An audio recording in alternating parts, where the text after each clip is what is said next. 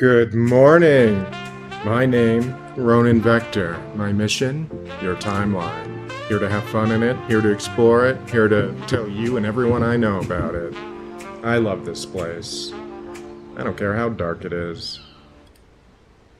Now, here we are back again with Final Fantasy XIV. Oh, you found out my dirty secret. That's right. Rax does the theme song. It's true. He's doing his best, okay? Anyways, we're back in Final Fantasy XIV. We're gonna do some more Bard leveling up. What else? We're starting the War of Realms with Comicstorian. Another storyline that's kind of... I have a feeling it's gonna be remembered like Blood Hunt. You know, it's a thing that happened, and then we all kind of forgot about it. So... it's just one of many comic book events I could care less about. But we're going to go through it, because we love Benny enough to power through it. So, welcome to War of the Realms, the full story. You but see here I'm going to be side Comicstorian, questing while we learn more about the fake world of Marvel. Into a synopsis and Some of or my audio favorite drama. shit, And too. today we're going to bring Probably you our smoke full some marijuana in playlist between. for the War of the Realms. Probably now, the sooner War of the than you Realms think. is an entire event built up in Marvel in which Thor lost his finish worthiness and these then out became worthy before I get again, started back while on Jane Moogle Foster stuff. became Thor in the Intermediate. And then basically the War of the Realms happened behind all of that, coming to this point. So today's video is going to give you a synopsis of the 3 years before the War of the Realms, giving you a quick what you need to know guide, and then we're going to kick off with War of the Realms. But we did this a little bit differently here. We did issue 1, we did issue 2, we did issue 3, we did issue 4, we did issue 5, we did issue 6, but we did all of the tie-ins in the middle, and we have spliced them into the story in creepy little between guy. these things. So what I'm getting at is this is the full War of the Realms plus tie-ins where we think they belong in the storyline, plus a synopsis leading up to this point. So if you're ready to see the story of how Thor became worthy again, stick around because it's starting right now.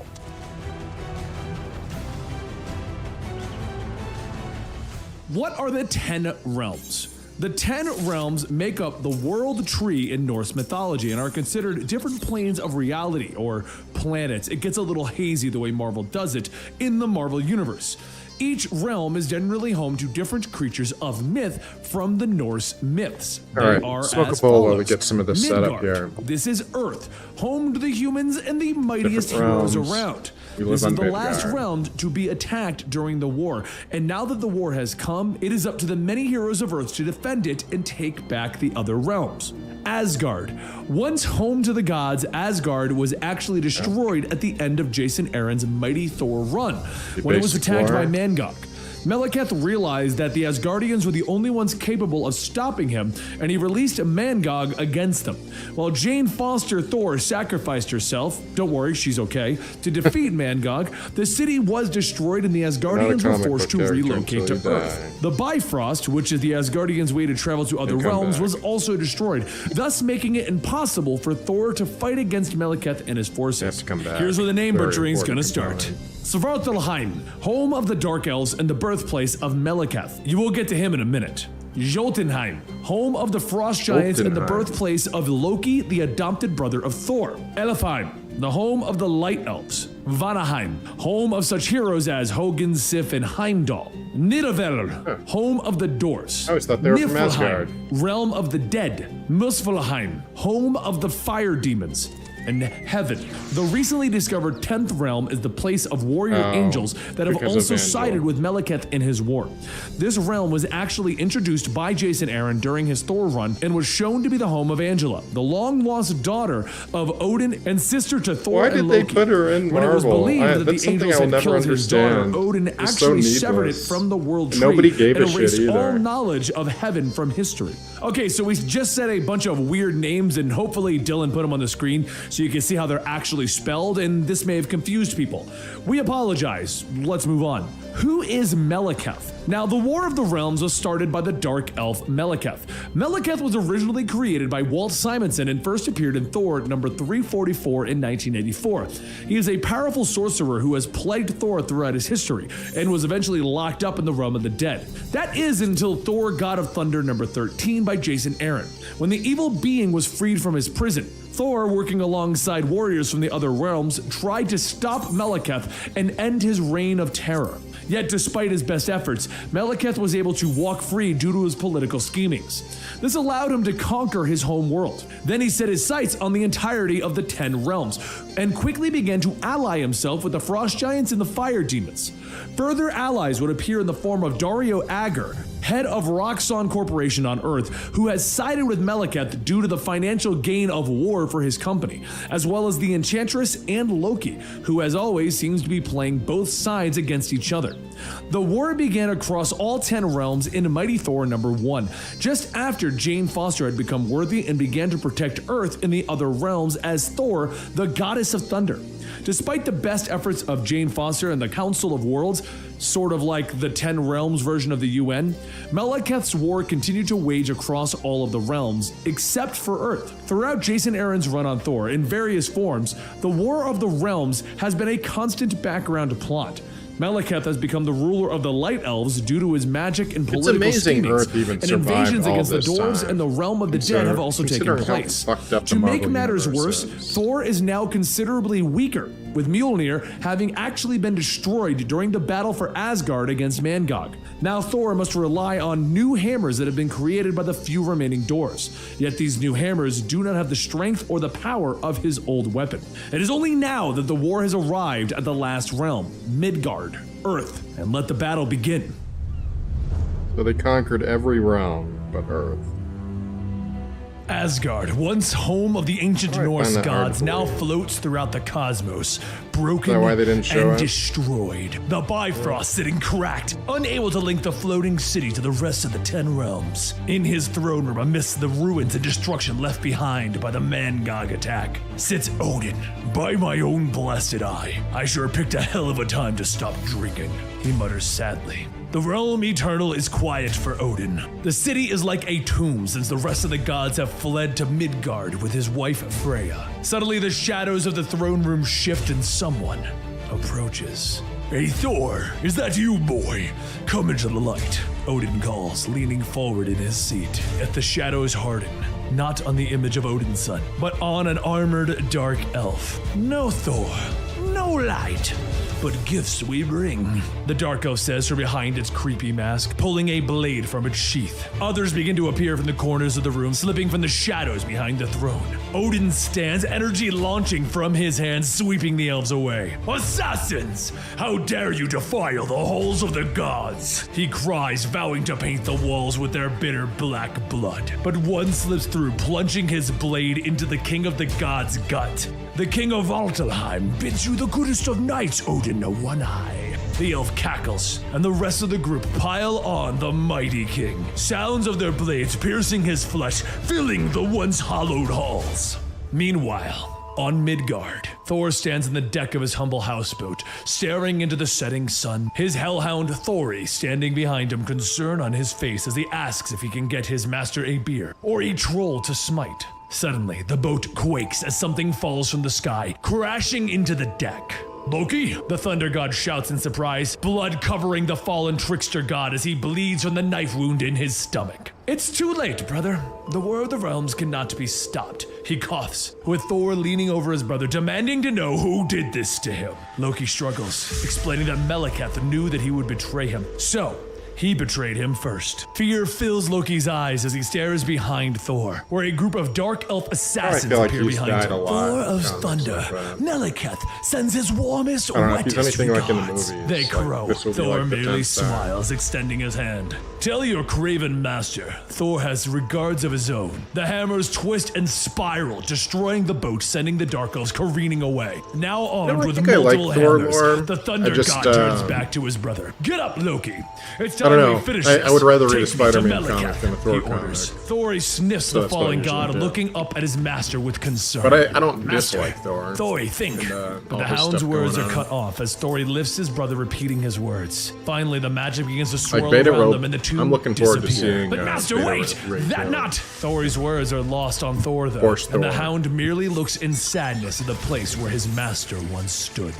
Snowy peaks of Jotunheim swirl around them. Blast your lies, Loki! I told you to bring me to Malekith, Thor curses, turning back to his brother. Yet now Loki seems stronger, Speaking of beta walking ray, Bill, away, you better pulling the get a blades free of cameo in his this at stomach. least. And he merely laughs. He doesn't have to For be in this every instance, he Thor has told him comic, the but truth. The image of the trickster a god fan begins to favorite. shift, and suddenly, Malekith the Accursed stands before him.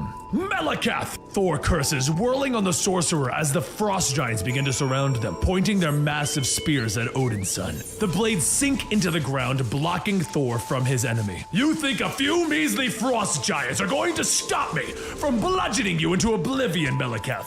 This war ends here. Yet, at the god's words, Malekith merely smiles. I assure you, for so many of your friends, my war has just begun.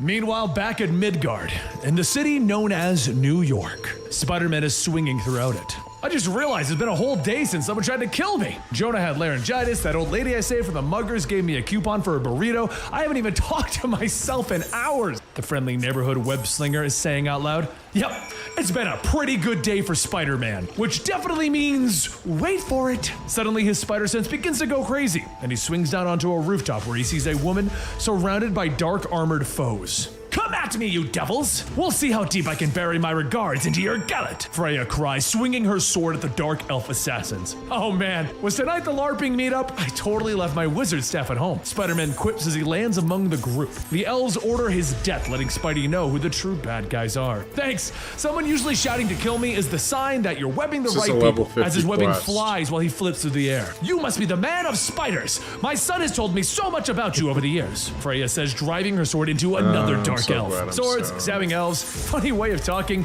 You're Thor's mom, huh? I'm practically BFFs with your son. Suddenly the probably door to the agree with rooftop this. bursts open, revealing Sif, Hildegard, Otherwise- and Jane Foster, swords at the ready. Hildegard turns to Spider-Man, brandishing her axe. Quickly, the warriors fill Freya in on the attack on Old Asgard. It is the day that Freya has dreaded for a long time. But meanwhile, over at Greenwich Village, Dr. Stephen Strange is greeted by a crystal ball that begins to scream as a warning. He quickly begins to cast his spells. Over in Hell's Kitchen, Daredevil, the man without fear, hears every extra-dimensional warning going off on Yancey Street. Over in the bar at Westchester, Wolverine orders one last beer as his adamantium bones start to ache. Punisher is aiming his pistol at criminals' heads as they kneel before him, energy crackling behind him. And he turns. The war has come to Midgard. Frost giants, fire demons, trolls, dark elves, and war angels. All manner of creatures of myth and magic suddenly fill the streets of New York. People begin to run and scream as the death and destruction reaches our world in a matter of seconds. Frank Castle squeezes the trigger on the criminal as a frost giant stops, turning its massive head to stare at him, and then it swings its mace. Wish I'd brought a bigger gun. Frank snarls as he leaps off the rooftop, his pistol firing as he sails through the air. People run as trolls destroy cars and dark elves fire into the civilians. Drop your knives, boys, if you plan on leaving 47th Street with all your bones in working order. Daredevil orders as he leaps into the fight. The war angels begin to rip the helicopters out of the sky, yet suddenly Iron Man and Captain Marvel are amongst them. Greetings, pretty ladies. I'm sure this is just a big misunderstanding. Let's talk about it back at my place over some bubbly and birdseed. Tony remarks as he flies in. Stop flirting, Stark, and put them down, Carol Danvers orders. Yet Tony can't help it. Flirting is one of his superpowers. The two heroes fly into battle with the angels, but back on the ground, Daredevil turns to Black Panther, who has just arrived on the scene. Please tell me you brought backup. Panther nods. He brought the Avengers. Daredevil turns to see the unlikely group of heroes coming out of the smoke and destruction. Thor bites another dark elf as Blade stalks forward, drawing his swords, and behind him, She-Hulk rushes in to get the civilians out of harm's way. Those are the Avengers? Daredevil remarks, and Captain America runs forward. I think you'll find that we're quite accomplished, Daredevil. The dogs knew, though. Suddenly, Freya fights through the carnage, the blood of the Dark Elves dripping from her blade. If Thori is with you, then where is Thor? Where in all of the realms is my son? Spider-Man swings back overhead as Captain America and Freya begin to fight back to back. I'm afraid I don't know where Thor is. His talking dog says that he disappeared with someone who seemed to be Loki but wasn't. She-Hulk rams into a large swamp mammoth, knocking it to the ground. I think I'm in love, one of the attacking trolls whispers, his friend turning back to him. I saw her first. Freya turns to fight, explaining to Captain America that Meleketh has brought the army of the 10 realms to Somewhere in the Midgard. world, We have to some find my trolls son, she begins to say, spanking yet it suddenly to a black She-Hulk. portal opens before them, fun and to think from about, the I black guess. magic comes Meleketh and his generals. All you're going to need is a sturdy stick and a white flag to surrender to the new lords of Midgard. He cackles, motioning to his allies, the Enchantress, Dario Agger, Ulik the Troll, the Cursed, and the Queen of Heaven. Meleketh orders them to surrender Midgard peacefully. Enchantress, Yet his dude. words are cut off as Captain America's shield bounces off his head. Avengers, assemble! He cries as the heroes prepare to hold the She's in line. But the charge. group is scattered as a massive club lands amongst them. Ugh, you tiny scraps of meat still think this is a war. Lofrid, king of the Frost Giants, crows, reaching they out to have the fallen conquered every Freya. other The realm giant together, lifts the so All-Mother, why preparing to not? kill her as she readies her sword. I say thee hell nay! A voice cries as a magical blade severs Lofrid's hand, the king of the Frost Giants, sending it and Freya back to the ground. Lofrid looks up, shocked to find his son Loki standing before him. Yet Meleketh is suddenly there, taking the trickster god up into the air on his bog tiger. The two launch magical attacks at each other, yet both are interrupted by Doctor Strange. I'm going to have to ask you both to please leave this dimensional plane, he asks politely as he launches into his own attack. On the ground, Loki struggles to his feet as his mother stalks towards him. Loki, you are determined not to be welcomed in any realm, are you? Anger covering her face, but there isn't time. Loki quickly explains that Thor is trapped on Jotunheim and that they need him to defeat Meleketh. Freya merely glares at her son after everything that Son of he a has done. bitch. Why should she believe him? Because of this, mother. all Loki these looks at his questions mother's popped sadness up. in his eyes as Lofri picks up his son. The Frost Giant glares, calling him his one great shame. Opening his mouth, the blood sprays as he devours Loki in one bite. Ugh, I think I might throw up, Ghost Rider says from the ground. And while Spider-Man is telling him to aim the flaming vomit at the enemy, the heroes of Midgard look up at the continuing wave of Meleketh's forces. You know, just when I thought we could really use a Thor, we go from like 8 of them to not one in sight, Iron Man states as they launch another attack. So where is Thor? Well, back on Jotunheim, lightning Right, crackles as the giving me thunder some rumbles stuff to do overhead. around The here. icy blue blood of the Frost Giants begins to spray as Thor continues to swing his hammers in deadly arcs. Is that all you've got, Meleketh? Send more giants! The god of thunder will be the doom of you all!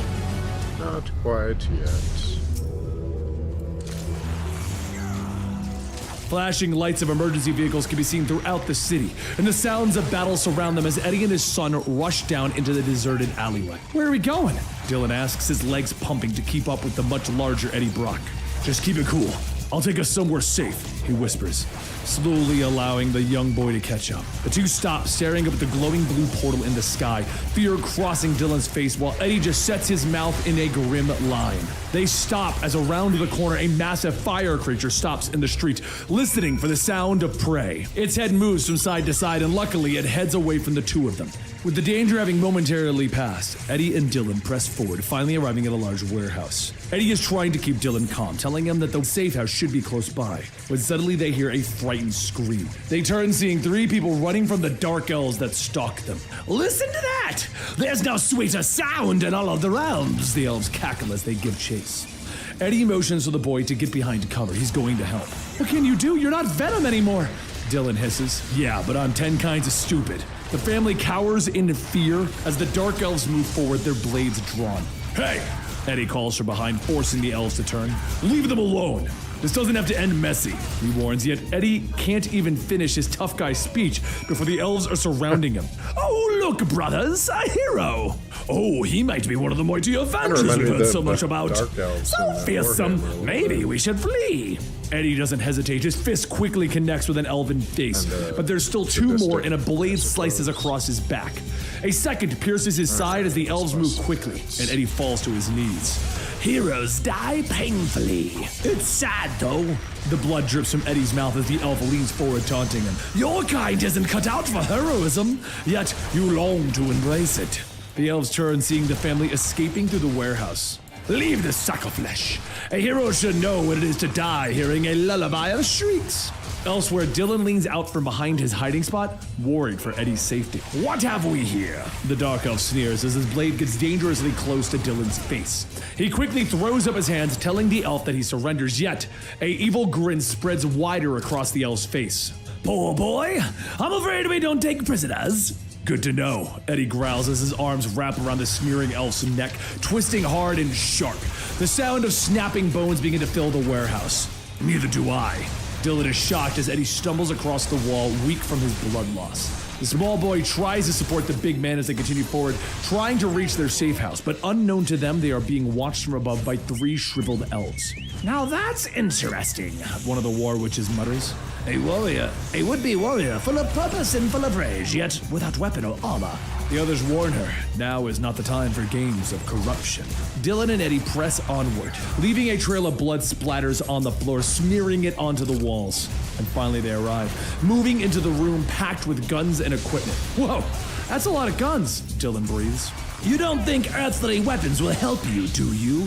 The voice calls from the gloom of the shadows. The two turn, greeted by the sight of one of Meleketh's ancient war witches. You must know that your situation is more dire than that. Eddie pushes Dylan away, preparing to attack the witch as he draws a pistol from one of the cases. Dark magic swirling around the room as he aims, and suddenly the pistol is melting in his hands.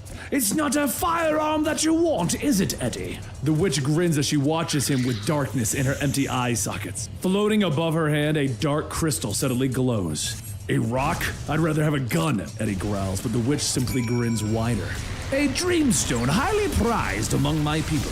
They give life to dreams, desires, and dreams. This one is specific. Weapons. Sweat begins to pour down Eddie's face. His wounds are horrible. I know this weapon you desire. Take the stone and you shall have it. I shall give you purpose with which to wield it. Eddie's hand stretches out with the stone shifting as he gets closer. Suddenly it melts and tendrils of power begin to wrap around his body. He stands ready, clad in a new symbiote with arcane ruins. This is different. Same but different. He growls. Dylan looks on worried as he asks if Eddie is still in there. It's me, Eddie. I'm all right, he answers. The war witch moves forward. She has given Eddie what he desires. She has given him new armor, new symbiote powers. Within he can heal. She has given him strength. Now you shall use these gifts for Meleketh's crusade. Her words are cut off as Eddie uses his new teeth to sever her arm at the elbow. Purple dark elf blood splattering the room, dripping from his jaws. Nah. The elf falls to her knees, clutching her wound. Why did I not foresee this? She crows, dark magic swirling, and the witch disappears into her portal. Eddie looks over his shoulder to see Dylan staring at him with fear in his eyes. Don't look at me like that. Only way to fight a monster is with a monster. He crosses the room, handing Dylan a weapon. You're leaving me? The boy timidly asks. I can't sit this one out. I'm supposed to protect people. You'll be all right, Dylan. He tells him as he exits the room, but before Dylan can stop him, Eddie hits the button to seal the doors to the safe room, locking Dylan within.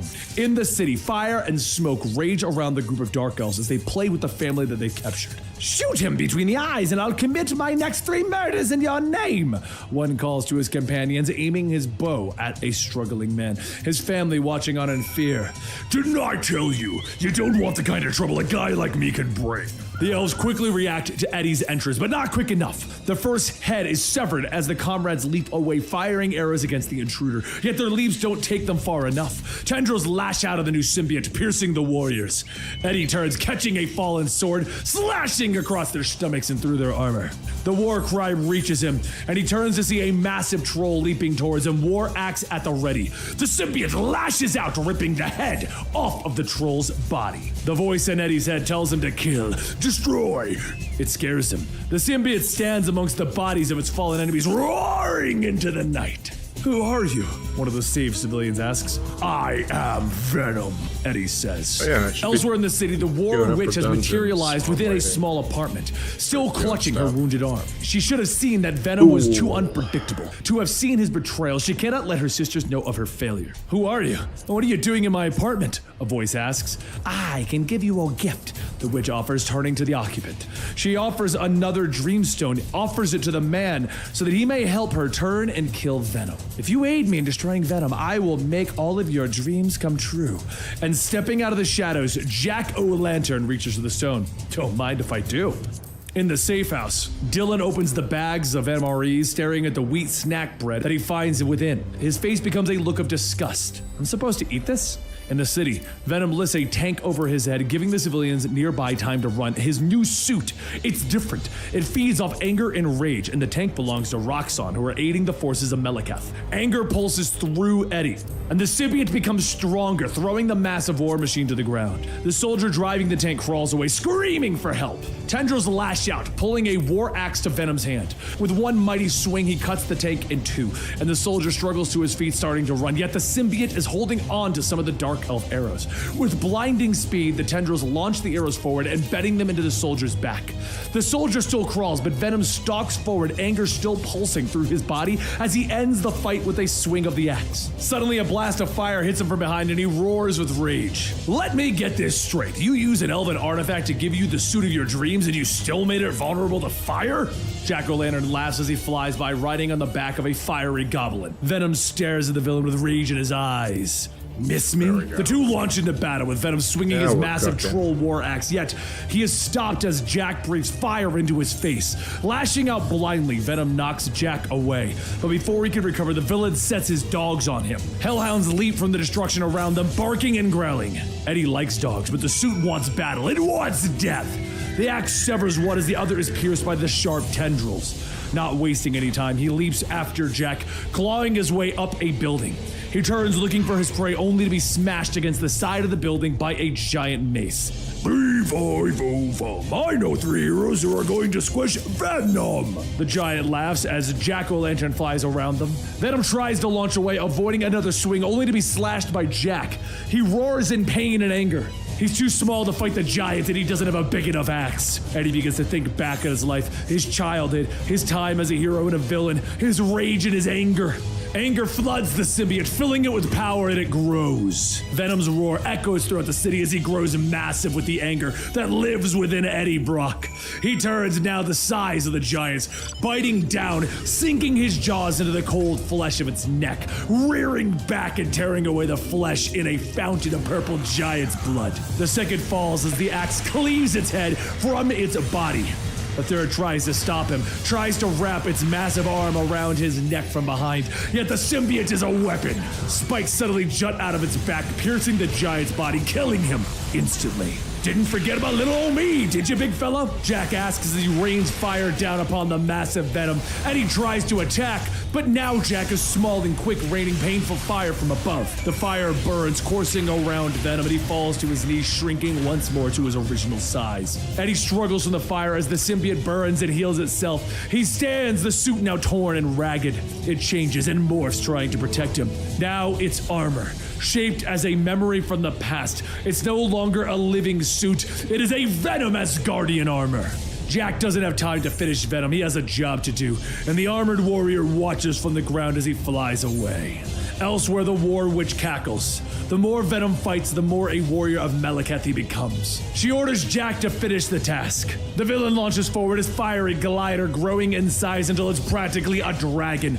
The beast breathes fire into the streets of New York. Venom's eyes grow big as he sees the civilians burn. He hears their screams. His eyes glow red as the rage begins to take over, and he launches himself upward, watching the destruction on a rooftop, clad in his Asgardian armor. The symbiote slides down, wrapping around the war axe that he carries, and he starts to swing it. He throws the weapon, sending it spinning towards its target, and the blade slashes across Jack's ribs, bringing forth a cry of pain and a gush of blood. Eddie smiles as he calls the weapon back, so unlike his old symbiote, yet so different. Jack hurls his own scythe, yet Eddie easily leaps away. But Jack has been transformed by the witch's magic too. The scythe begins to morph before Eddie's eyes, and suddenly standing before Eddie is a Jack-o'-lantern golem, powered by magic. The Dreamstone says I can do anything, says the guy who can't shake the Halloween costume. Eddie roars as he leaps forward, the axe meeting the scythe with a hard metal clash. Eddie is strong. The axe is snapping his enemy's weapon, yet Jack uses the magic, and the broken shards to suddenly pierce through Eddie's flesh. How do you like these pumpkins? The villain cackles, blood dripping out of Eddie's mouth, yet it simply reforms into a hardened shell of the symbiote. With a roar, Venom punches his fist through the golem Jack, ripping him apart in a spurt of dying flames. The real Jack is behind him now, riding his fiery creature. There you are. The real you want a shot at the title now? Venom turns, readying his weapon, yet it is slow and blasted from the roof in a wave of fire. He lands in the alley below, his suit smoking, tendrils writhing in pain. The suit begins to change again, not waiting for Eddie. He stands, turning to see the people hiding behind the dumpster, pleading with him to stop fighting, just let the villains move away. The mortal has left sacrifices, offerings to the burning throne. Eddie turns to see the fire goblins stalking down the alleyway towards them, their bodies the outlines of creatures in pure flame. Run! Get clear! I'll hold them back! Eddie yells to the people, turning to face his new threat. He moves to meet the demons toppling beneath their strength. The suit burns, twisting as he holds the creatures at bay. He manages to throw them away, yet their blast of heat holds him there. He remembers the son that he left behind, that he needs to protect. And once again, the armor surges with strength and tendrils lashing outward, marked with powerful ruins. His claws are now crystal sharp, cutting through the demon flesh of the goblins, molten blood dripping from his fingertips. One tries to escape with the armor taking over again, launching razor blades at the fleeing goblins. Eddie moves back into the street and he can see Jack-o'-lantern burning the people around him, and then he realizes the armor can do anything. The dreamstone that powers it can do anything that he can imagine. So it peels off his body, becoming smaller bits and pieces. Eddie falls as the last drop drips away. Wish counted on my anger, but I'm done being used, he breathes. The tendrils and pieces of the armor move forward, finding those that need protection, those in danger. A woman cries out in startled fear, yet the armor is not hurting her. It's protecting her. Now she stands ready, clad in her own suit of Asgardian symbiote armor, and the symbiote finds others, wrapping them in protection. Suddenly, a squad of Venom warriors stand ready in defense. Eddie stares down. The symbiote hasn't even fully left him yet, and his armored hand grips a powerful axe. The Venoms stand ready, fighting against the fiery demons of Niflheim. The creatures then fall. Seeing the defeat below him, Jack bellows in rage. You can't get away from me! I'm a living nightmare! Eddie looks up, holding his axe in the air, and dreams of the only Asgardian that he actually knows. Rain begins to pelt downward, and lightning cracks from the sky, striking Jack and throwing him. The dreamstone bounces away, only to shattered human lies in the pavement. And from the range strides Eddie Brock. Hiya, Jack. The villain tries to crawl away. He's a nobody, nothing. And Eddie agrees, turning away. The rain continues to fall, and the symbiote armor disappears. Returning to the safe house, Eddie forces his way in with a crowbar, finding the barrel of a rifle staring in his face. You're back and you're, not Venom, Dylan notes. Eddie tells the young kid what happened. As long as they keep their heads down, they should be safe. Meanwhile, back on the streets, the rain continues to fall on the pulsing dreamstone, and a hand reaches for it.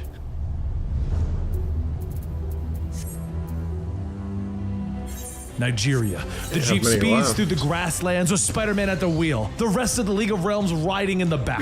Titania, the giant, running alongside them. Smoke curling up the bodies of animals as they pass, leaving the smell of charred flesh in the air. Smells good. Ood the troll remarks. Spider-Man knows that this is awful, yet the League are no strangers to war. Spider-Man turns to the person riding shotgun. Hey, I'm sorry, what's your name again? I've met a lot of new people in the last few days. Once again, the Wood Wizard of Vanaheim, known as Ro Bloodroot, introduces himself. Of course!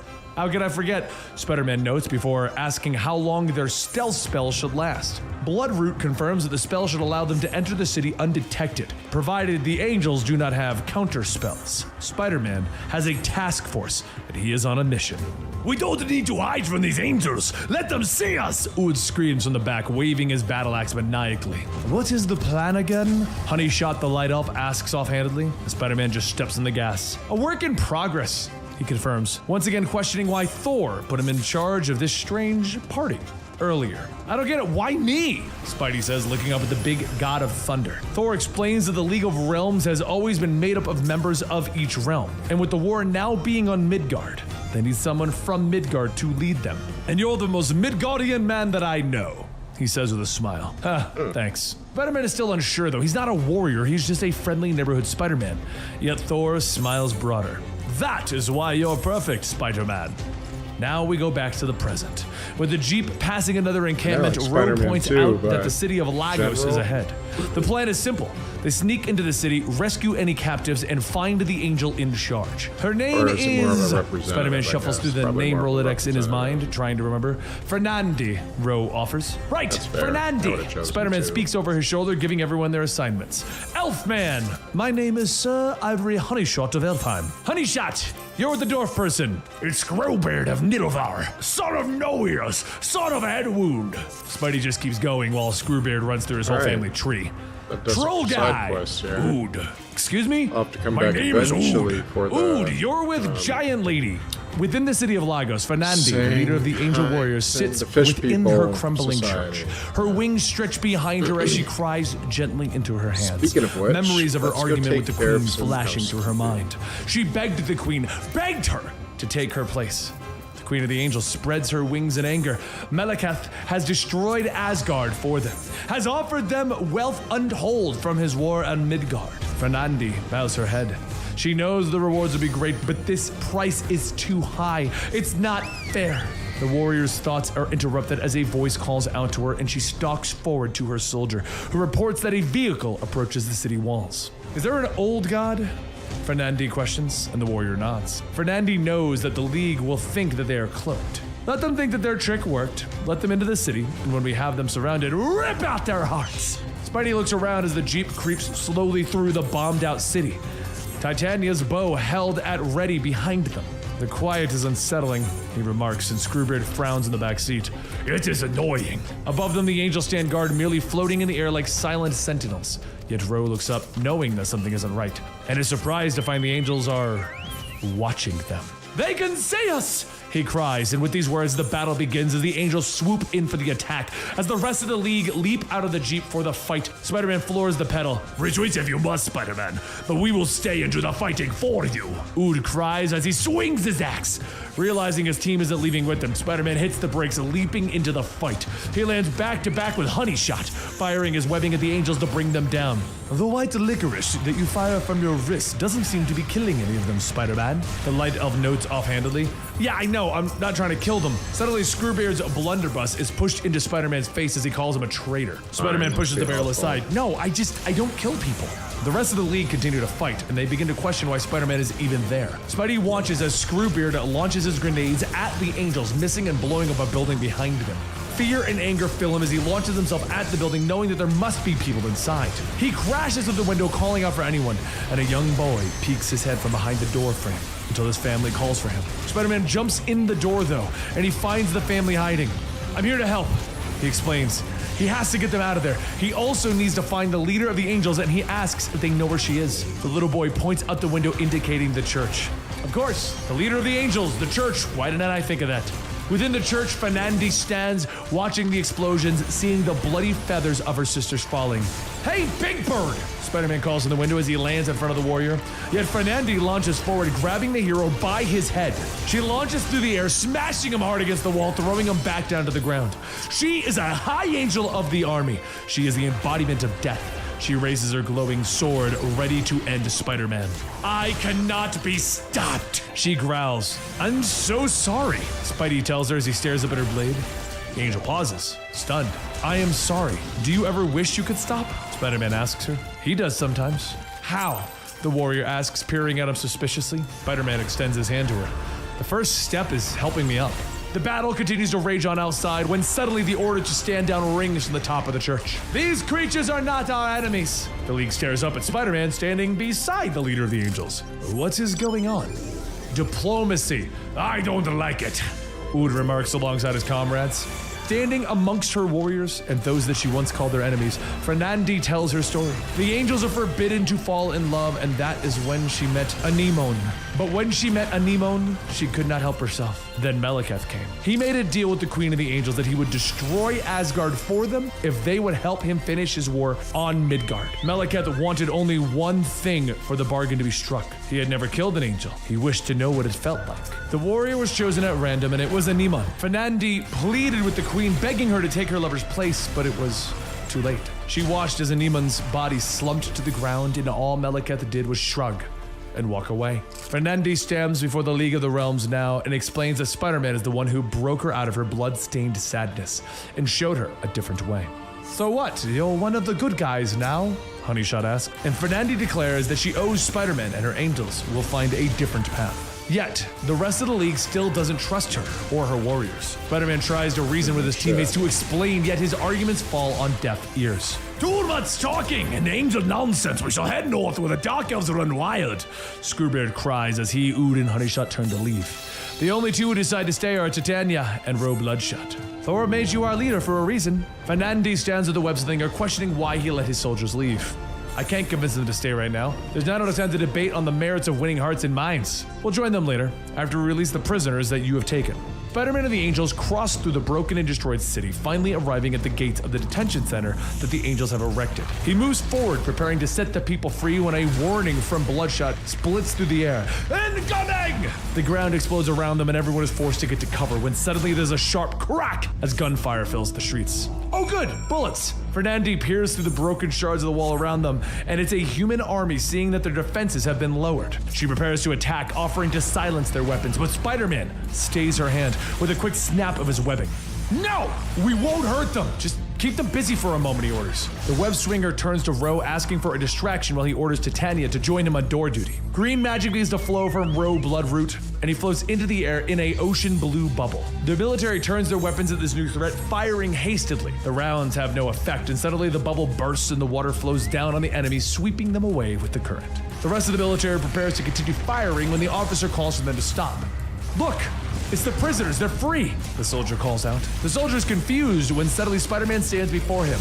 Alright, I can explain. Spider-Man stands before the commanding officer and he quickly explains how the Angels have switched sides. The officer leans in very close. They invaded our city, they took control of it and imprisoned our people, he growls. Spider-Man understands, but now the Angels are going to work alongside them to defend the city. Fernandi steps forward. That's right, General. My soldiers are now your soldiers, she explains. The warrior angel turns to the wall crawler, pledging to join him in his fight against the Dark Elves. That is, if you would have me in your League of Realms. Vatican City. Ood swings his axe, cleaving through the bodies of several Dark Elves. Screwbeard fires his grenades, blowing up the small crowds, while Honeyshot leaps and flips, firing his pistol into those who stand in his way. The group turns, seeing the teeming mass of Dark Elven army before them. There are so many! Where did they all come from? Yet Ood just smiles. It doesn't matter. We know who will be sending them. Suddenly, the army turns and retreats, leaving the three warriors standing slightly confused. Of course they did! They smelled the stench of the comrades' viscera staining the walls. Ood claims raising his fist in victory, yet Honeyshot turns, staring at the massive warrior behind them. Or not. Ood and Screwbeard rush into the fight, but are knocked aside with little effort. Ood falls smashing into the ground, while Screwbeard tries to rescue his friend. He's thrown clear across the courtyard. Curse raises her gaze upon the light elf. Now, perhaps we can talk about this. Honeyshot offers his hands, hovering over the pistols at his hips. But you really don't seem like the talkative type. He draws fast, the pistol bucking in his hand as he fires. The rounds bounce harmlessly off of Curse's armor. She grabs his hand, crushing it with her weapon, and he fires with his right to the same effect. Suddenly, Curse leans in very close. Somebody kill me. Memories of her time fighting alongside the League of the Realms fills her mind when she was known as Wazira. She had agreed to be Malekith's proxy in Nastrand prison, hoping that it would reunite her with her fractured people. Soon, though, Malekith started his war and freed her. She could still feel the sting of his magic piercing her back, transforming her into Curse. She stands over the fallen Honeyshot, repeating her request, kill me. And Ood's axe clashes with her armor from behind. Gladly, he cries, yet she whirls, her fist connecting with his face, throwing him aside again. Honeyshot struggles up, watching his comrades get beaten. We need to regroup. And suddenly he backs into someone behind him. Looking over his shoulder, Spider-Man stands there with the rest of the League at his side. What are you doing here? Saving the day, obviously. Now, what is that? Spider-Man responds, pointing to the armor-wearing warrior tearing through them. Honeyshot quickly explains the League's history with Curse, catching Spider-Man up to speed. Yet before they can act, the retreating Dark Elven army has suddenly returned, and the warriors prepare themselves. Spider-Man gives everyone their orders, so Titania will wake up Ood the Troll and help Ivory Honeyshot take care of the Dark Elves. Ro and Fernandi will help him with Curse, yet Fernandi stands fast. I will deal with the Dark Elves. I yearn for their blood at my hands. Spider-Man nods, and Honeyshot offers offers his assistance with Curse, when suddenly Spider-Man pauses. Where's Screwbeard? The dwarf comes sailing through the air, firing his grenade launcher rapidly at the armored Cursed. Die 1,000 deaths, you infected ghost rectum! Never mind, I see him. With this distraction, the League leaps into battle, with Roe beginning to probe Curse's magic armor, leaving only Honeyshot and Spider-Man to deal with the menace. That still doesn't mean we should go easy on her, Spider-Man jokes as he swings into action, with Honeyshot firing his pistols through the rain. The rest of the League launch into the fight with the Dark Elves, magic and steel biting deep into their flesh. Bullets bounce off Curse's armor as Spidey leaps in for a kick. Why is she making this so hard? Before you showed up, she asked me to kill her. Honeyshot asks, firing again and again, and Curse's massive fist flies towards Spider-Man's back, but Honeyshot is there to push him out of the way, and the blow catches him in the spin, throwing him away. The elf lays on the ground, unable to move as Spider-Man leaps to defend him. Bro, anything? He calls to the wizard. He can feel something beneath the armor fighting back, and the image begins to form in front of him. The one of a soul trapped within. Honeyshot looks up as the face of a dark elf forms, and his eyes widen and shut. It can't be. Wazira? The elf stammers as he sees his old comrade. Spider-Man seems confused, but suddenly is snagged by Curse, his body being crushed. He's saved, though, by Fernandi, as she comes charging from the battle, grabbing Curse, plowing her through a building. The rest of the League begins to reform, with Roe believing that there might be a way to magically pull Wazira out, and they charge into the building after their new friend. Curse rains blow after blow into Fernandi's face, slamming her hard into the wall, and the angel begs for death. Fight back, Curse stammers, but Fernandi refuses. Kill me! Both warrior women beg at the same time, and suddenly a web shoots out, pulling Fernandi back outside, with Spider-Man standing over her, demanding to know what she is doing. She knows now, no matter how many dark elves she kills, the scales will never be balanced. She will never get her love back. What's the point? Spider-Man gets it. He knows what it's like to lose someone pointlessly. He knows what she's feeling right now, but their moment is interrupted as the building begins to crash down around them. Curse stands before them again, yet her body begins to glow as Roe finds cracks in the armor's magic and begins to apply pressure. Curse screams in pain as Spider-Man tells Roe to keep it up. He's knocked aside by another blow, and Fernandi is pulled close to Curse. She begins to scream again as Roe continues to work. He screams for them to get clear, for the explosion will be powerful. Fernandi closes her eyes, prepared for it to end. Suddenly, she's yanked free as Titania grabs her and runs clear, with Curse exploding in a ball of bright, magical energy. And standing in the enemy's place is the Dark Elf Wazira. I'm free, she stammers. Spider-Man and Rogue grab her before she falls, as the words of thanks pass through her lips. Inside the church, Fernandi looks at the female giant while Titania clutches her in her arms. Why did you do that? She asks. Titania looks down at the female warrior in her hands and finally speaks. We all lose people important to us, but we keep fighting. Not to kill what is ugly, but to save what is beautiful. Wazira staggers free of Spider-Man and Roe's arms. She doesn't need to rest. She needs to help the rest of the League. And outside, Ood and Screwbeard ready their weapons as an army of Dark Elves surround them. Honeyshot, still unable to walk, leans his weight on the dwarf's leg and cocks his pistol. I must say, gentlemen, it's been an honor fighting alongside you, the Light Elf tells his friends. Don't say your goodbyes yet, Honeyshot. The League of Realms is just getting started, Wazira cries. And with the League whole once again, they launch into battle against the vast enemy.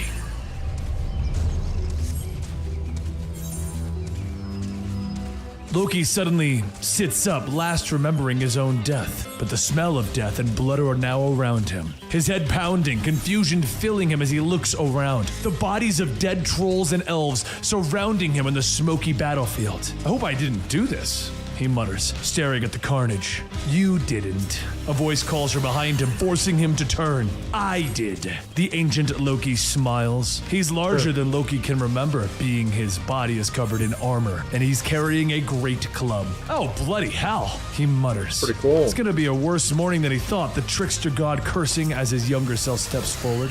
What do you want, you cheap Viking conjurer? Yet his younger self merely laughs, commenting how Loki hates to be confronted by his true self. The two stand amongst the carnage of war, with Loki asking his younger self if he was responsible. Aye, not bad for an afternoon's work. It certainly did the job. It made me smile.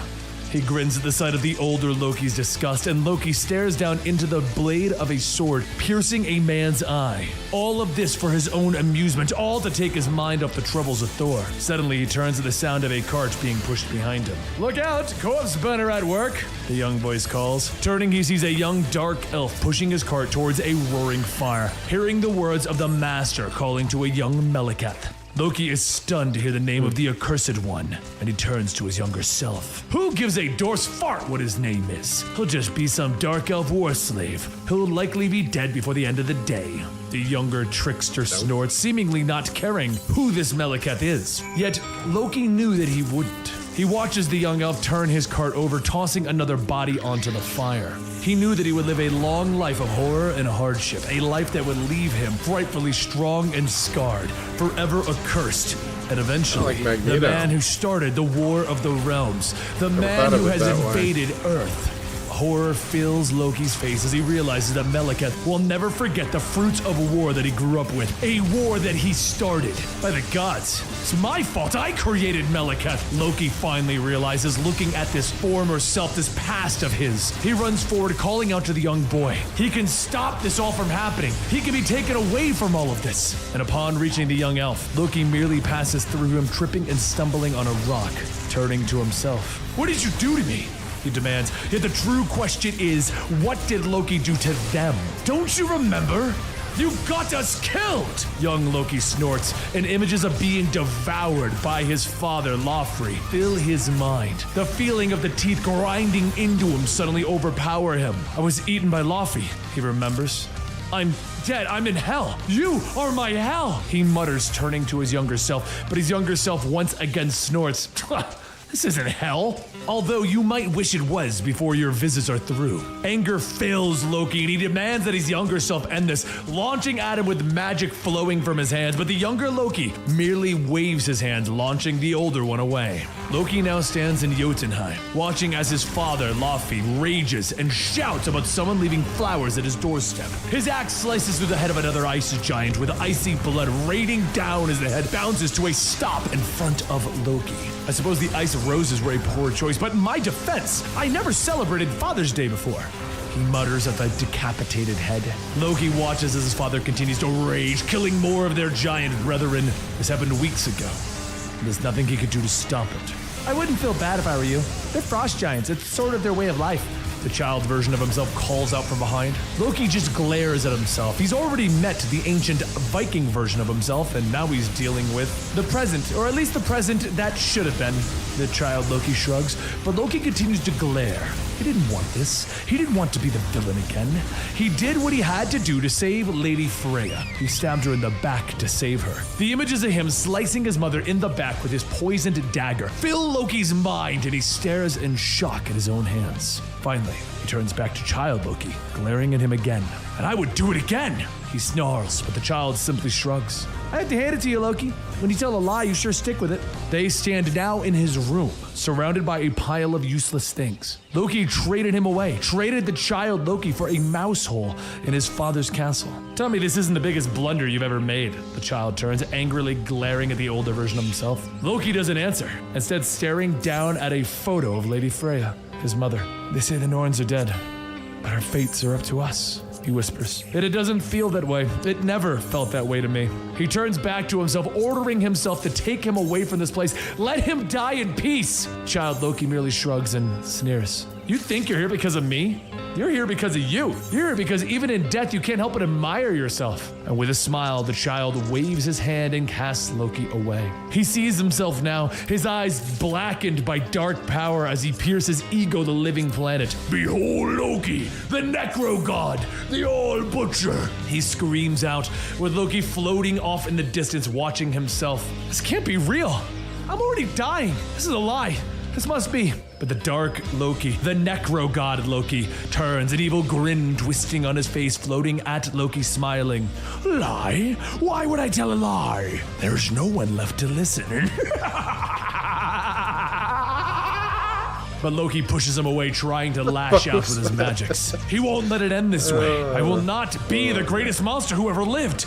But the black tendrils lash out, wrapping around his limbs, and the dark Loki leans in. He wants to know. You're not the ultimate Loki.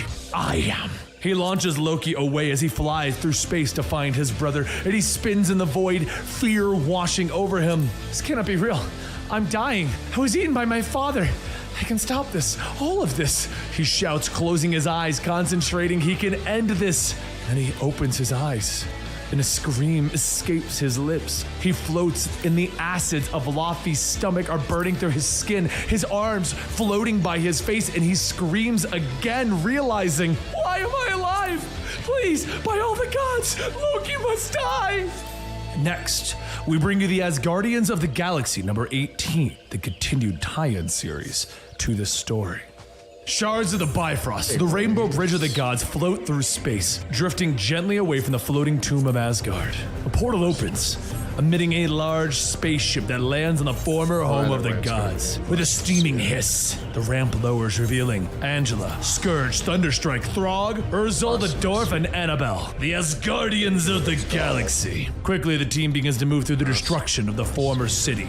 Angela, does the home of the gods always look like this? Thunderstrike asks, looking at the ruins. The Warrior of Heaven reveals that Asgard is but a shadow of its former glory. Ready your mace, Thunderstrike, she warns him, and they continue to move forward until Angela looks at their dwarf, questioning whether the Naglfar beacon is safe aboard the ship. Urzul waves his hand dismissively. It's locked aboard the ship, sealed in a vault, warded by fire and ice and a few mystic traps.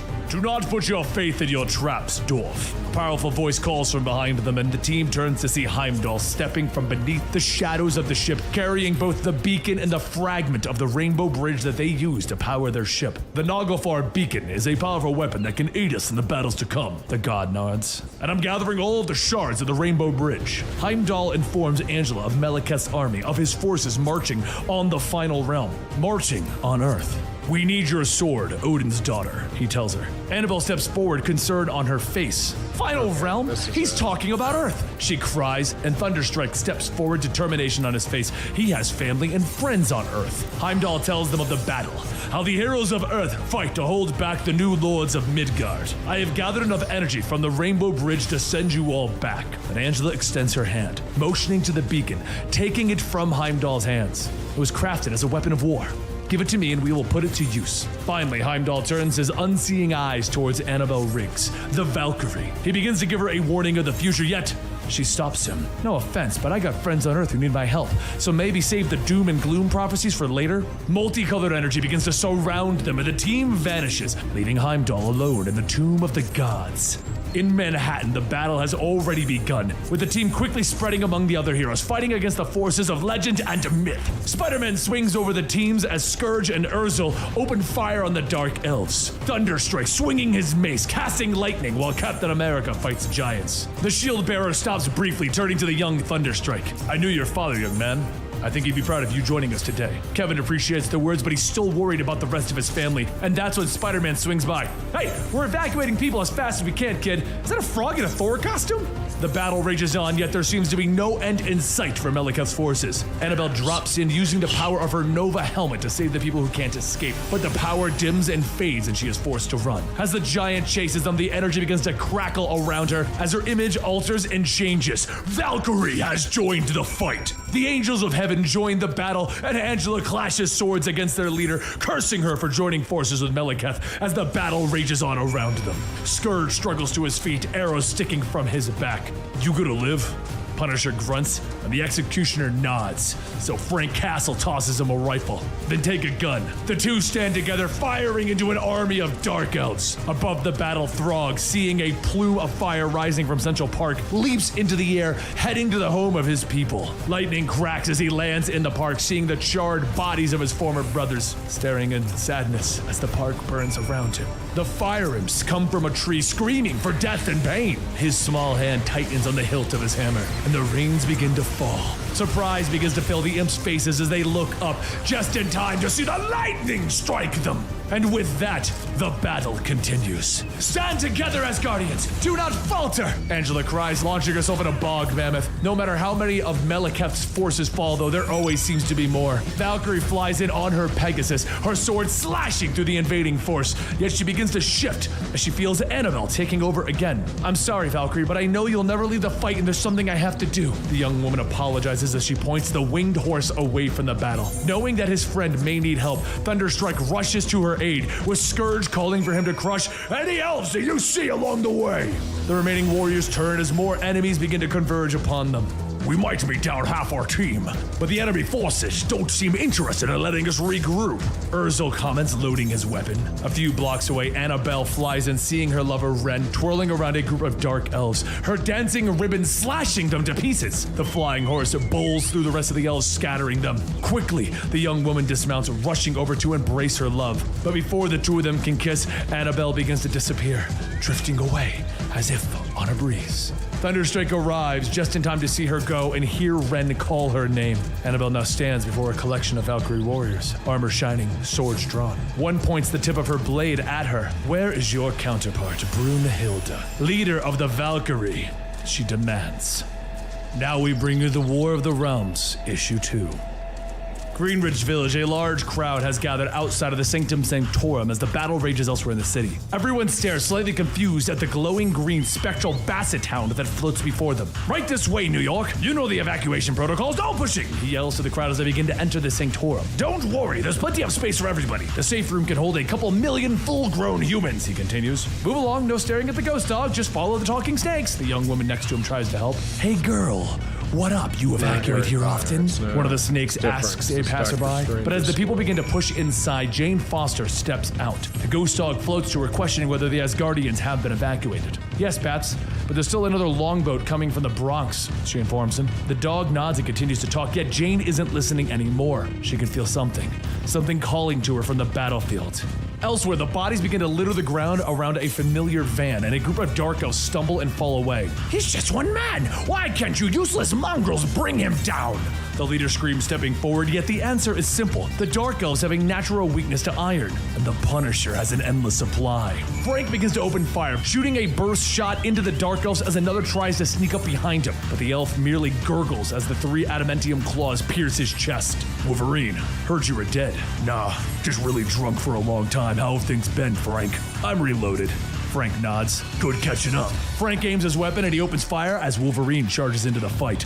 Meanwhile, Captain America dashes up the stairs of an apartment building, ordering the civilians to get to their evacuation points as he charges past them. Knowing that he's high enough, he leaps through a window, smashing into the Frost Giant's head, shield first. The massive enemy stumbles and falls, shaking the ground around them, with Cap landing, rolling back on his feet. Somebody find me another giant, I'm going back up! Above the city, Iron Man careens through the endless valleys of steel, concrete, and glass as the warriors of heaven chase him. T'Challa, could we use the teleporter at Avengers Mountain to get out of here? He asks. Sif launches herself at a swamp mammoth, and the Black Panther doesn't even slow his attack against the fire imps as he informs Stark. There's something crashing all the global networks. I can't raise the mountain. Elsewhere, amongst all of the destruction, Dario Agger, head of Roxxon, laughs, congratulating his employees over the phone as he drinks coffee. I have a spell, but it comes at a heavy price, Doctor Strange calls, as Curse wraps his hands around his throat. Still, I haven't done it in 5 minutes, but I'm having some performance issues right now. Elsewhere in the battle, the rest of the heroes continue to fight on. Okay, big and fiery. You must be from hell, right? Spider-Man quips as he leaps and flips from Cinder. I'm the Queen of Muspelheim. Hold still now, she bellows. I'm so confused. Is there a map around here somewhere? And he leaps again. Ulick collides with She-Hulk, complaining about how he has to fight the green half-wit. At least yours has meat on its bones, Enchantress states, looking bored as she casts spells at Ghost Rider. Robbie Reyes tries to block her attacks with his Hellfire, and simply responds, keep it up, lady. You're gonna piss off my car, and you wouldn't like it when my car's pissed off. Suddenly, the Enchantress is knocked away as a Viking longship rams into her, with Jane Foster leaping clear of it, a sword in her hand as she surveys the battle. What in God's name are you doing here? Lady Freya cries as she rushes over. The two dodge clear of a rushing ice giant as the battle continues on. The air is suddenly filled with the sound of a rolling horn, echoing throughout the battle and the city, giving everyone pause. The two warriors look to the skies as an army of Valkyrie riding upon winged horses pour forth from a rainbow portal. At the head of the charge flies Odin, armed with his spear, riding a black stallion, fire snorting from its nostrils. Sound the horn so that the whole damned realm can know that the god of gods has arrived, and that hell comes with him. Odin rides forward, his body glowing with the Odin force as he pierces straight through a frost giant's chest, bursting out the other side covered in gore. If Malekith wants a war, by my beard we'll give it to him.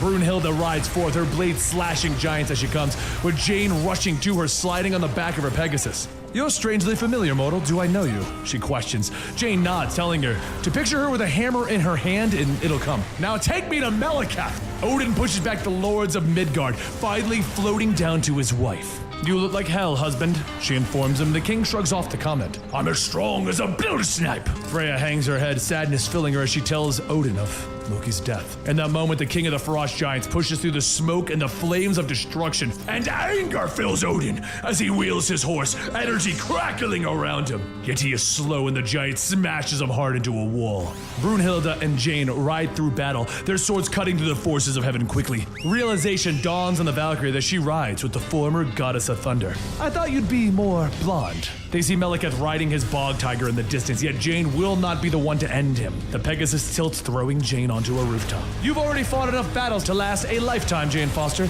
Go and enjoy life. You've earned it. She orders her swooping away. Jane turns, though, shocked at the sight of the vampire hunter Blade, locked in combat with 3 war witches. She rushes forward, her blade clipping one of the witches long enough to throw off their spell. Elsewhere in the battle, though, Doctor Strange can feel the magical interference lift. His eyes glow as he lifts from the ground and he begins to cast his spell. By the beard of Vashante, let the purple veil be rent asunder. I, Doctor Strange, will pay the soul toll for all who pass. A massive portal opens. Blue tendrils begin to snake outward into the city. Malekith and his forces converge on the portal, wishing for no one to escape the war. Yet Brunhilde swoops in, crying for aid. Valkyries, protect the portal at all costs, she orders as she rides straight for the Dark Elf. Malekith, meet Dragon Fang. Meet your doom, Dark Elf. She hisses as their blades lock. Yet Malekith merely smiles. All I see is a dead woman on a horse. Throughout the city, the tendrils snake out, pulling all of the heroes and civilians alike into the portal. Steven, your spell is too strong, Captain America cries as he's being dragged in, when suddenly all of the heroes stand in the war room of the Avengers Tower. We have to go back. The fight isn't over, Jane calls as she rushes forward, but Freya disagrees as she drags her wounded husband into the room. Malekith's forces are too strong. They need her son. They need Thor. They need to stop Malekith's Black Bifrost in Svartalfheim. They need to end Roxxon interference with the global networks. Captain Marvel steps forward. This is war. She will fight it in the trenches with every soldier that she can find. I can think of no better captain for the job, Captain America tells her. They will need to reach the other realms, yet Heimdall still cannot see. He won't know where to send them if they can't open up the Rainbow Bridge. Freya steps forward. They all have a mission. In her absence, she names Jane Foster All-Mother of Asgard, yet Jane is not listening. Tears fill her eyes as she looks up at the war room monitors. The news shows the massacre of New York. The bodies of the fallen Valkyrie are scattering. Pegasus blood is filling the streets as the Dark Elves continue to wrestle with them. Yet the battle is not over. On a pile of bodies, blood flowing from dozens of Dark Elf daggers sticking from her body, Brunhilde fights on. Is that all you elves got? My blade is far from dry, she screams. She turns, glaring at the sea of her enemies. Malekith, stop hiding behind your magic's end. But her words, they are cut off as shock fills her face, falling to her knees, finally staring down at the glowing blade that is piercing her chest. Malekith stands behind her, a smile pulling his lips to his ears as he rears back with his blade, and he swings.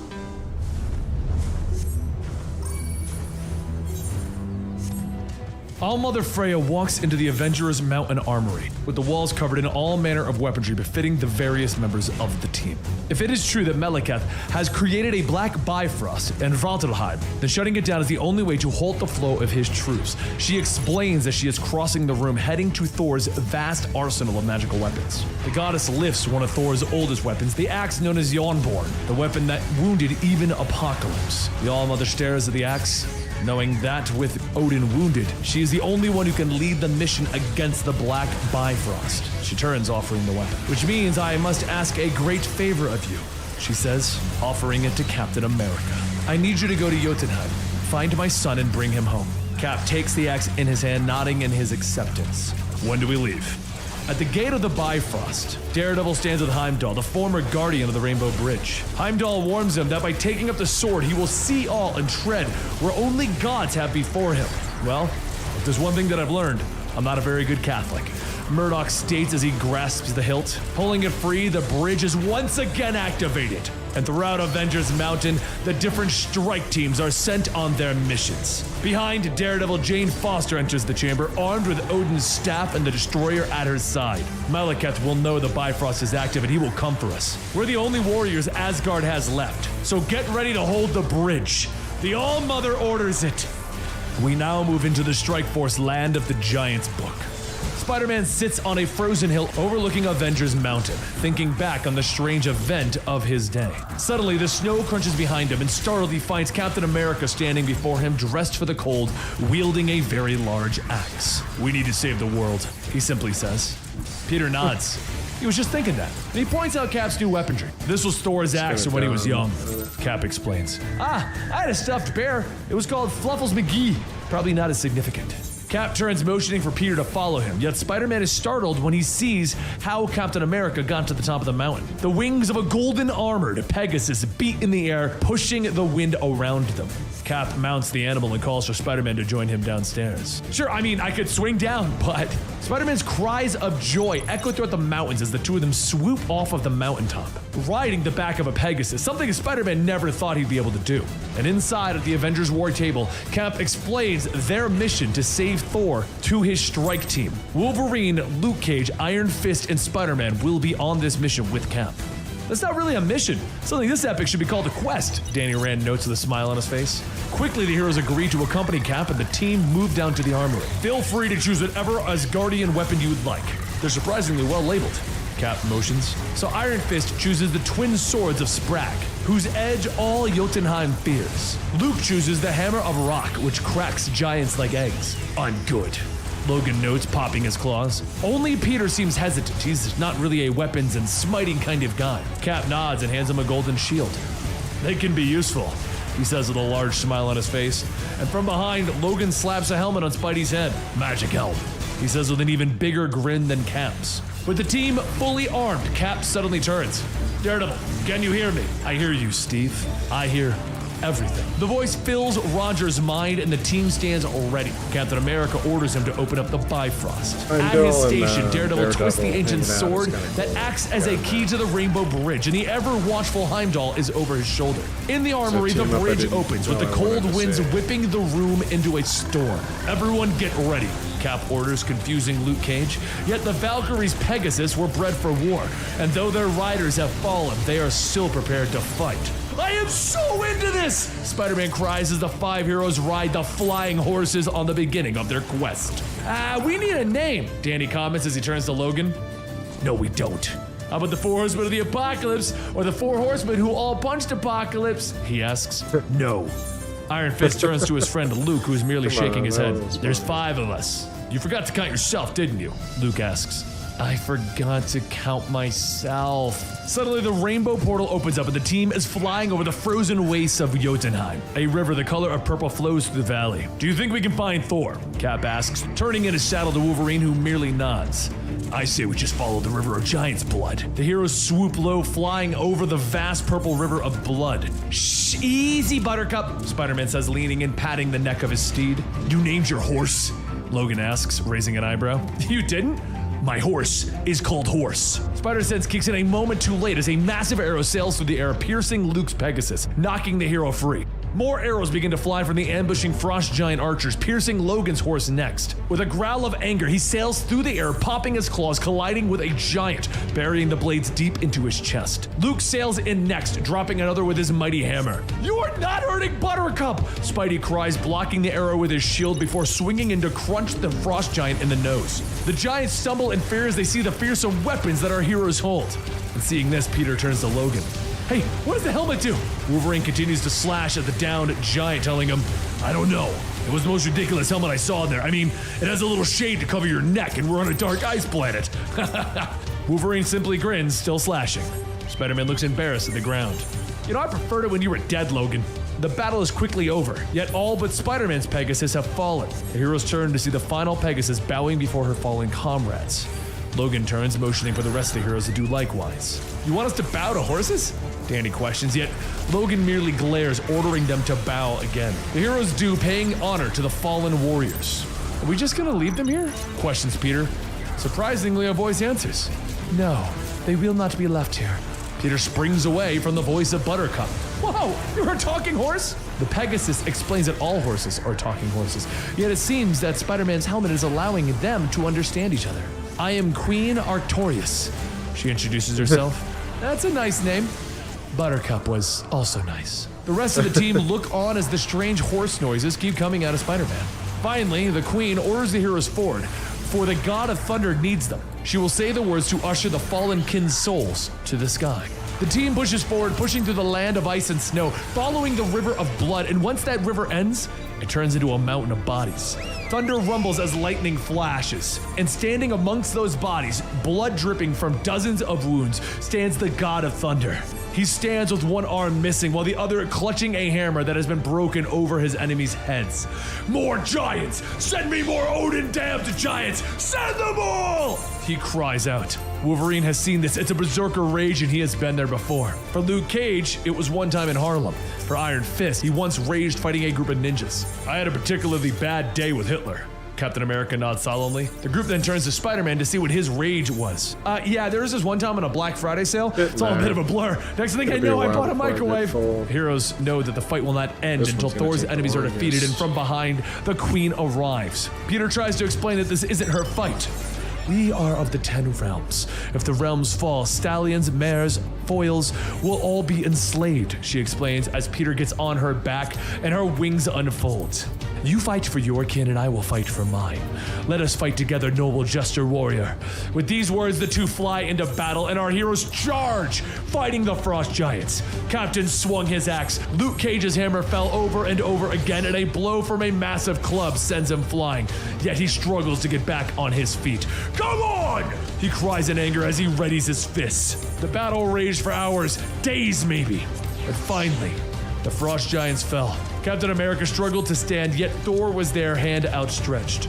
On your feet, Captain. The helmet! Fight me the damned helmet! Spider-Man screams into the wind as he kneels over the body of the Queen, pierced by a massive arrow. Sadly, Logan tosses Peter the magical item. He struggles to hear her words over the blizzards of Jotunheim. She does not wish to be buried in this frozen land. Take me home, noble jester warrior. The Queen's final words echo in his head. Peter did his best at burying the Queen in the sky so that her soul could soar within the clouds. The heroes take a knee for their fallen comrade. For war, we'll just have to wait a moment. That's sad. After her conversation with Captain America, which sent him off to Jotunheim to try and save Thor, Freya moved on to her next task. Captain America suggested that I speak with you. He doesn't like you, but he respects you, she says, turning to speak with Frank Castle, the Punisher. With his black Bifrost, Malekith seeks to corrupt every part of the earth. Malekith is ink in clear waters. To touch him is to become him. Frank just grunts. What you become is your choice. Can't put that on someone else. Briefly, Freya stares at the Punisher, evaluating him with her cold blue eyes. For a man surrounded by majesty and terror, you are remarkably simple, Frank Castle. Frank merely nods. Frank is one of the simplest things. Point and shoot. Malekith is from her world. He's your problem to solve. Do what it takes to solve it. Yet Freya knows that this is easier said than done. She needs mortals to aid her in her task. Those who are burdened by anger. Frank nods. I could list them off, but you're gonna have to convince them yourselves. So Frank gives her names. She-Hulk, Ghost Rider, Blade. He tells her not to think of them as people, but as weapons. It is later that Freya explains the mission to the group of heroes, with Jennifer Walters cutting right to the point. Don't lie to me. Is what you're asking possible? Long shot or not, can we even succeed? This is a warrior's chance, Miss Walters. The All-Mother nods, and the group look at each other. Ghost Rider merely wanting to know if the creatures deserve the pain that they are going to bring, while Blade hesitates to have to clean up the gods' mess. Frank just turns. Bullets don't work on these things. Bullets work everywhere. Mankind's one enduring achievement, she nods. The goddess then raises her hand. Time is of the essence. Do I have your commitment? Jennifer has her reservations. The team is a group of madmen and murderers. They all raise their hands. Looks like we're yours, she says. Freya smiles. In Asgard, they don't believe only tales of legends. She needs to see the heroes fight, to know that they have what it takes to complete the mission. Magic begins to glow through her and the room is bathed in light. Ancient power, I call upon you. Test them with their fears. Show me their darkness, she cries. Jennifer Walters stands before a judge. Her cousin, Bruce Banner. She always thought he was weaker, that he let the monster win. Rage filling the Hulk as he launches himself at her. She struggles briefly before the monster within takes over, and She-Hulk meets her cousin in the battle as her true nature takes over. She will never be as civilized as she wants to be. Ghost Rider, in his dream, is standing in the crumbled remains of New York. From the ruins steps out Johnny Blaze, the king of hell, his chain of hellfire lashing out, the will of vengeance mocking him. You are no rider. Yet our new Ghost Rider breaks free of the chains. He is not afraid of penance. He has mastered his fears, his rage. Blade stands before an ancient Gothic castle. The door falls inward at a strike from his boot, and before him, sitting on the throne of human bones, sits the king of vampires himself. You will stop protecting mankind. You will stop hunting our blood. You will accept your destiny. I am your future. The old Blade intones. In anger, Blade lashes out, sword striking the darkness. Blade knows that his greatest enemy will always be himself. One by one, the heroes realize that what they are seeing isn't real. And Frank Castle kneels in a dark room, a smoking pistol in his hand, and the bodies of his comrades littered around him. Lady Freya, the others are figuring it out. I think they passed your test. One by one, the heroes defeat their worst fears, and one by one, they pass the test. They break free, striking out against the one who put them in this place. And that's when Freya meets them in battle. The void dissipates and the team stands once again in the war room. She turns, bidding the group to ready themselves for the toils that lay ahead. Later, the team has arrived at Svartalfheim, disguised as the members of Meleketh's Black Forces. The plan is suicide. We should just start stabbing everyone. Blade hisses from beneath his dark elven armor. Yet Freya tells the Daywalker to keep his sword in its sheath, for she will do the talking. Suddenly, one of the guards steps forward. What in slimy hell are those? He questions, indicating She-Hulk and the poorly disguised Ghost Rider. Freya steps forward, noting that they are a troll and a fire goblin, ready to be sent to Midgard to join the glorious battle. Ain't Meleketh great? Ghost Rider tries to help in the ruse. That is the ugliest troll I have ever seen, another dark elf laughs. She-Hulk growls with anger and takes a step forward, yet notes how large the other two dark elves are, questioning their clans. Having given up on the plan, Frank shifts aside his mossy cloak, bringing up his submachine gun and opening fire. So much for the plan. If you squint, they look like vampires. Blade cries, throwing his disguise away, drawing his sword. Freya's blade bites into the dark elven flesh as she turns to her team. Rider, no point in hiding. Call forth your steed. And the Hell Charger appears, with the team riding forward on the blaze of hellfire. Traveling across Svartalfheim, the team quickly arrives at the Black Bifrost. Frank opens fire as Blade's sword slices through the dark elves guarding the Black Gate. Blade notes that they are going to need explosives for the gate, which they didn't bring. I'll wire the car to blow. Frank offers over the sound of gunfire. I don't recommend touching the ride, Punisher. Ghost Rider notes, yet Freya knows that they have all of the explosives that they need. Don't we, my Lady Hulk? In response, Hulk slams her fist down, building up enough gamma energy within her. The battle continues to rage on as the Hulk's energy builds, and finally she has enough, readying to destroy the Black Gate.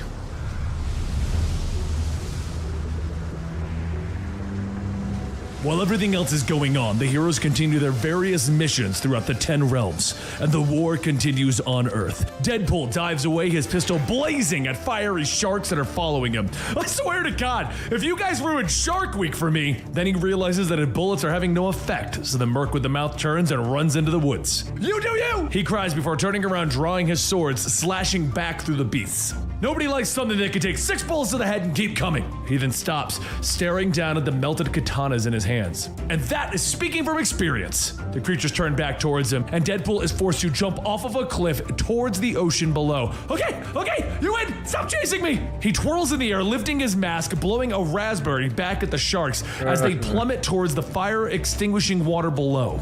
And that, ladies and gentlemen, is how you dispense of a school of lava-fueled nightmare fish. He turns and sees the creatures still coming at him, though, their fire burning through him fast. Deadpool tries to swim, but suddenly the jaws chomp down upon him. Darkness surrounds the Merc as he finally opens up his eyes. It's surprisingly dark inside of a fire shark. Light fills his eyes again as the shark is suddenly slashed open and the King of the Sea stands before him. Explain yourself, Namor demands. Haha, well, I'm Deadpool, sort of like Spider-Man with guns, crossing the moral ambiguity of an early Wolverine, the Merc over-explains. Like many heroes, Namor does not find Deadpool very funny, and he demands to know why he was in the stomach of a fire shark. Quickly, Deadpool fills the King in on the events on the surface, the entire War of the Realms. And so now a bunch of D&D weirdos have turned up on Earth in an episode of Game of Thrones. One of the late season mind blowers. Lots of CGI, Namor.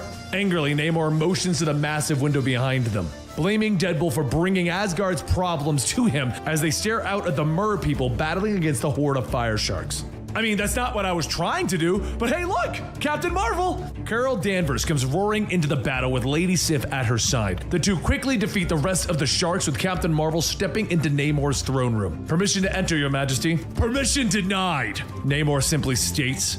Yet Carol meant it as more of a courtesy and continues onward anyway. The captain came to propose a truce, hoping that Namor would aid the planet in its war with Malekith. Yet Namor declines, as always believing the surface's problems are their own. Meanwhile, Deadpool stands over the corpse of a shark, introducing himself to Lady Sif. Was it you that brought the fire sharks undersea? She questions with an upraised brow. Seemed like a good idea at the time, Asgard lady. It's Sif.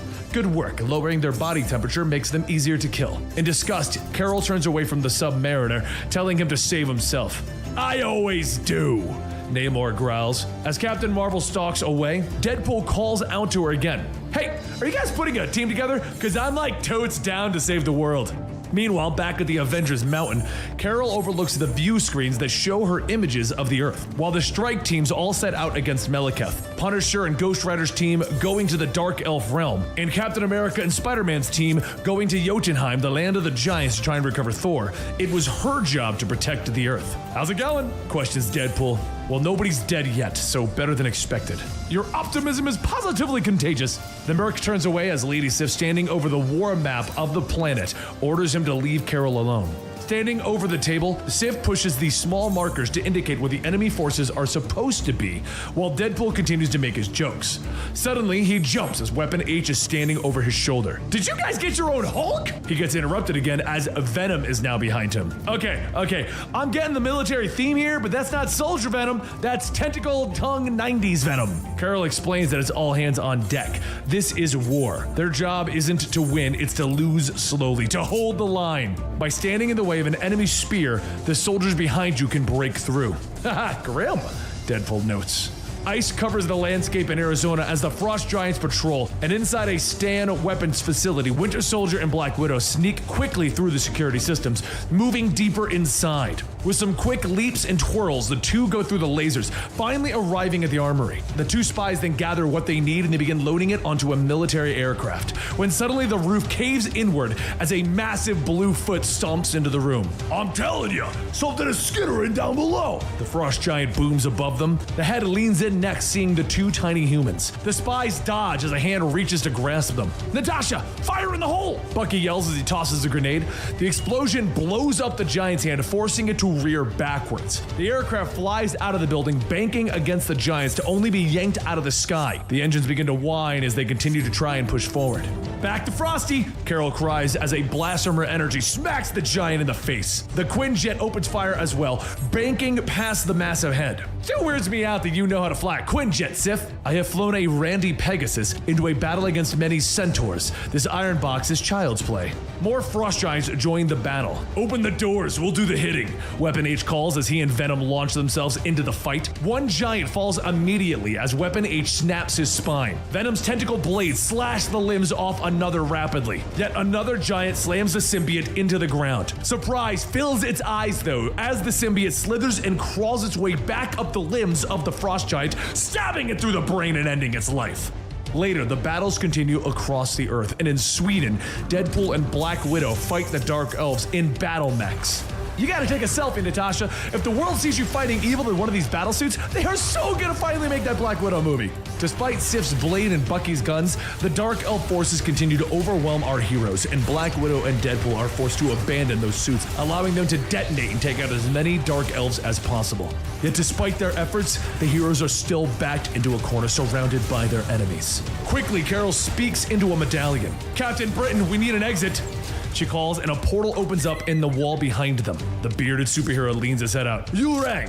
Quickly, the team passes through the portal and they arrive at a well-kept green lawn. Welcome to Braddock Academy, the proving grounds for wizards and kings alike. Captain Britain explains.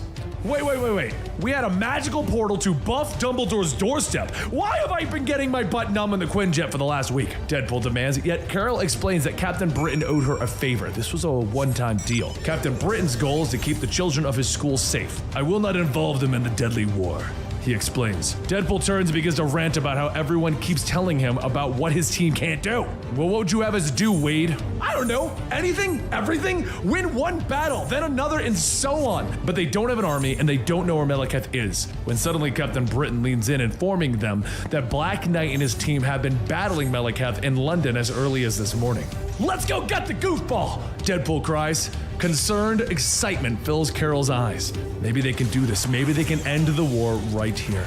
Meanwhile, in London, Spitfire sinks her teeth into a dark elf's neck, spitting out the flesh. These things taste awful, she growls, and the rest of the team finish their fight within the pub, with Black Knight pulling free his ebony blade from a fallen elf. Union Jack, do you think that was the last of them? Believe so, the hero answers as he puts 2 more bullets into his last foe. The Black Knight orders everyone to take a breath while they can, and Union Jack obliges by pouring a pint. Suddenly, the wall explodes inwards as a swamp mammoth charges in.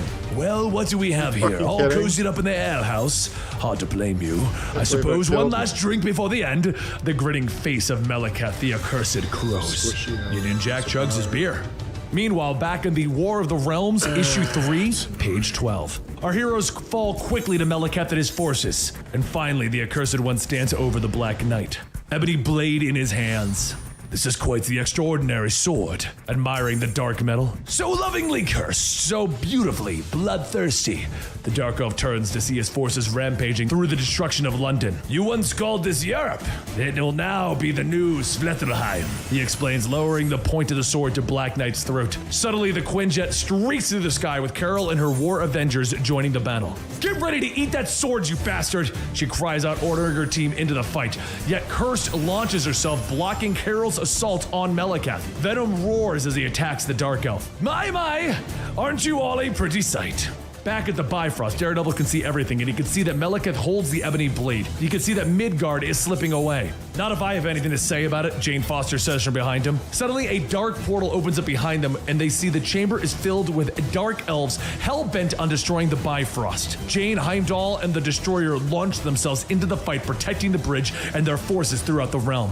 Daredevil, now a god, draws the Bifrost blade and leaps into battle as well. And the war continues. Back in Avengers Mountain, Tony Stark and Shuri work alongside the dwarf Screwbeard to build a new weapon. He would think that the two of them are dwarves, except for the fact that Tony doesn't drink and Shuri's a vegan. Elsewhere in the base, Black Panther prepares the defense as Malekith's horde has reached their doorstep. And on the other side of the world, Raz Solomon, an agent of Wakanda, is fighting against the forces of the Roxxon Corporation to restore the world's communications array. She screams over the radio that Roxxon is taking control of Antarctica as she banks hard away from the helicopters that are chasing her.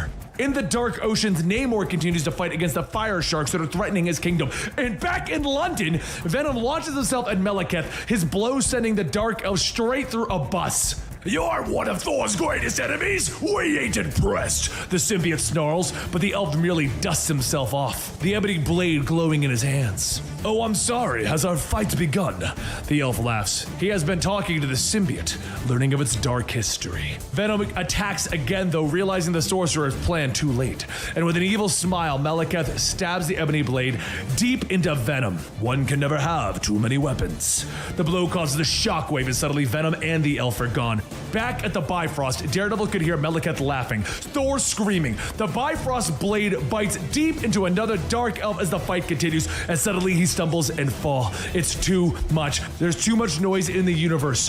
One of the elves sees his chance slipping through the warriors, a bomb in hand. Look out! That one's getting past! Jane yells as the Odin spear stabs another enemy, and with a bright light, the bridge explodes into a shard of rainbow colors, cutting off the heroes across the realms. Meanwhile, back at the end of Strikeforce, Dark Elf Realm. Wait! Freya cries. Something has happened. She could feel it across the realms. The Asgardian Bifrost has been destroyed, and if we destroy this one, we are trapped forever. The goddess turns to the Black Kate, her team standing amongst the hundreds of bodies of their fallen enemies. I will hold the bridge. The rest of you take the Bifrost and get back to the front lines. Freya stands forward. She knows the only way to hold the Black Gate is to claim the power for herself, so she grasps the sword, drawing it forth, filling her body with the dark energy. Dark eyes glowing from a black energy turn, staring out into the next wave of the Dark Army as they rush for the bridge.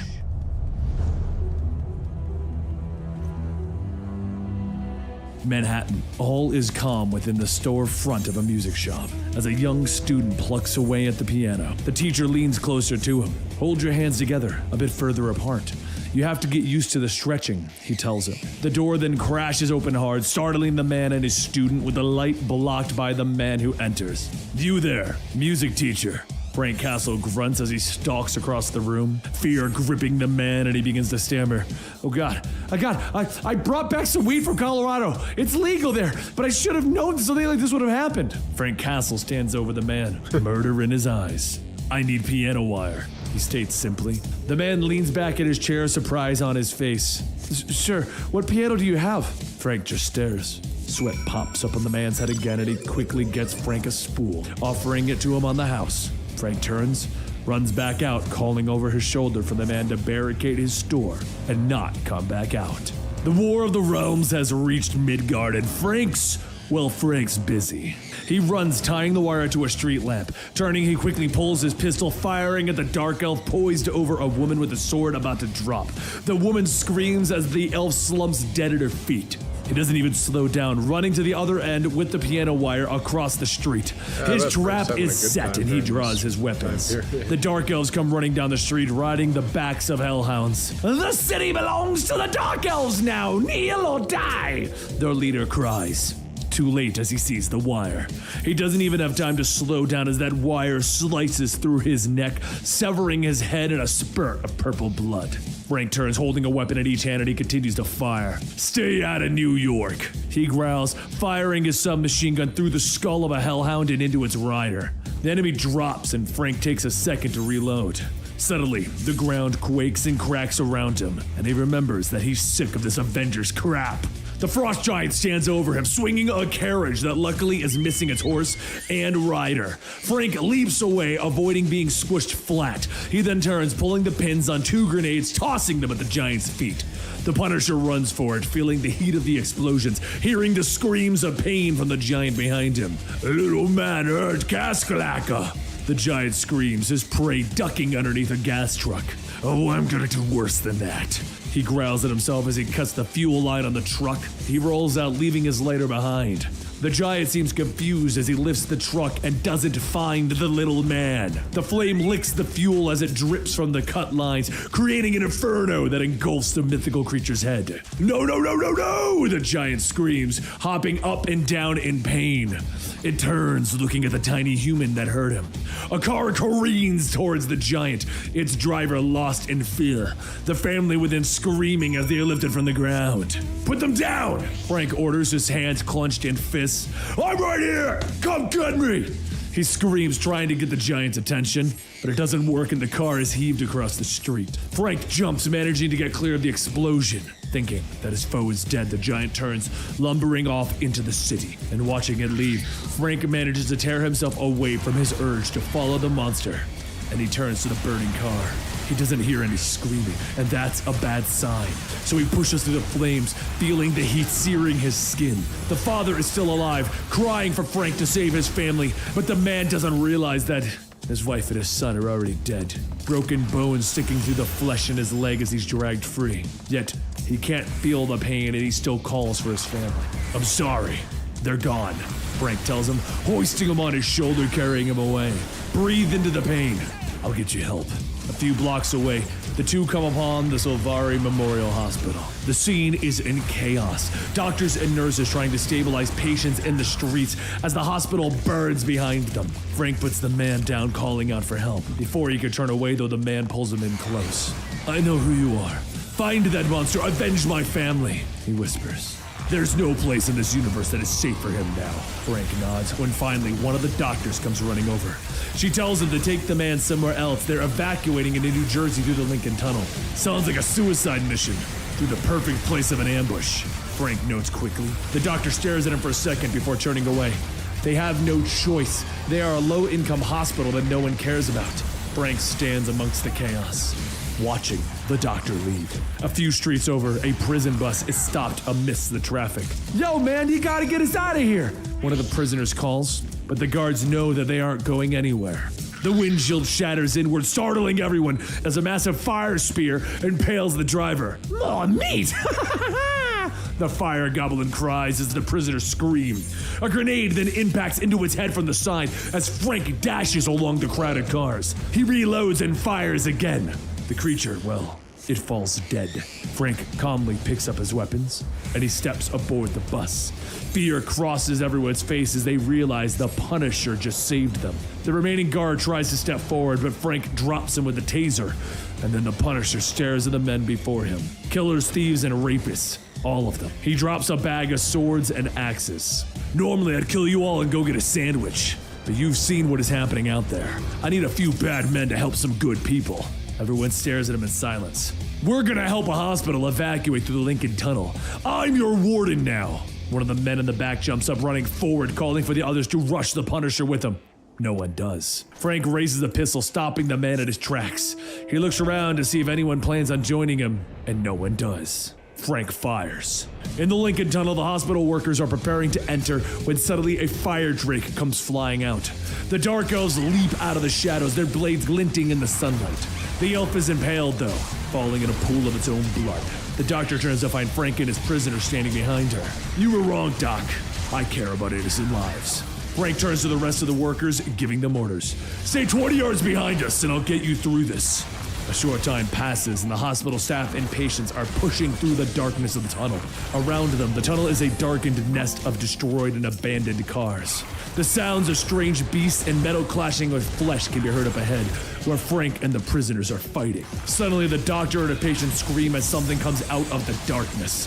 Following a little too close, Frank growls, waving his hand for her to stop as he turns back to the troll that they're fighting. The creature throws the prisoner aside with a mighty yell, grasping one in his massive hand. But before anyone can come to the man's aid, the troll bites down at his arm, tearing it away. I hate Earth. Food is terrible. The troll laughs as he spits out the arm and tossing the man aside. One of the prisoners steps into Frank's line of sight, screaming for him to shoot the beast. I'm not even supposed to be here, he cries out. No, you're not. Frank hisses as he fires into the prisoner, dropping him. The creature roars as it rushes them, and Frank fires again, piercing its eye. I'll kill you! The monster roars in pain, but Frank fires again, taking out its other eye. The troll falls, now blinded, and it tries to crawl away. The rest of the prisoners look to Frank, but he merely puts his finger to his lips, motioning for them to be quiet. The troll's cry of pain is bringing its allies here. Growls from further up the tunnel can be heard, so Frank draws a grenade. Pulling the pin, he sticks the weapon into the troll's ear, moving away, allowing its head to explode behind him. The group moves forward in the dark, stopping briefly to steal some food off a vendor cart. We're only halfway through the tunnel now. Feels like we've been down here forever, one of the prisoners remarks. Frank stares at the sign, memories of trips spent with his family filling his mind. Of his children fighting in the back seat while they were stuck in traffic, but he has to shut it away. On your feet! We're moving out, he calls out. They stop, letting the evacuees catch up to them, and the doctor thanks Frank for his hard work and turns to her employees. She orders everyone to take a rest. Frank turns back to his men. Up your gut. Check for survivors. The group moves forward, but suddenly the darkness is pierced by a strange fire ahead. What have we here? A voice calls out from the crackling of fire. The fire goblins attack, forcing Frank and his men to fight. So he fires, the gunshots echoing throughout the tunnel. The prisoners keep fighting with their swords, but they fall one by one. For every goblin that is dropped by the swing of a melee weapon, the fire goblins sink their teeth into the soft flesh of a few prisoners' throats. Hellhounds arrive, taking more of the men. So Frank turns as one of them chomps down on the prisoner. He douses the beast in kerosene, tossing his lighter and setting the monster ablaze. The screams from your herd then reach Frank's ears. Damn it, that's the doc. The prisoners keep fighting, with one calling that they'll be holding the line while he checks it out. The mace smashing the head of the goblin that he's fighting.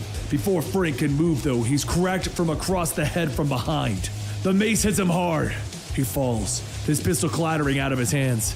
He struggles for it, but it's picked up before he can get to it. So I was thinking that now is a good time to discuss what happens when we get to Jersey, one of the prisoners says, pistol pointing at Frank's face. The man has others at his back and he leans in and close. We're almost in New Jersey, Frank. We helped get these people there. I think we're owed a promise of safe passage, he tells the Punisher. The evacuees start to catch back up and the man flips the pistol in his hand, offering it back to Frank. We know who you are, Castle. If you swear on your dead family's souls that you won't kill us when we get there, you can have the gun back. Frank stares over the man before pushing the pistol aside. I swear on my dead family's souls. He gets up and walks away. Anybody still alive when we get to Jersey gets their life back. The group pushes forward, stopping briefly as they see the light at the end of the tunnel. Frank turns, walking towards a semi-truck that is pulled to the side. Banging on the fuel tank gives a slight bong of a full tank. Good. He grunts, turning back to the doctor. He tells her to keep her people quiet while they give the all clear to the other side of the tunnel. He stops as sounds begin to come from the dark. An arrow flies as the troll comes screaming out of the shadows. Frank ducks, firing his weapon into the beast, and the beast falls and Frank is on it fast. How many do you got behind you? The troll refuses to answer, so Frank brings the butt of his weapon down. Once, twice. Answer! I'm a scout for the 9th Troll Brigade. I've been ordered to seal any evacuation points in the city. The creature gurgles through its broken teeth and purple blood. Frank nods and fires. You failed. The prisoners turn as more of the creatures begin to move up, but suddenly one of them turns on the others, bashing its friends' heads in, reaching for the gun that Frank allowed him to keep. He spins, aiming for the Punisher, only to be dropped by a bullet. Frank whirls, bringing his submachine gun up to the others. Hey man, I'm aboard the plane! The prisoner stays holding his hands up. It doesn't matter though, as a flaming arrow pierces his neck, dropping him to the concrete. It's down to Frank and Ferrenti. The two move fast, firing into the shadows as arrows whiz past them. Frank runs to the semi-truck, tossing Ferrenti his lighter as he stuffs a wad of cloth into the gas tank. He pulls himself up into the cab, calling for the prisoner to light it up as he starts the engine. In the distance, the fire goblins pause as they see two globes of light piercing the tunnel. The semi plows through them, squishing the hot goblin blood from their veins as it squishes them under the tires. Frank barrels forward, throwing aside the creatures as he pushes for the exit. At the last second, he jumps clear, smashing the windshield of a car as he rolls to safety. The semi tips over and the air is suddenly filled with fire as the wind pushes against him. The explosion echoes through the tunnel behind him. Outside, the goblins are at full retreat, running and screaming from the tunnel. Frank and Ferrenti come running out, weapons at the ready, and they find it almost calm city night. Come out! Ferrenti calls over his shoulder. The hospital evacuees come out, finally breathing fresh air again. I can't believe you two did it. The doctor smiles, and she thanks them both, shaking Frank's hand. You don't have to thank me. Keep your people safe and get them to shelter, Frank grunts. Frank and Ferrenti lean against a cop car for a few seconds until the Punisher finally turns and begins to rummage through it. Earlier today, I saw a monster crush a car.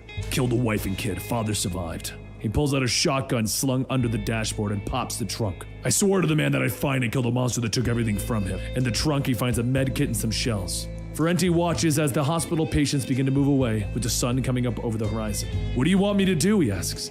Frank grabs him from behind, bringing a pistol up into his back, and he pulls the trigger. Ferrenti turns, shock on his face as his life bleeds out of his chest. The Punisher stares as he falls.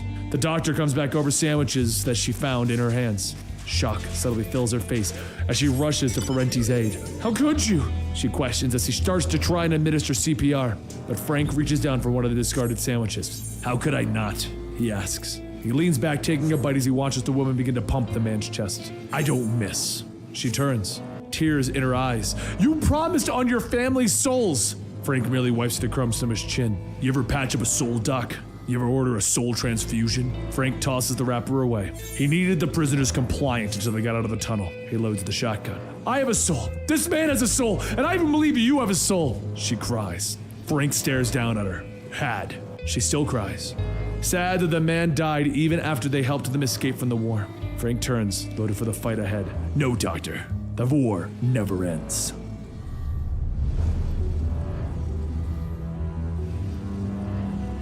The frost giants look up into the dark, icy night air of Jotunheim as a purple mist streaks through the sky. The mist swirls, finally landing, and as that magic dissipates, the mist drifting away reveals Meliketh the Accursed. I smell elf. A voice hisses from the darkness, every word the sound of flames cracking over the roaring fire.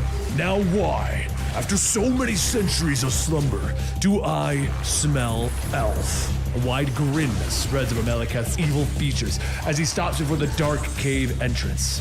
It's Meliketh, Saturang, conqueror of the 9 realms. If I remember mortal manners, should you not be kneeling? The Dark Elf journeys deeper into the cave, greeted by the massive jaws of Sotorang. He wishes to implore the ancient dragon for a boon, for his aid in this war. Only one realm still remains free of the Dark Elf's grasp, and he would wish that Sotorang would take care of a single man for him. If this boil is so aggressively insignificant, why don't you lance it yourself? The dragon asks. He's clad in iron, Meliketh explains simply. Yet Sotorang merely chuckles at the elf's plight, for iron is the ancient weakness of the Dark Elves. Finally, Meliketh bows before the mighty beast. He has gold, mountains of it. The dragon's great eye finally flickers open as he peers into the dim light of the cave. Gold, you say? Very well. I shall see him crisped. The mighty dragon runs his claws around the bed of treasure that he sits upon before hearing back. Where is the golden knight you speak of? Earth, within the bowels of the forge in Stark Unlimited. Tony, what am I looking at? Rhodey asks as he stares at a massive green bot that Tony's drones keep flying around. Hulkbot? Gamma Droid? I'm still trying to think of a name that won't get me pummeled next time I see the real thing. Tony explains with a smirk. Rhodey just shakes his head. He knows what it is, but doesn't understand its purpose. Tony walks through the lab as his drones finish the final details on the bot, and he pulls the golden crown off of the Hulkbot, trying to explain. I built this for Bruce, so that when he starts to rage, when his power starts to come out, it'll calm him. The crown is designed to control one's emotions. Are you sure you built this for Bruce, Tony? Rhodey asks, staring at his friend. The billionaire pauses for a single beat. Doesn't matter. The two friends begin to discuss the merits of the bot and of Tony's drones building more robots, but Tony thinks Rhodey should just lighten up. Suddenly, the Hulkbot comes to life, smashing everything around them. What am I? What am I? It screams as its massive fists tear apart everything around its existential rage. Shut it down, Tony screams, but the bot is suddenly overriding its own safety protocols and the drones can't shut it down. Bring me a gauntlet! He yells at one of the drones and the little bot floats off quickly. The Hulkbot wraps its massive hands around Tony, ripping him from the ground. Luckily, the drone is there, placing Tony's Iron Man gauntlet on his hand. The beam shoots out, destroying the Hulkbot's head, dropping it to the ground. The two friends pulled themselves free of the rubble around them, with Rhodey pointing out that is why tech building tech is a bad idea. He's also worried that Tony is holding a crown that modifies behavior and won't put it down. Tony looks down at the piece of tech in his hands, and Rhodey knows that he had a drink in the virtual world during the Escape adventure. The videos you can find down below in the Tony Stark playlist. The one that he was trapped in and is looking for more dangerous fixes since he got back out into his own cloned body. Downstairs in the lobby, the security hologram activates, asking for the name and purpose of the visitor who strolls in. A staff with a flaming tip in his hands. I am Sotorang, devourer of the flocks, lord of the wind and sky, and I am here to see your master. The ancient dragon, now in a human form, simply states, I am afraid that Mr. Stark has left for the day, Mr. Phlox. The hologram answers with a beaming smile, but Sotorang merely shrugs off the issue, asking where the man keeps his gold. One of the security guards comes walking over, telling the strange man to leave, but Sotorang lifts the man off his feet, choking him. I ask again, where does he keep his gold? He growls, his eyes flashing. I don't know, maybe Wall Street? The guard chokes out his answer. Meanwhile, Tony is flying across the city skyline in his car. Knowing that his friend is right, he needs someone to talk to, but Janet Van Dyne, his current girlfriend, doesn't answer her phone and it goes right to voicemail. Janet, it's me. I'm kind of having a rough day. Call me? He tells her before hanging up.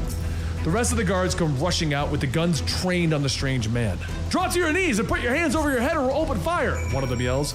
Sadarang peers around at the weapons trained at him. My knees? How dare you? He growls, suddenly his body twisting and warping from the man to become the mighty dragon before them. Sadarang bows for no man nor god. You wish my forbearance? You shall have none of it, nor my mercy. The dragon looms back, taking in a massive breath before roasting the guards in a blast of scalding fire. Rhodey runs into the security room asking what the heck is going on to Bethany, the head of security. 3 casualties so far, no Jocasta, no Stark on premises. She tells him as she orders the security details to back off at the dragon. Rhodey stares at the images on the cameras, finally turning to leave the room. He plans on fighting fire with fire and myth with myth. Is anyone gonna armor up? The head of security asks. The cat turns. Dr. Shapiro reporting for duty. Suit me up. Meanwhile, the dragon is crawling alongside the outside of the building, crying for House Stark. Bethany comes over, asking why the drones are defending the building. One of the tech points at their screen, and the computers run the drones, and the computers all suddenly speak Latin. The building groans and crumbles as Sadarang smashes it with his fist. I will burn your stronghold, Stark! Face me, you coward! Quit yelling, you old school kaiju freak! Rhodey yells as he zooms in with his Manticore vehicle, firing weapons at the mighty dragon. The missiles impact Sadarang's head, stunning the creature briefly, yet he swoops his wing like a blade, knocking Rhodey out of the sky. The Manticore crashes into the ground with Sadarang quickly following. May you gods find you unrecognizable through your journey to Valhalla, he cries as he swings in for the attack. But he's blasted out of the sky as Dr. Shapiro suddenly jumps into the battle in his cat armor. The cat fires, but Sadarang merely shrugs off the assault, breathing magic fire into the cat's armor. The heat pushes Dr. Shapiro back as the dragon presses his attack, and suddenly he stops as a voice rings out behind him. Hey Falcor! Hands off the pussycat! Tony yells as he roars in with his armor, punching the dragon in the side of the head. The blow knocks Sadarang across the courtyard, causing the ground to shake as he tumbles. You're trespassing, Toothless! There's a hefty fine for that. He jokes as he slams the beast with another blow, adding strength to his armor, knocking Sadarang around. The dragon swings its wing, knocking Tony away again. I will have your castle in your corpse! Tony struggles back to his feet as the dragon rushes forward, ready to die, mortal. Pass! Never repeat a good trick. I plan to kick your scaly rear like I did Fang Fang Foom a week ago. Tony mutters as he gets back to his feet. Hearing those words, Sadarang suddenly stops short. Halt! You defeated a Foom? He asks, disbelief in his voice. He turns, seeing Tony's allies coming to his aid. I underestimated you, mortal, but I will return with the proper spells and leave you with the curse of wisdom. He breathes before taking to the air, flying away. Oh, and I didn't get you anything, Tony says as he watches the dragon fly away.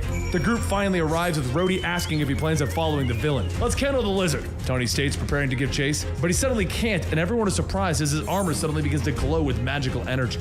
Later, Sadarang stands at the street corner in his human disguise once again, his eyes watching Wall Street. He walks up to the building, stopped by an armed guard. Hold on a minute, sir. Can I help you?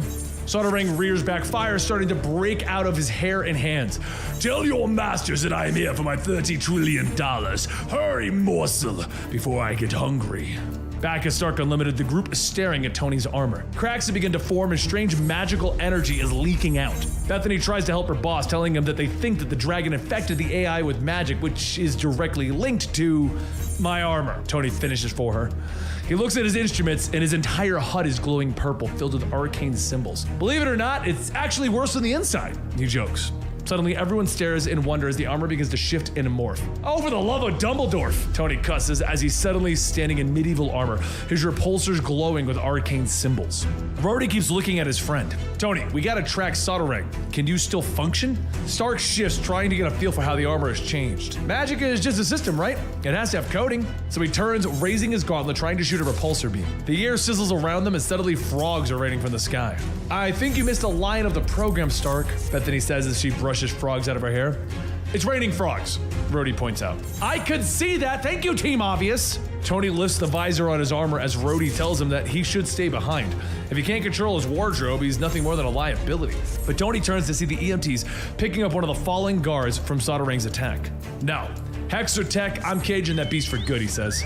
The visor snaps closed and Tony lifts into the air on a magical current. Energy wings sprout out of his back as he swoops into the air. He tries to call his girlfriend Janet again, but he gets her voicemail again. Janet, sweetie, I could really use your moral compass right now, he says as he flies to the city. But within Wall Street, the brokers all stare in confusion as the screens suddenly flicker and change. Strange words and Latin phrases begin to play across them. Suddenly, the building quakes as the mighty Soldering crashes through the wall.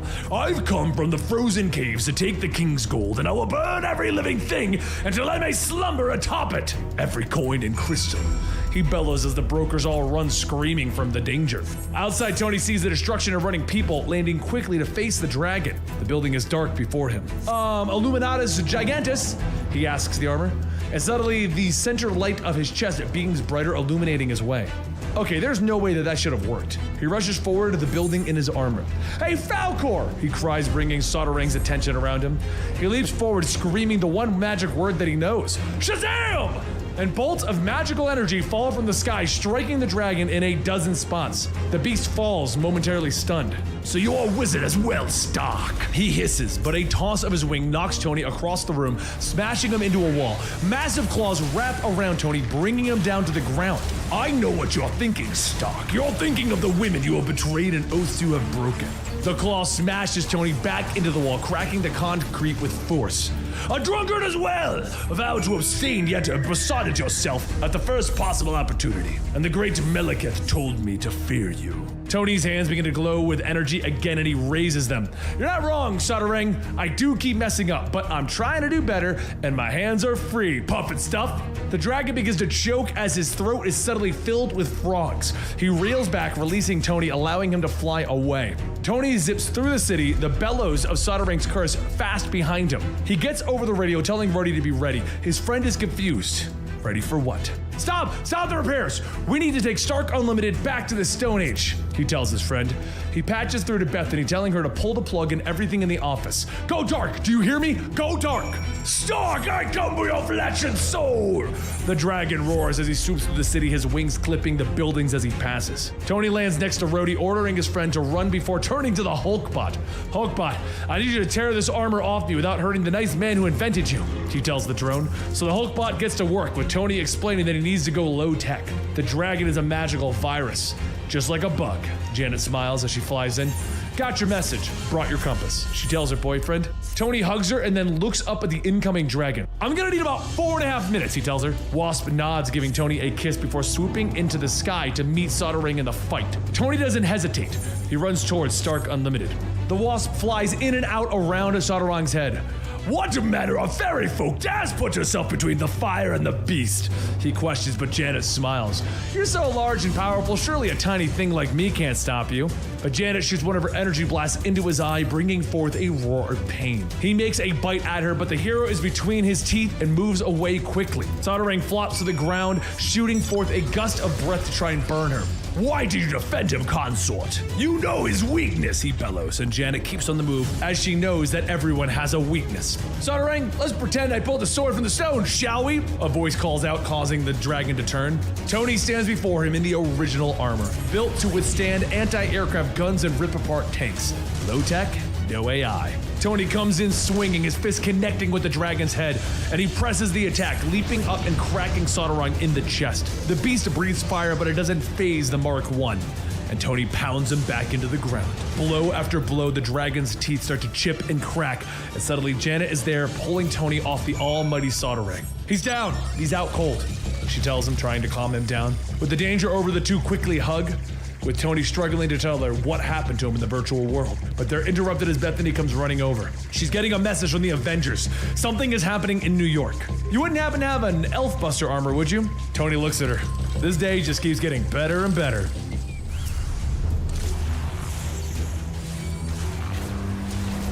The ruins of the once beautiful capital of the Light Elf realm crumbles around them, with the survivors moving amongst the ruins, with Sir Ivory Honeyshot trying to guard his queen.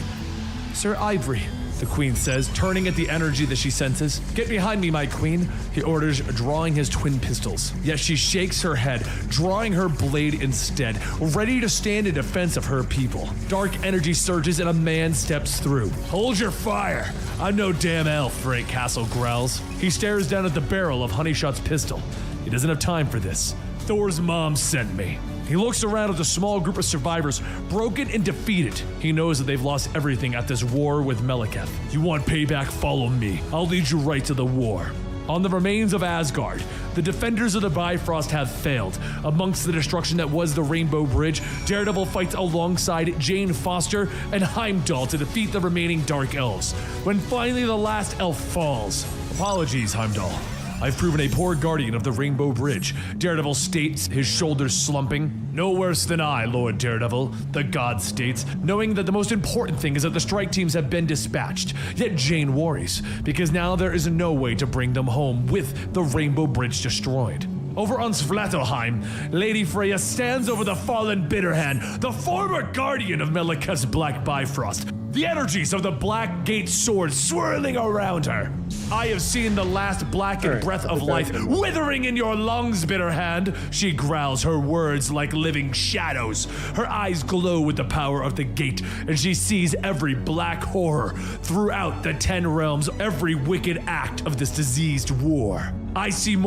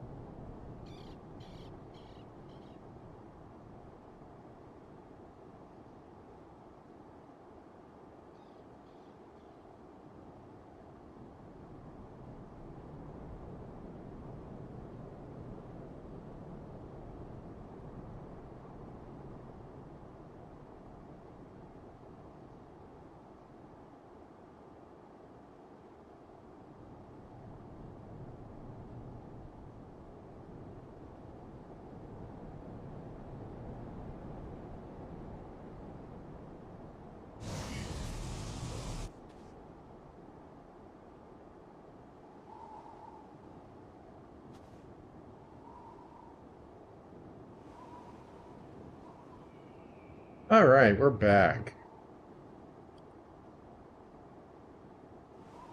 I made myself a little snack.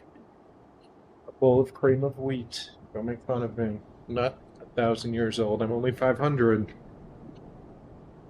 Only 500.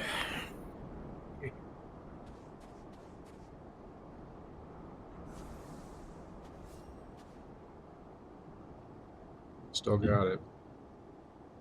All right, let's watch some War of Realms while I have my snack time. More Dark Elves dying here today. She turns as She-Hulk continues to fight the advancing elves, ordering her to leave with the rest of the team. Hulk not leave She-God alone, she cries, her fist finding another skull. Freya dances amongst the elves, her dark blade biting through their flesh. She knows that the She-Hulk will not abandon her, and Freya's so she getting a lot of uses her action. new powers to send dark tendrils wrapping around the Hulk body, pulling her through the black Bifrost. Do me a favor and tell my son that his mother loved him, like lightning loves thunder. The Dark Elves advance, seeing now that there is merely only Wow, one fuck you, fighter. Loki. How many Dark Elves do you think that one goddess is worth? She asks, magic in her eyes. Hundreds? Thousands? All of you? Keep coming until you have an answer!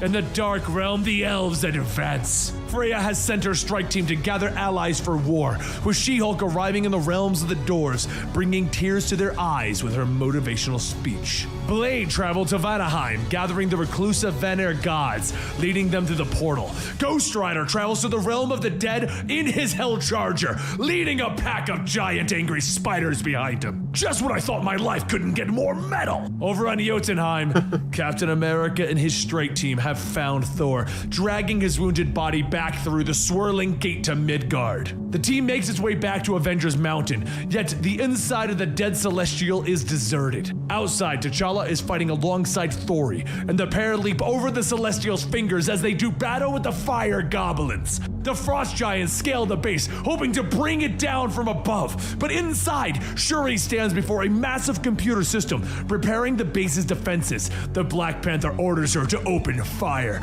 and outside, energy beams erupt from the Celestial, turning the armies of Malekith to ash. Captain America turns to his team, ordering them to get Thor to the infirmary. Before he can figure out the status of the other teams, though, he is interrupted by the bellows of anger from the hall. Where is she? Where in the bloody hell is my wife? Blood dripping from Odin, the God King's body, as he glares angrily with his one good eye. Freya is fighting on back at the Black Bifrost, though, with the bodies of fallen elves creating a mountain beneath her, as the dark energy is swirling around her. But meanwhile, across the world, the War Avengers are fighting for it. The forces of Midgard are doing their best to defend their lands, as fighter jets scorch past the Statue of Liberty, with missiles firing at the Frost Giants. Elsewhere, Malekith looks into the sky, smiling. All of Midgard is at war, all thanks to me. You're welcome. He grins, turning back to his prisoner, the symbiote known as Venom. The creature's form shifts as he tries to elude Malekith's magic, yet it is held fast. Pain sears through its body as the Dark Elf hits it with even more magic. Malekith knows that the symbiote is merely a weapon, meant to kill gods. He laughs. Bitterhand, send me some more wine wenches while I tame this beast. His smile drops briefly as he looks up and receives no answer. Bitterhand? Odin, meanwhile, can barely stand, yet his voice is strong as he looks at the heroes of Midgard. Tell me this isn't true. Tell me my wife was not left alone in the very home of the Dark Elves. He growls, Frank Castle stepping forward. It was her mission, her orders, he tells him. But Captain America doesn't believe that she is lost. They can still go through the open portal and bring her back through. Oh, some good cream of wheat, you must know. A little bit of cinnamon, a little bit of maple syrup. Good stuff.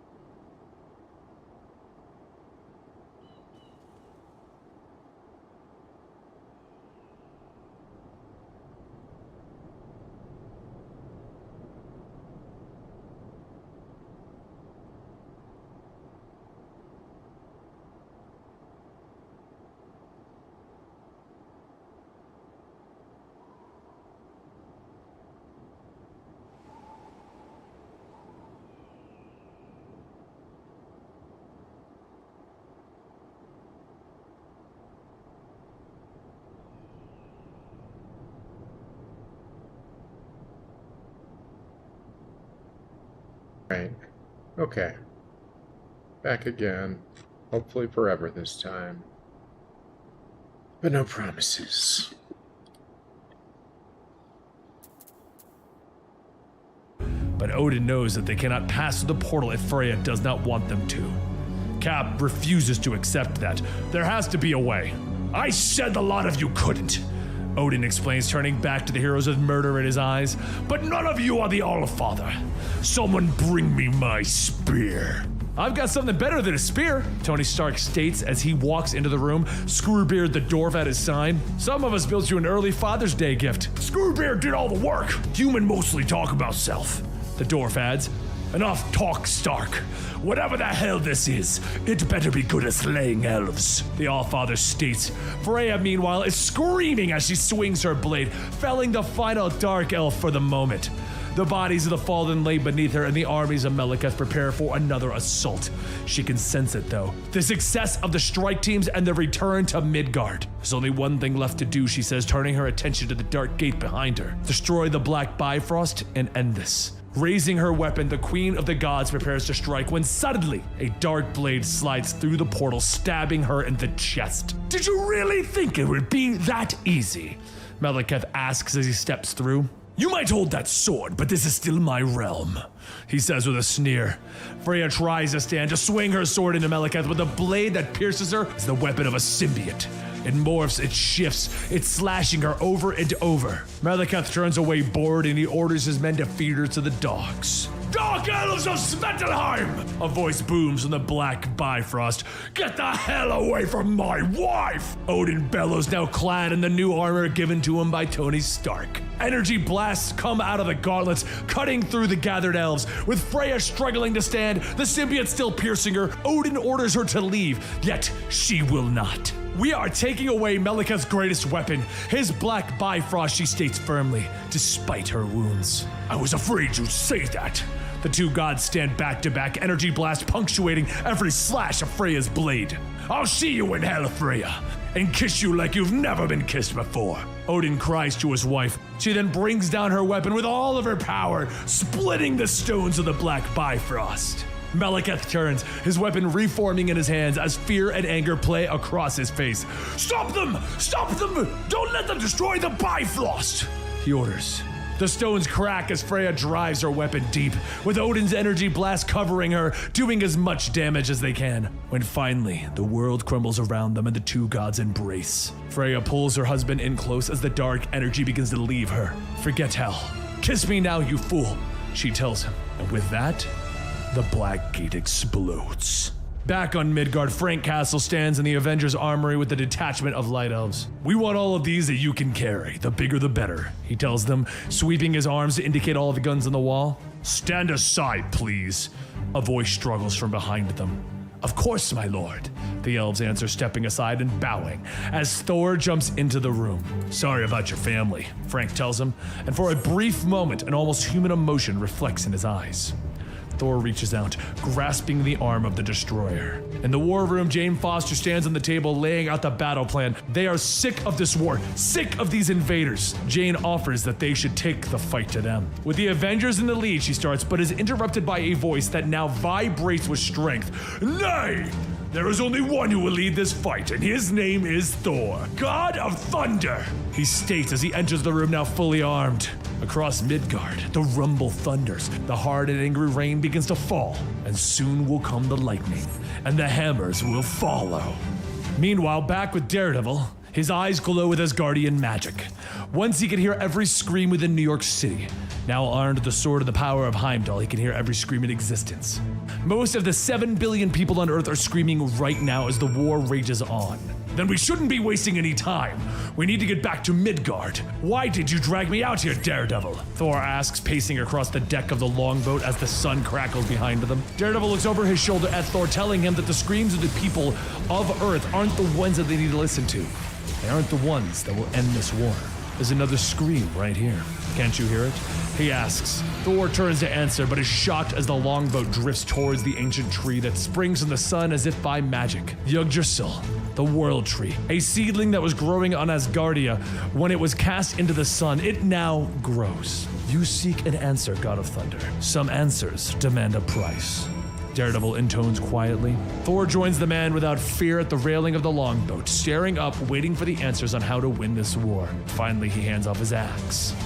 Take my axe, devil, but be prepared to hurl it with all your might and nail me to that tree.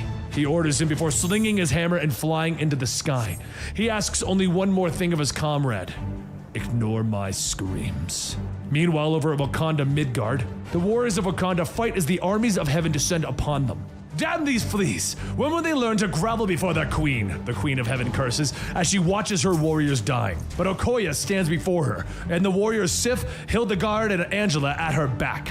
There's no word for grovel in our language, yet there are 23 for fight, and you will learn them all. Welcome to Wakanda, she states as she drops into the battle stance. She leaps from the Asgardian longship spear first, launching towards the Queen of Heaven. Black Panther flies by in a Pegasus, clipping the wings of the angels as he broadcasts orders over the battlefield.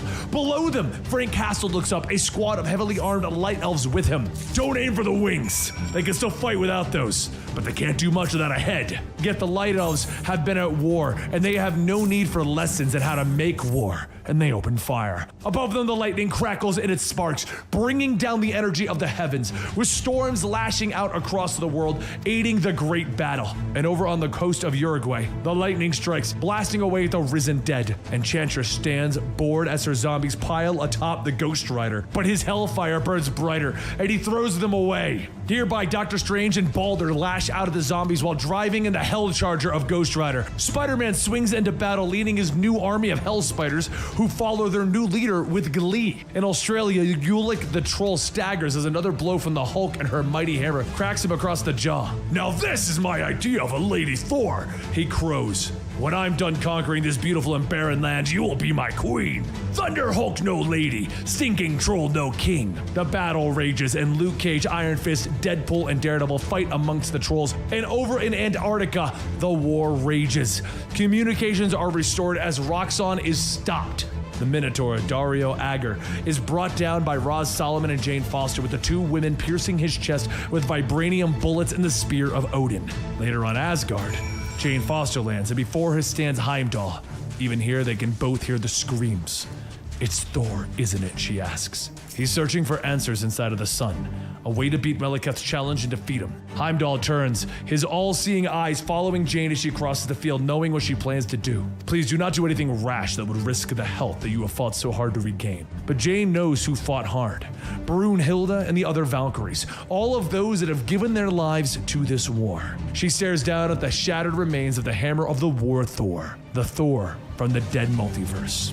Meanwhile, over in Shanghai, Captain Marvel is fighting goblins in the sky while the other heroes fight in the streets. Welcome to the Warriors 3, Sir Wolverine, Hogan cries, turning to Logan as he lets out a scream of berserker rage, driving his claws through another goblin. Can we keep him? Fendril asks. In Manhattan, Iron Man fights through the skies with his new squad of War Machine doors at his back, while the Fantastic Four do their part in the streets. In London, it's Captain America and Captain Britain fighting side by side. As the War of the Realms rages across Midgard and Malekith's great war machine shudders, there's a great storm brewing above the skies of every battlefield, and great cracks of lightning lash out from the heavens, aiding the heroes of Midgard. Thor is suddenly there, all lightning, blood, and Uru. He bellows, and his words are like thunder. Malekith, where is that bastard hiding? It was then that Malekith gave forth his challenge, the symbiote curling around him as he issues his challenge to Thor, standing amongst the great Stonehenge. Only Thor can pass through the magical barrier that Malekith has raised at Stonehenge. Odin cries out, trying to warn his son, but his words turn to pain as the dark elf lashes out with his symbiote. Do hurry, Thor.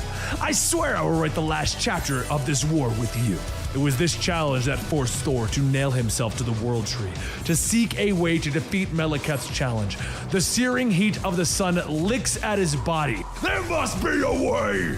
Thor mumbles before another scream of pain racks his body.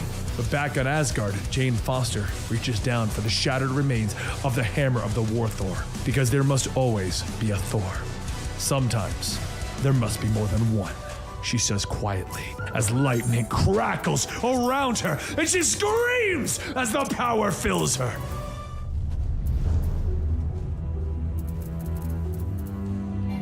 In Asgard, at the far end of time, the three daughters of King Thor continue to read from an ancient book, when suddenly they stop.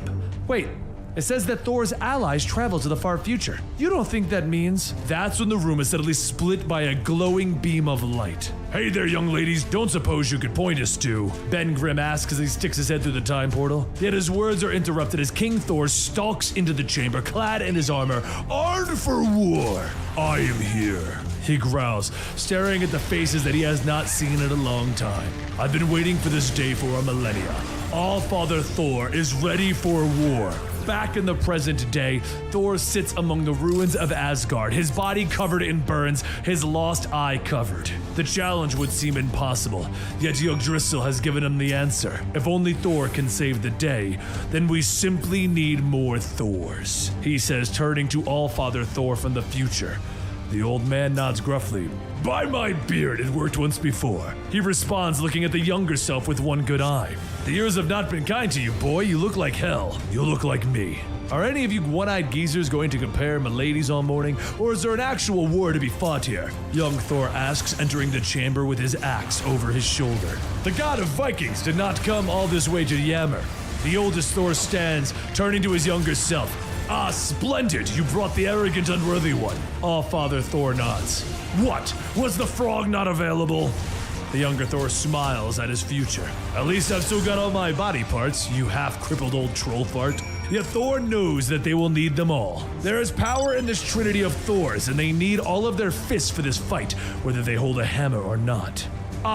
My fists and hammer agree, Lady Thor states as she comes strolling into the room, the hammer of War Thor in her hands. Great! Everyone has a hammer but me, young Thor sighs. Thor questions how Jane is even standing there as Thor, and she looks at him explaining that the hammer of War Thor is trying to tear itself apart even now. We should move quickly, Thor, she tells him. Thor nods, so they shall. The war party of Thors shall move with all the rage and howling wrath of a storm. A storm for the Odin-damned ages. The thunder sounds across the realms as the Thors fly across the air, lightning flashing like stars exploding. Rain falling from the fury of hammers. Every eye lifts to the skies with fear and wonder to behold the coming storm of Thors. The battle wages across Midgard over the streets of New York City with Iron Man and Human Torch cutting through the frost giants as Frank Castle's voice directs the heroes over their comms. Frank, you are so in your element, it is adorable. Tony smirks over the radio. Frank doesn't even pause as he continues to fire his weapon at his enemies, moving alongside his elven squad. War is war. Giants just take more bullets is all, he says before ordering his fighters to keep sweeping the streets. Captain America and Black Panther stand before the mighty Joffrey, king of the Frost Giants. Stand down, Joffrey. Your fight is lost, Cap orders. The Queen of the Angels is dead. Amara and Ulik are in chains. Your allies are falling, Black Panther adds, but the King of the Giants merely smiles. Joffrey never had allies, the giant tells them, holding up a casket in his massive hands. The king throws the casket into his mouth, with his eyes suddenly beginning to glow. The great giant takes a massive breath, suddenly blowing a mighty blizzard through the streets of New York, throwing the heroes away. All except one. Daredevil, the god without fear, pushes through the blast of icy wind, the sword of Heimdall clutched in his hands. Have at thee, son of Jotunheim, he cries, leaping forward, for Hell's Kitchen! The skies alight with lightning and thunder echoing across Stonehenge as Meleketh looks up, his forces surrounding him. Do you hear that rumble? He's coming, he says to the Dark Elves, covered in the dark tendrils of the Venom symbiote. Your war is lost, Meleketh. Run for your wretched life while you can. Freya spits from her chains. Yet the Dark Elf merely turns, tendrils of the symbiote snaking over his face as his mouth turns into a malicious smile. The War of the Realms is such a thing of grisly beauty. Without a doubt, one of my proudest, most murderous moments. He grins, but killing Thor in front of his parents. That will be my bloody masterpiece. Beaten and bloodied, Freya turns as much as she can to her husband hanging beside her. Tell me, husband, who do the gods pray to in times like this? She asks. Though beaten, Odin's voice is strong. Pray to Thor if you like, wife. Although something tells me he won't hear you over the thunder. Lightning suddenly cracks across the ground, and the mighty Thors are amongst their enemies. Meleketh! I've come for my parents! Thor bellows. And for your head, Jane adds, her own words the sound of booming thunder. Yet Meleketh laughs. He has more than dark elves at his side now. Venom has been engorged by his magics. Black wings spread from his back as his own forces twitch amongst the dark tendrils. You may call me the Butcher of Thors! He cackles before turning to his men. Kill the parrots! The Thunderers belong to me. The Thors do not hesitate, throwing their hammers, calling their foes parrots, Jane states. Spider elves. All-Father Thor growls. Meleketh. Thor nods. Great, I guess I'll get the dogs. Young Thor pouts. Back in New York, though, Daredevil leaps, throwing his sword at Lofri as the blood turns to slush in his veins from the Frost Giant's attack. The sword bounces across his eyes, finally landing on his throat. Was that supposed to hurt? The King of the Giants laughs as he swallows the blade whole. Your sword is nothing more than a snack for the mighty Lofri. The Frost Giant peers down at Daredevil, who now stands with nothing more than his fists. The Giant takes another deep breath and begins to blow the blizzard that would turn Midgard into a barren wasteland of ice. Yet suddenly, all of Earth can hear the storm. It explodes from the very sun itself, and the star becomes an eye. A storm unparalleled, with winds that would raise a world. A storm to end all of time, or save it. By the gods! How could you be this slow? Young Thor laughs as his axe cleaves another of the Hellhound's heads from its body. But All-Father Thor keeps swinging his hammer, the Uru connected with another dark elf symbiote. How can you be so reckless? Watch your back, boy. If you get your full self killed, we all die. At what age did I become my father? Elsewhere, Lady Jade is fighting her way to the King and Queen of the Gods, bellowing her rage. Above them, Thor and Meleketh fight. The axe Yonborn swinging and taking a chunk out of the Dark Elf. Thor tries to follow up with a swing with his hammer, but the symbiote lashes out, throwing him to the earth. Remember when I lopped off your arm with her own axe? Meleketh hisses as his symbiote wraps around Thor's hammer, turning it into a dark mace. I wonder what damage I could do with this. Thor reaches his hand out, trying to call upon his hammer, but the weapon doesn't respond, and it is the last hammer in all of Asgard. It is now lost to the enemy. Behold, the black hammer of the accursed! The enemy howls as he launches towards Thor, swinging his new weapon. But Lady Jade is there, her own hammer blocking Meleketh's assault. Nay, we Thors are harder to kill than you can imagine, she cries. But Meleketh's tongue, sharpened by the symbiote, attempts to pierce her. She dodges, she shifts, crying out, Ka! Verily, that is disgusting! Meleketh is pushed back as the fist of Thor connects with his hammer. Congratulations, Thor! I see you finally gone mad! But Thor merely presses his attack, screaming with rage. Behold, the berserker madness of Thor! He bellows. His fists connect again and again, yet Meleketh knocks him away. I will beat you to death with your own damned hammer! Thor tries to struggle to his feet, but the symbiote wraps around him, holding him down as Meleketh comes in for the final swing. But that's when Thor gets his hand up, and the black tendrils of the hammer pierce his flesh. The energy crackles around Thor, his eyes sparking with lightning. All I need to finish you, Meleketh, is a good, hard rain. Suddenly, the earth is enveloped by a rain of fire. And across the world, the heroes of the realm look up, seeing the storm swirling above their heads. Meleketh stares upwards, his smile briefly faltering as the flames begin to lick the symbiote. Is that all you've got? In Svartalheim, it rains fire every Thorn's Day, he hisses, but Thor smiles. I know your symbiote's weakness. I haven't been wielding the God Tempest this entire time so that I can make it rain, he says, standing to his feet as the venom tendrils shrink away. From the storm comes something, and it hits the earth with an explosion that shakes the very ground around them. The smoke clears, revealing a hammer. The Uru is held by a branch of the World Tree, forming a handle that twists with power. On the metal is burned an inscription known throughout the realms. Whosoever wields this hammer, if they be worthy, shall possess the power of Thor. I used it for forging. Hello, old friend. Thor smiles. His friends and family watch stunned as the bodies of their enemies lay around them. By the gods, he did it!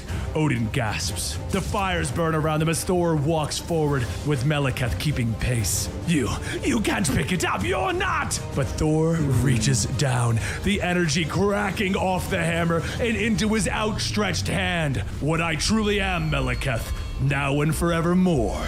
The hammer seems light, as if it never weighed anything at the time. The power of the storm and the fire swirl around him, and in the distance, the thunder rumbles once again. It's the god of the unworthy. Thor swings the hammer in one massive blow, the metal connecting with Meleketh's face, throwing him to the ground, ending the war. Defeated, the symbiote swirls away from the fallen elf, leaving him nothing more than broken on the ground. The hammer does not make the Thor makes the hammer. Jane simply stays walking up behind Thor, her own hammer cracking further. Not long for this world. They both stare at it. It should be good for one last hurl.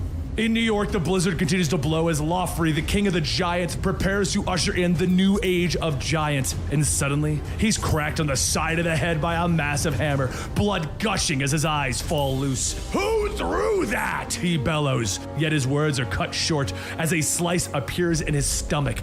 Purple blood begins to flow, and the wound erupts as the swirls of an endless winter blows from his open gut. His scream of pain echoes through the city as he falls, and from his stomach stands a blood-soaked Loki, the casket of an endless winter in one hand and the sword of the daredevil in the other. What's wrong, father? Was it something you ate? At Stonehenge, Meleketh tries to struggle to his feet, raising his black hammer once again, his screams lashing out as young Thor takes off his arm with Jornborn. The group of Thors surround him, but still he doesn't completely fall. You're finished, Meleketh. Your war has ended, Thor tells him. No! Meleketh screams, his voice becoming high-pitched. My armies may be lost, but I am still the Lord of the Wild Hunt! He screams, ordering his dogs to kill the Thors. Thor tries to stop him, telling him that the beast can smell his fear. I have no fear! Meleketh bellows as the animals grow closer. He turns, with the monsters lashing out, their teeth sinking into his body. He screams, but this only drives them into a frenzy.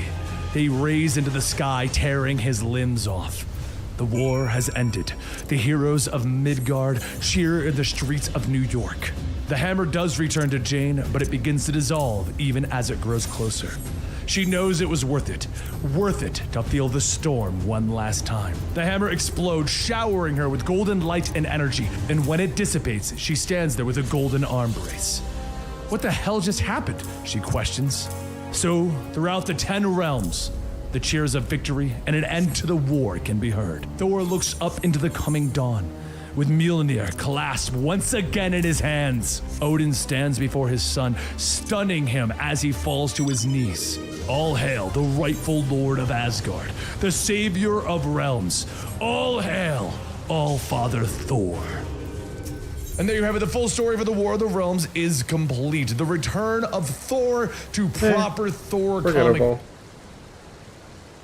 Avengers Secret Wars is a comic book event that came out in 2015.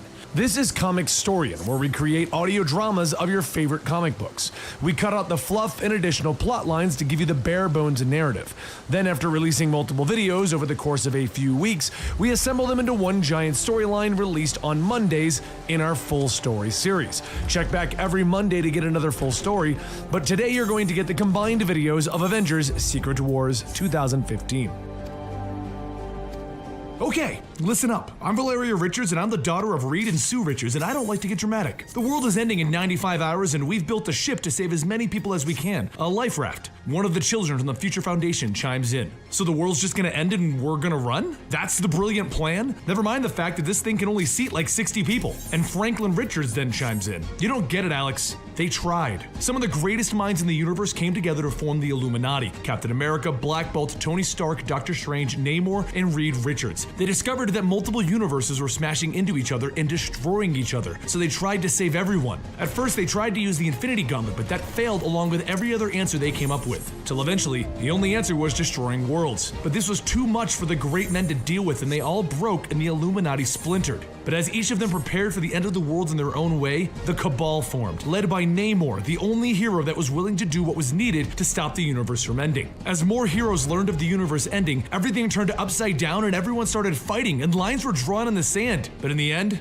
none of it was enough. The kids all went back to work trying to solve the answer to the end of the world themselves. And 4 days passed, leading to the next incursion, the next time two worlds would smash together. The end of the world. But is it the end of the world? Who's been pulling the strings of this event, and why did this event even happen? The whole thing is a plan from the Beyonders, a master experiment to see if they can plan the end of the universe. But Dr. Doom, of all people, learned of this, and he learned of their plan to use Reese, the Molecule Man, of each universe as a bomb to destroy each world. And he stopped it by destroying the world himself. The reason the worlds have been colliding is because he's been ending them earlier than the Beyonders could. Because isn't it worth saving something if you can't save everything? And he now stands before the Beyonders, forcing the final worlds to collide. Marvel 616 and the Ultimate Universe. While he stands before the Beyonders, facing off with beings capable of creating and destroying universes, all of our heroes are attempting to battle against each other, each trying to destroy the other's world to save their own. And while this battle is happening and Doctor Doom is standing before the Beyonders with Doctor Strange, Reed is loading up whoever he can into the life raft in an attempt to save what he can. No one knows what to do. These enemies look like they're friends, but they can't be. They're attacking each other. The world is literally ending, and there is death and destruction everywhere. Everyone is attempting drastic measures to save their own world, from Spider-Man swinging around and saving who he can, to the Guardians of the Galaxy landing to join in, but one man decides to go to the extreme. Cyclops finds where the Phoenix Force is being kept, and he takes it into himself again. It's power that he hasn't felt since the Avengers vs. X-Men event, but it's something that he knows he can use to save the world. While this is going on, Miles Morales, otherwise known as the Ultimate Spider-Man, is crawling around the outside of the Baxter building as Reed is preparing to launch it by getting a hero known as Manifold into the ship.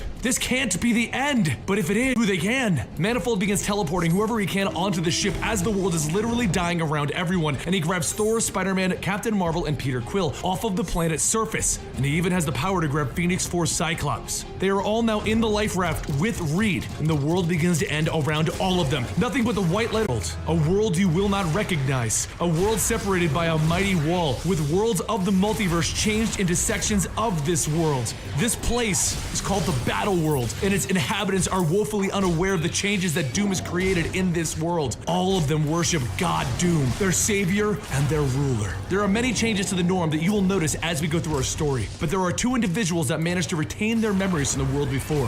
One of them is Doctor Strange, now the sheriff of God Doom's world. The other is God Doom himself. Thor has been changed into a core of Thors. All of the hammers from across the multiverse are now used as a peacekeeping force. And to make matters more interesting, Doctor Strange receives reports of a breach in the Battle World, a ship that has crash landed onto this world when they shouldn't even have ships. So he sends his Thor Corps to examine it, to contain the situation and return it to him. Two of the Thors went to examine the ship, and as they grew closer, the hatch opened, and a spear flew out of the ship into the Elder Thor. He tells his young comrade to run, fly off, and tell the sheriff that they have found death in this ship, just as another spear goes through his head. Out of the ship steps the Cabal. Thanos, Maximus the Mad, Black Swan, Namor, Proxima, Terex, Corvus Glaive, and the Maker. The Maker is the interesting one, though. He is actually the Reed Richards of the Ultimate Universe, but in a universe where he's gone mad. He made his own life raft, and he saved some of the greatest evils in the Marvel Universe. So where is the hero's life raft? Thanos steps forward and grabs one of the locals. Where are we?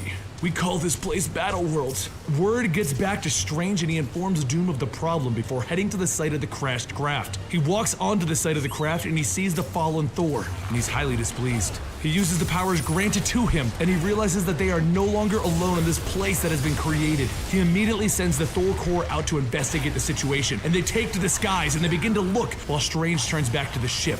Don't make me come in there. That's when Miles Morales, the Ultimate Spider-Man, pokes his head out. Okay, you got me. Look, I have no idea what's going on, but the last thing I remember was sneaking onto, you've been on the ship the entire time? Yeah, like I said, it wasn't my ship. I have no idea who these guys are. All I know is I snuck in trying to figure out what these guys, bad guys, basically, who dresses like that, were doing in the giant dome. Because, like, another world appeared in the sky and, wait, are you telling me you remember before? Meanwhile, back at Castle Doom, God Doom spends a moment with his family. His wife Sue is going on about how she misses her brother Johnny. Ever since he got changed into the son of this world, she has missed him. But he was a rebel, and she accepts his fate. While their children Franklin and Valeria play with Galactus, their giant toy. Sue then goes on to express that Doom should go down among his people. He shouldn't separate himself like this. And then she removes his mask to see his disfigured face, the one thing he couldn't heal. All this power, and he is still damaged. Back with Doctor Strange, the Thor, and Miles, Strange wants to show Miles something. Something he found a long time ago and he's kept hidden from God Doom. Something that he had no idea what it was until now. He walks them to another life raft, and using the power of the Thor, he opens the door to it. The door lowers and Star-Lord asks, "Are we there yet?"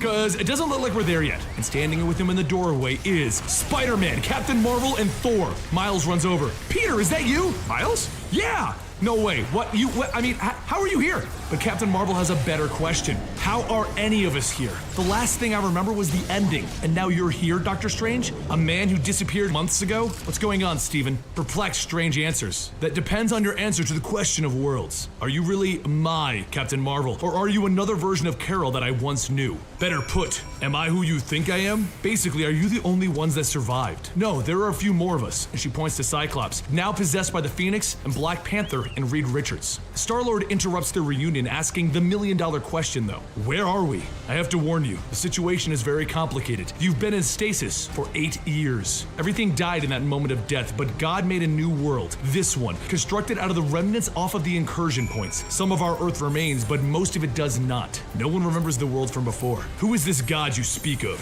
Reed asks. "Doom, Reed. It's Victor Von Doom. He saved us all." Everyone gets a shocked look on their face. Meanwhile, across the world, the Thor Corps has found the Cabal, and they want answers right this second. The Thor Corps begins the battle with the villains right away because, as you would expect, the Cabal isn't about to provide the answers anyone seeks. But these are very powerful individuals, and they take out the Thor Corps without any real problems. Back with Strange in the life raft, he explains why the heroes couldn't figure out what was killing the world, and why the end was growing closer. It was because Doom was doing it. In the end, he ultimately killed the individuals responsible for ending the world, and then he took their power for himself, allowing him to make this new world. Ever since he became God Doom, Strange has stood by his side because regardless of what Strange wants, God Doom has reigned. Miles asks if his world is gone, and Strange tells him, not all of it. Small portions have been saved. Scott, in his Phoenix form, asks though, if you were unhappy with what was created and you had the power to change it, isn't it your responsibility to burn it down and raise something better? Meanwhile, in Castle Doom, one of the Thors falling to the Cabal returns to inform him what has happened, and he shows him the Cabal. His daughter Valeria informs him that the outcome is unforeseen, and that is when they see Strange and his Life Raft members appear out of nowhere. Nothing currently looks out of the ordinary to God Doom though, because it just looks like the mortals of his worlds are fighting other mortals, though their ability to withstand a Thor's hammer is an interesting situation. That is, until he sees Reed Richards in the fight, and this causes him a moment of pause. I have searched the entire battle world for some version of you, and found none. Now here you stand before me. Doom warps out of his castle and into the battlefield.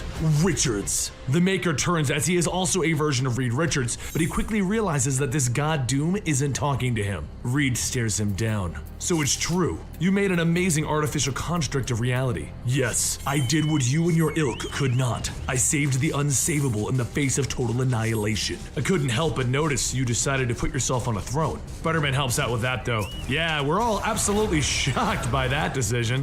A throne? I've had a throne for a while. I put myself a bit higher than that. I am God. Then the ground around our heroes explodes with Doom's might. So Phoenix Scott leaps in and begins to bombard Doom with the power of the Phoenix. He falls to his knees in pain, and Strange sees what's about to come. He raises his hand just as Doom grabs Scott by the throat. And then, as Doom breaks Scott's neck, killing the Phoenix Force, Strange warps everyone out of the battlefield. Where did you send them, Steven? I sent them to the wind. We both know what was about to happen. They would refuse to bow to you, and then you would eliminate them. Call them back. No, you will not test me. I've been with you since the beginning, Doom.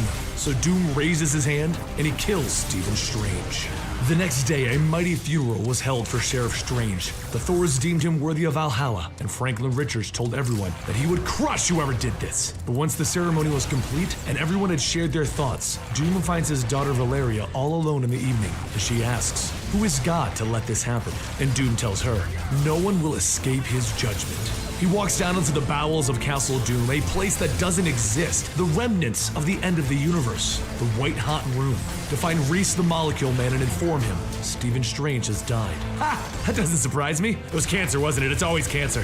No, it was his self-doubt. Interesting. Surprising, really. How could that have happened? He was there, he saw it, he knew the truth. He was only there in the end, Mr. Reese. You were the only one there in the beginning.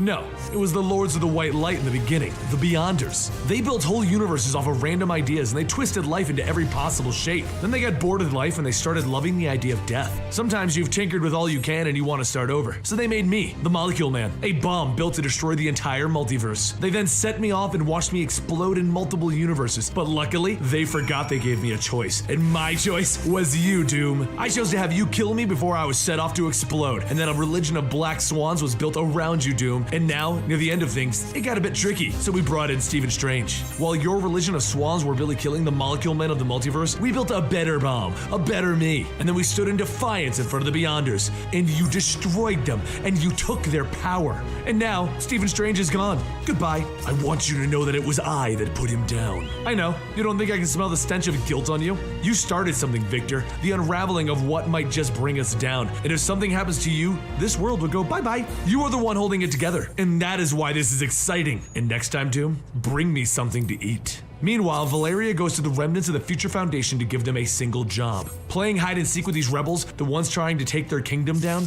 that tires her. So they're reading the spikes of where Sheriff Strange sent these rebels. They don't know why his energy is attached to them, or why he helped them, or why he was killed. But they will find out, and they will find who was responsible. Meanwhile, Thor ended up in Doomguard with the Thor Corps. Namor and Black Panther have ended up together, which is something that hasn't happened since Black Panther tried to kill Namor. Captain Marvel was brought to Baron Sinister in Black Swan while she ended up in Doomstadt with Lord Doom. Valeria tells the kids that she wants to know what happened, what really happened. And while this is going on, Thanos looks on to where he ended up, at the base of the wall that surrounds the battle world, the Shield. 3 weeks have passed as everyone is thrown to the wind and placed in different parts of the battle world. Valeria tells her father that she doesn't have good news. She couldn't find the rebels anywhere, and the only luck they've had was Apocalypse stumbling onto 2 of them. 2 of the villains, Corvus Glaive and his companion, Proxima Midnight. It is Black Swan who informs God Doom of this. Black Swan is one of the survivors of Doom's religious cult from before the battle world, and she has no idea what the plans of her team are. Meanwhile, the Foundation has found multiple drones being built and sent out, and they are coming from Project 42, where Reed Richards of the main universe and Reed Richards of the Ultimate Universe, also known as the Maker, are working on them. They have differing opinions on how to handle the situation. The Maker wants to kill a god, but Reed doesn't want to think about that yet. Reed's answer is to figure out how Doom got the power to begin with, and his answer is to have both Spider-Men working on it, Peter and Miles. They are using Reed's device to track the source of Doom's power, and that's when they run into Valeria, because she is also looking for the source of her father's power. Peter is in shock that it's her, but Val doesn't know who he is. She points them to the trapdoor leading to the source of the power, and she tells them that she isn't going with them.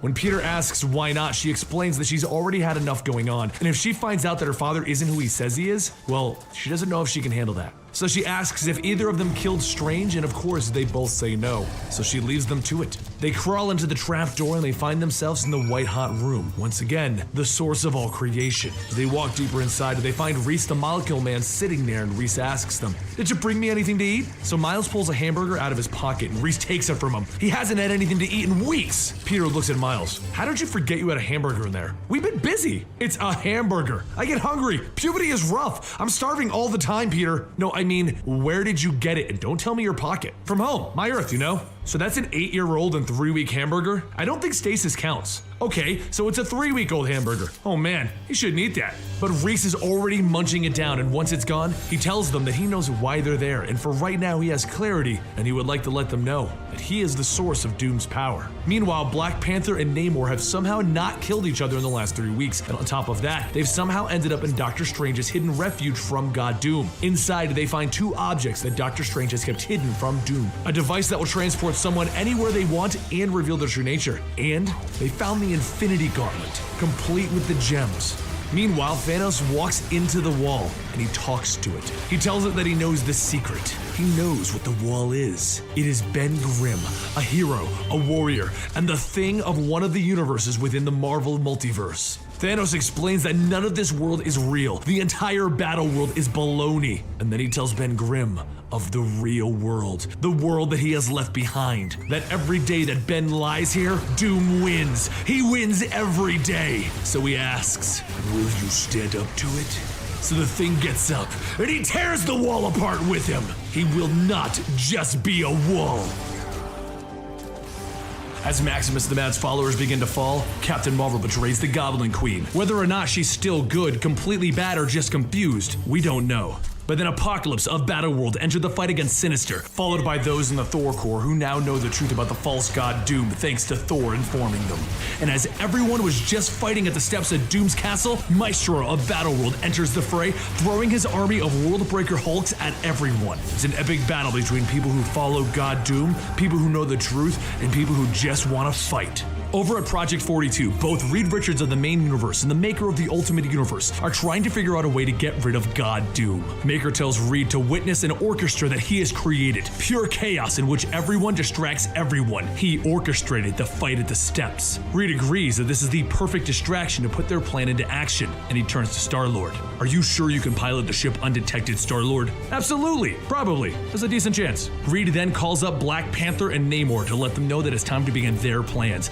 Things are beginning. Black Panther steps up while wearing the Infinity Gauntlet, and he wishes Reed good luck. Namor and Black Panther are both standing in front of the shield, a mighty wall that separates the battle world. And Black Panther tells Namor to stay with the hidden weapons that they got from Doctor Strange's hidden base, and he slides down to the wall throwing explosives at it. Out pours the Marvel zombies, ready to munch on human flesh. They run at him, and as they go in to bite him, he orders them to kneel, which they oddly feel that they must do. He then offers them a second chance, a way to redeem themselves, a path of glory and honor.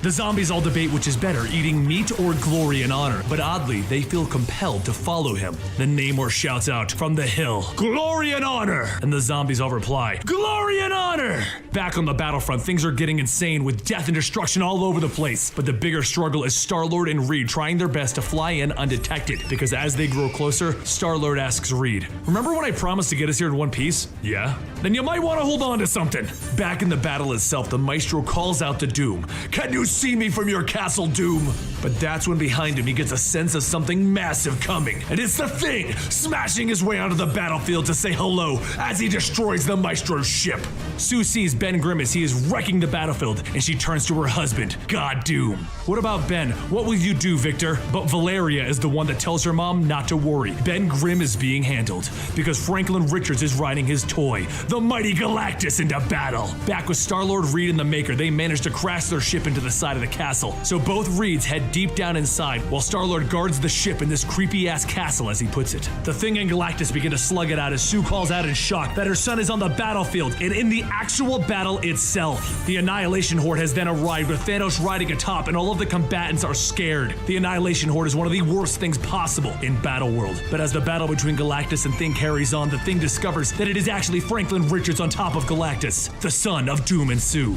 Ben realizes that this is Sue Storm's son, and he stops what he is doing to allow Franklin to punch his head off its shoulders. Sue can't believe what she just saw, and Val tells her it's like watching a movie or being in the theater, and then she turns to her mother. "Do you trust me?" "Yes." "Do you love me?" "Of course I do." "Then follow me." Down with Star-Lord, the Black Swan walks into the room to see what the explosion was, and she finds the ship and Star-Lord. She hits him into a nearby wall, and Star-Lord calls out, "My spleen! My spleen!" as he starts looking around the floor. You see, Star-Lord has been carrying a toothpick around since the start of our tale, and once he finds where he dropped it, he turns to the Black Swan. "Okay, last chance. If you stop right there, I won't use this." Black Swan glares at him. "Empty threats. Just remember, I told you," he says with a grin, and he places the toothpick into the base of the World Tree, the mighty tree that holds up Castle Doom. And it moves, and it grows hands, and it stands up. "I am Groot!" Back with Sue and Valeria, Val leads her mother down to the trapdoor, which leads to Owen and Reese, as she finds both Reed and the Maker there.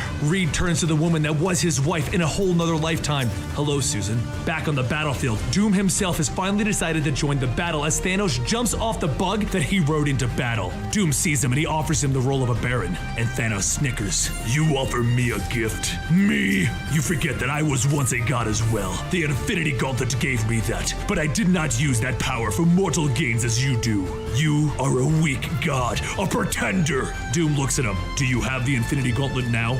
I do not. Yet I remain. Thanos, the great tyrant, is still enough for you. So, Doom punches Thanos through the stomach and rips his skeleton out of his body. At that moment, one of the artifacts Strange was keeping that Namor and Black Panther took opens a doorway right in front of the battlefield, and out pours the Marvel Zombies horde, followed by Black Panther and the Infinity Gauntlet. Doom stands before Black Panther and Namor. This is your doing, isn't it, T'Challa? I helped a little, Namor says, standing with T'Challa. Black Panther raises the gauntlet to the sky and he turns Doom into ice, followed by Namor shattering it with his trident. It can't be that easy. It won't be. Doom begins to melt and reform himself. That hurt. And he blasts the two of them with his power. Let us fight as gods. Meanwhile, back with Sue, Valeria, and Reed, Sue stops him. I know you. You were the ones on the hologram with Stephen Strange when he died. Of course you remember me from there. I had nothing to do with that, Sue. It was Doom. You mean God.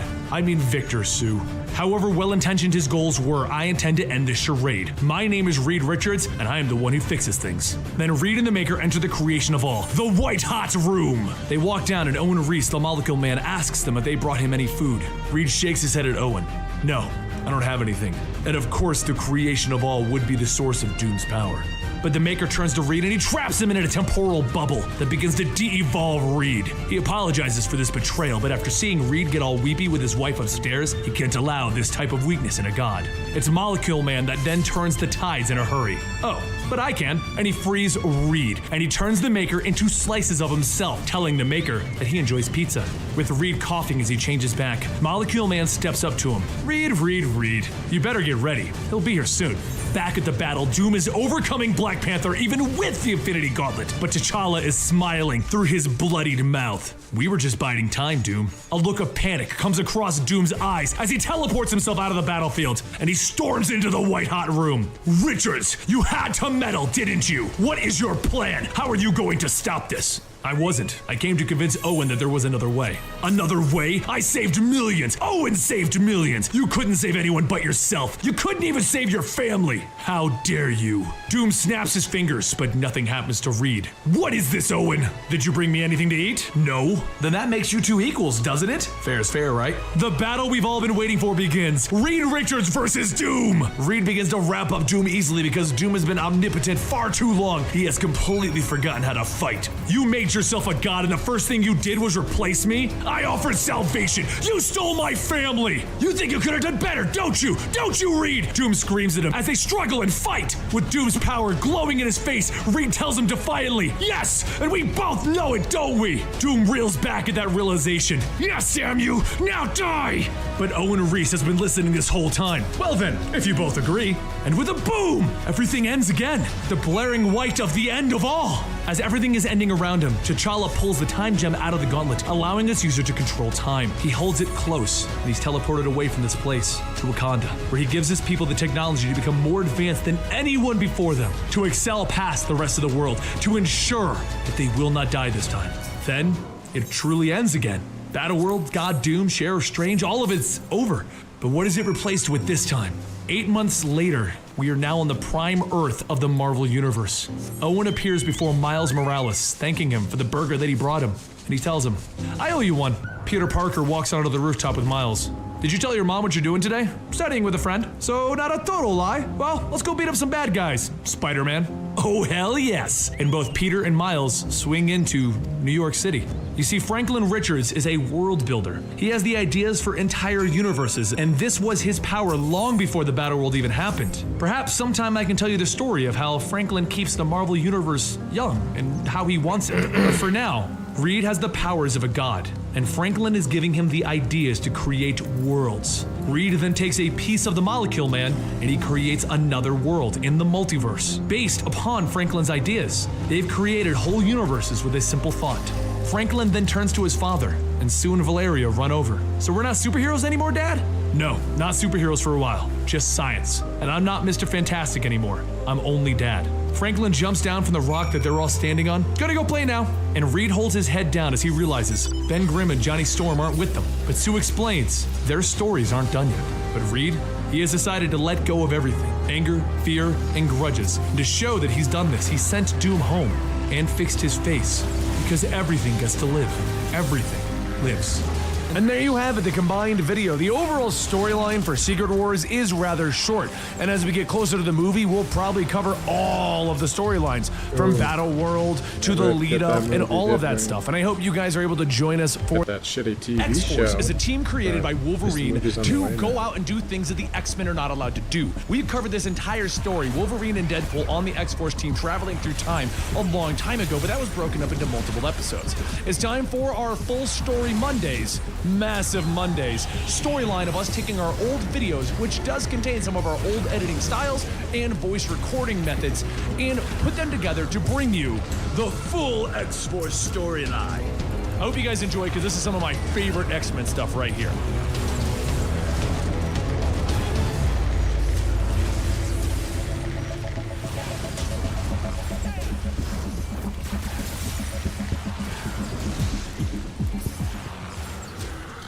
Deadpool is standing on the head of a gargoyle looking down. Why did the nickel jump off the building but the dime didn't? Then he leaps off into the green pool beneath him. Dime had more sense. He lands on a platform and he leaps over the green liquid until he walks into an evil looking room and he looks around. Okay, now that's what I'm talking about. Omnia's fortress of impending doom inspires dread, sets the tone. Then he fires a grappling line onto the structure and he pulls himself up. What manner of evil lies within the Citadel de Cripsville, ponders our hero. He pulls himself up and he looks down at a ritual going on. Individuals surrounding a sarcophagus. A woman is then sacrificed in front of his eyes willingly, and the coffin begins to open up. It's him, no doubt, Deadpool says to himself, but before he can act, he hears something behind him, and a giant beast leaps in at him with an axe. And that's when Psylocke wakes up with a gasp. Angel wakes up next to her, asking if that was a bad dream. The dream that she just had was of her killing Angel, because he lost himself to the Dark Angel inside. Dark Angel is deep inside of Warren, and Psylocke is the one keeping it in check. If she were to remove the hold that she has on his mind and Dark Angel, it would fracture his mind. It would make him broken. But Angel is okay with that. He feels that there are times where Archangel's brand of justice may be needed. He thanks Betsy for her help in keeping Archangel at bay. For everything else, he has X-Force to handle it. But after they talk about their relationship for a minute, a call goes off. And Warren knows only one person that has that line. And if he's not dialing him drunk, it may be an emergency. Meanwhile, over in London, Fantomex is on a job trying to acquire goods that aren't exactly his when Wolverine interrupts the job to make him aware that they have a secret meeting to get to.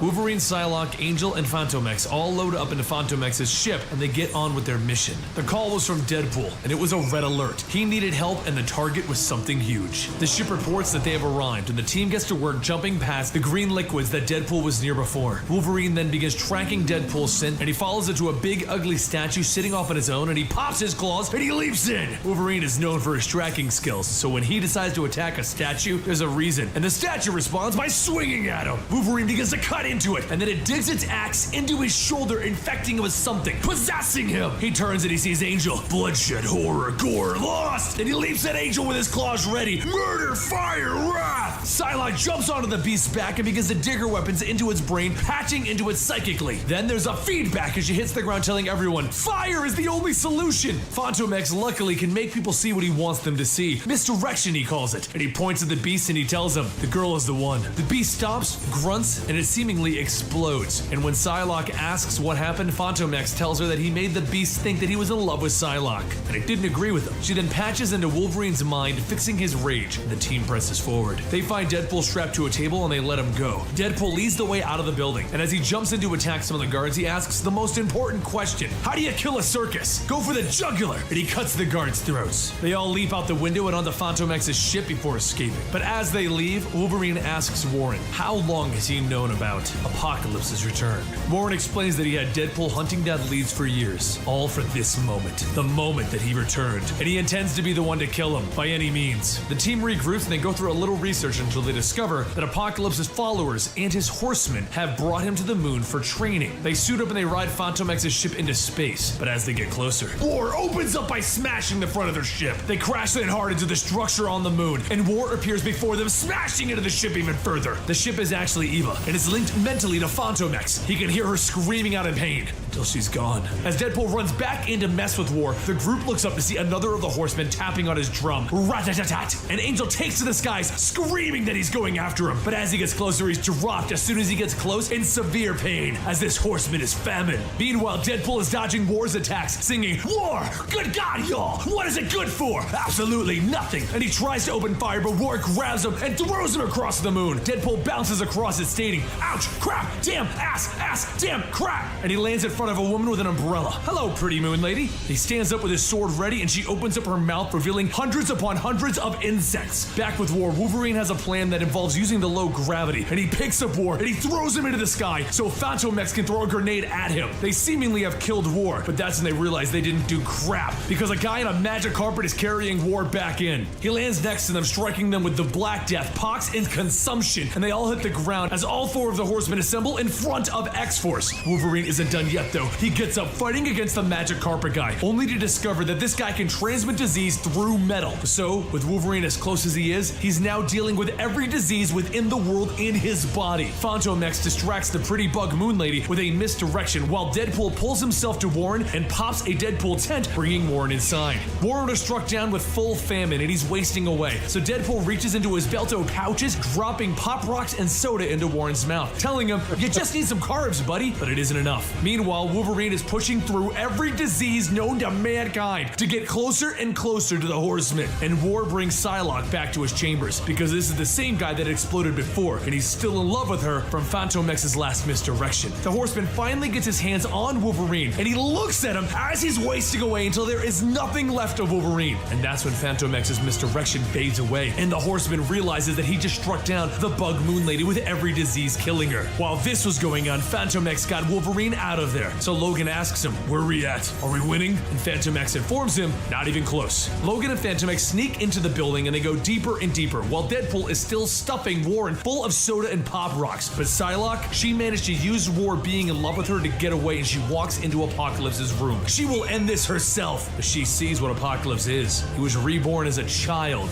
Deadpool decides that Warren needs even more protein if he's gonna pull through this, so he begins to cut off pieces of his own arm to feed to Warren. Warren asks him where he got it from, but Deadpool decides he probably shouldn't tell him. Wolverine and Fantomex jump in, cutting and shooting up as many of the guards as they can as they ride the bodies of the guards down into the chambers of the evil facility. The Horsemen then all walk out and bombard both Wolverine and Fantomex with everything, killing them. Or did they? As Fantomex has once again misdirected them. Eventually, Wolverine, Fanto, Deadpool, and Warren all recover enough to get into the core chamber where Apocalypse is. And inside, they find Psylocke standing in front of the child. She raises her blade to her teammates, informing them that they will not touch a hair on this child's head. Wolverine steps forward. "Okay, Bets, ease down." And Angel tells her, "Man or child, we cannot allow him to live. He isn't a child. He is a bloodthirsty monster." Psylocke stops him there. "No, Warren, he is a child, a mutant child, and if we kill this boy for what he might do, then what does that make us? Heroes who stopped the Armageddon. How can you be certain of that?" Angel and Psylocke begin to go to blows, and he shouts, "Logan, do it!" So Wolverine pops his claws at the child crying, and even Deadpool is stunned. What do they do? This is a child, and Wolverine can't do it. Betsy's right, Warren. We can't do this. So Warren gets up swinging at both of them, and he walks to the child himself. The child begs, "I won't do anything wrong. I swear, I swear." But Warren is determined, and gritting his teeth, he tells him, "You can't help yourself. You are Apocalypse." And then he falls to his knees. "I can't do it." Psylocke runs to his side. "We understand, Warren." And then, blam! A gunshot goes off, and everyone looks stunned as Fantomex took the shot, and he killed the child with a headshot. He walks over, and he closes the boy's eyes, and everyone silently loads up back into his ship, and they begin to fly home. No one can believe what just happened. They killed the child. They killed him in cold blood for crimes that he may commit.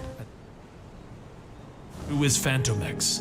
Well, he was born in the world, and using its unusual technology, he was brought into adulthood within a month of real-world time. The world is a product of the Weapon Plus program, and it is a high-tech, self-contained research facility, and after Wolverine, Fantomex, and Captain Marvel destroyed it, it came into Fantomex's possession, and he controls the entire facility. his home. But while he was gone on his last adventure, something happened to it. It changed into something else, and Phantom X began trying everything in his power to purge out the quark that had been placed into his system. He would kill the person who had been put in there, and that person would also be attempting to kill him. He then crawled out of the shrunken facility and left it contained. Meanwhile, in Cavern X, the home of the Uncanny X-Force, Deadpool calls a meeting because he wants to talk. He wants to talk about what happened. They killed a kid. Wolverine is the first to stop him. You called us in for therapy? Yeah, I don't know, Logan. This isn't what I signed up for. Wrong. This is exactly what you signed up for, to the letter. We took on something terrible for the good of the entire world. How can you say that? We walked into a room and we saw that he was a kid. We all agreed it would be wrong to kill him. We all agreed on killing Apocalypse. I don't lose sleep over it. We did the right thing. And Psylocke stops him. Who are you trying to convince, Logan? Everyone storms off, each with their own opinions as to what happened and how to handle it. And while this was going on, Phantom X went back to his home with the woman that he called Mother. He explained where he had been, doing deeds for the greater good. And as he convinces her that everything will be okay, the wall blows up and in walks a Deathlock. He opens fire on Phantom X as he tries to save his mother, but then another Deathlock walks in, one that looks like Elektra. Two more Deathlocks walk in, Captain America and the Thing, and Phantom X knows what this is. They're after the world. He begins jumping around them, trying to take out two of the greatest superheroes in the Marvel Universe, but since they are now slower cyborgs, he's able to get one over on them. Deathlock Captain America then slips away and grabs the world, while Phantom X is distracted by Deathlock Spider-Man as Spider-Man is holding his mother. Don't hurt her, he yells out to him. And then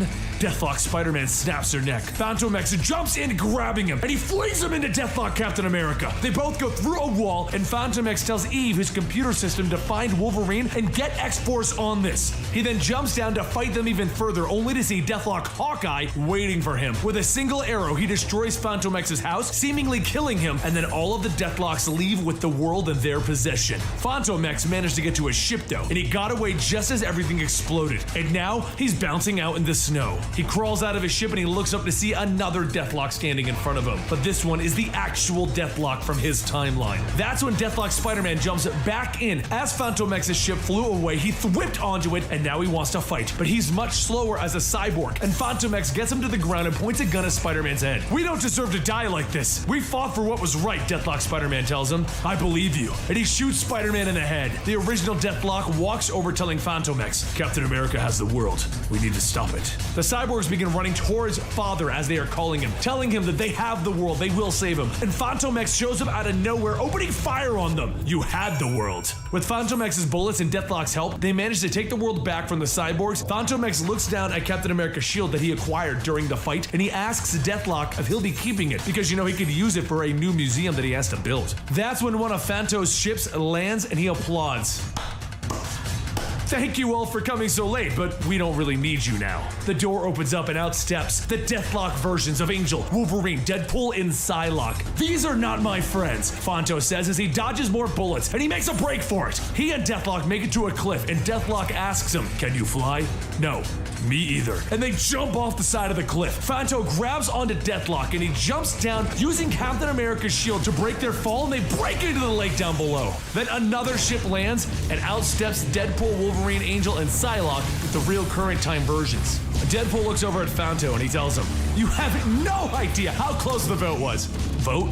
If we were gonna leave you to die or save you. Wolverine then tells Wade to shut it and asks Le Pew what the story is. So Phantom explains that Mr. Robot Guy and him are holding an unconscious cyborg Captain America and the fate of the world in their hands. They load the cyborg Cap into the ship and Phantom explains what they're after. After explaining why he didn't destroy the world the first time that he and Wolverine stopped it, they patch into Cyborg Captain America's thoughts and they see who's controlling them. In an alternate future, a program known as Operation Deathlock was started, and every hero that they dropped was changed into a Deathlock, adding to their numbers. The heroes had become their own judge, jury, and executioner. They welcomed the change, and in the end, everyone was a Deathlock. The plan had succeeded. So Wolverine demands to know why they came back in time if their plan had worked, and Cyborg Cap explains, because of Apocalypse. Angel tells him that that is impossible. They killed Apocalypse. Why send back an army of Deathlocks to kill Phantom X? He's the one that killed Apocalypse. And Phantom X interrupts, stating the obvious. None of this matters. If they can kill Father, they'll end this. So where is Father?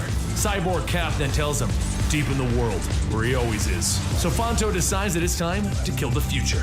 And he moves out to the desert, which is the perfect place to expand the self-contained laboratory known as the world. They walk inside and Fantomex locks them in and shoots the lock. Why did you do that? Do you think it'll lock even tighter? Psylocke asks him. It works in the movies. He tells her as they walk deeper inside. Then they split up to cover more ground. The team ends up fighting against the defenses and the cyborg versions of themselves. And it's Deadpool that finds the father. And as he prepares to kill him, he takes a knee in front of him, and the father refers to Deadpool as his favorite son. Meanwhile, Fantomex has found his way into a lab within the world, the one where his own project is being kept, the one that he's trying to keep secret from X-Force and Father. He needs to ensure that it will remain safe. But that's when he sees a line in the computer coding, one that states, "I know what you've been working on, and now I know where it is." Fanto is confused. How could Father have tracked him unless he's been misdirected the whole time? He turns around, pulling his gun out into the face of Deathlock, the person that was supposedly following him to help him. Deathlock then begins to change into the cyborg version of Fantomex. He's been misdirecting himself the whole time. Fanto thinks to himself, it's a little off-putting to be misdirected, and he begins to fight against his own future cyborg self. Luckily, that's when Fanto's own experiments begin to activate. Weapon 15, Ultimaton, and it blasts the evil Fantomex. Then Cyborg Wolverine jumps in to keep fighting Fanto. He shouts out for Ultimaton to seal up the lab, and that's when he gets clawed in his back. Back in Father's room, though, Deadpool is watching this happen on a computer screen, and Father tells him, Fanto is a spoiled child, and you are the proper heir to everything. As they watch Fanto dying, Father tells Deadpool, your father is so proud. You'll get a cake for this, Wade, and a kiss on the forehead as I tuck you in. Deadpool thinks to himself, yeah, that's gonna be wait a second. Did that creepy old man just say he was planning on kissing me and tucking me in? No, that doesn't sound right. And he turns around, cutting off Father's head, as he calls him the creepy uncle. With the death of Father, all of the Deathlocks vanish because that timeline doesn't exist. Everyone meets back up at the edge of the world, and Deadpool arrives with Father's bloody head on the end of his sword, telling everyone, he was a loafer. Then, as the original Deathlock looks into the deep depths of the world, Fantomex tells him it's time to go. There's nothing to see here. So what was Fantomex working on that he needed to protect? Well, the world has the technology to create super soldiers and clone individuals. And deep down inside, Fantomex is raising his own clone of an individual. Someone named Sabadne, or you may know him by his more common name, Apocalypse.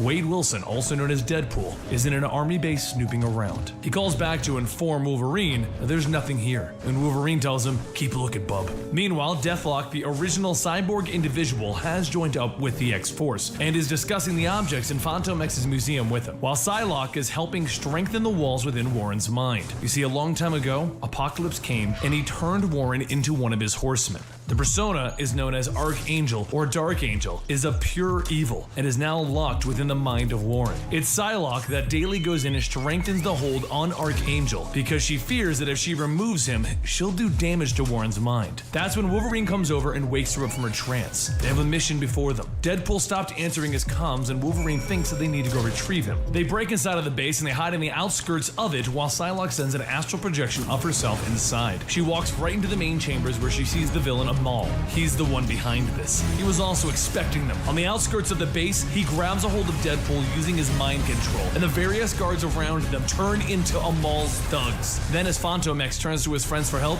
he sees that Amal's also taken hold of Angel and Wolverine. Idiots. Why am I the only one with a telepathic dampening field? Fantomex says as he begins to lift up Psylocke's body. Deadpool leaps in at him, and then Wolverine jumps over, cutting off Fantomex's arms. Except none of it happened. Fantomex misdirected them and made a break for it with Psylocke's body. Meanwhile, on the mental landscape, Psylocke and Amal are battling it out. Amal digs deeper into Psylocke's mind, pulling out the bad memories and the other thoughts that she doesn't want Amal to have. Realizing what he's done, she gets out of the mental landscape, kicking Wolverine in the head as he's about to kill her, and then she begins to run off because she knows what she has to do. She begins to sprint across the base looking for Warren. She finds him off on his own and she hits him right away with sleep, dropping him. Then she enters his mind, but she finds Amal has already entered the memory memory in which he locked away Archangel. Amal walks into the room that is the cell for Archangel, and he lowers it. He'll use Archangel against her, but Archangel murders Amal's mental projection, greatly disrupting him. He then takes control of the body that is Warren, and he murders the guard next to them. Psylocke, Wolverine, Phantom X, and Deadpool all walk into the main room where they see Angel standing over the dead body. They all watch as he doesn't say a word before walking out of the base. A few short days later, Amal heads over to a well-known journalist to let him know that he has information on a certain X-Man and a certain Avenger who are both working for a Black Ops team murdering people.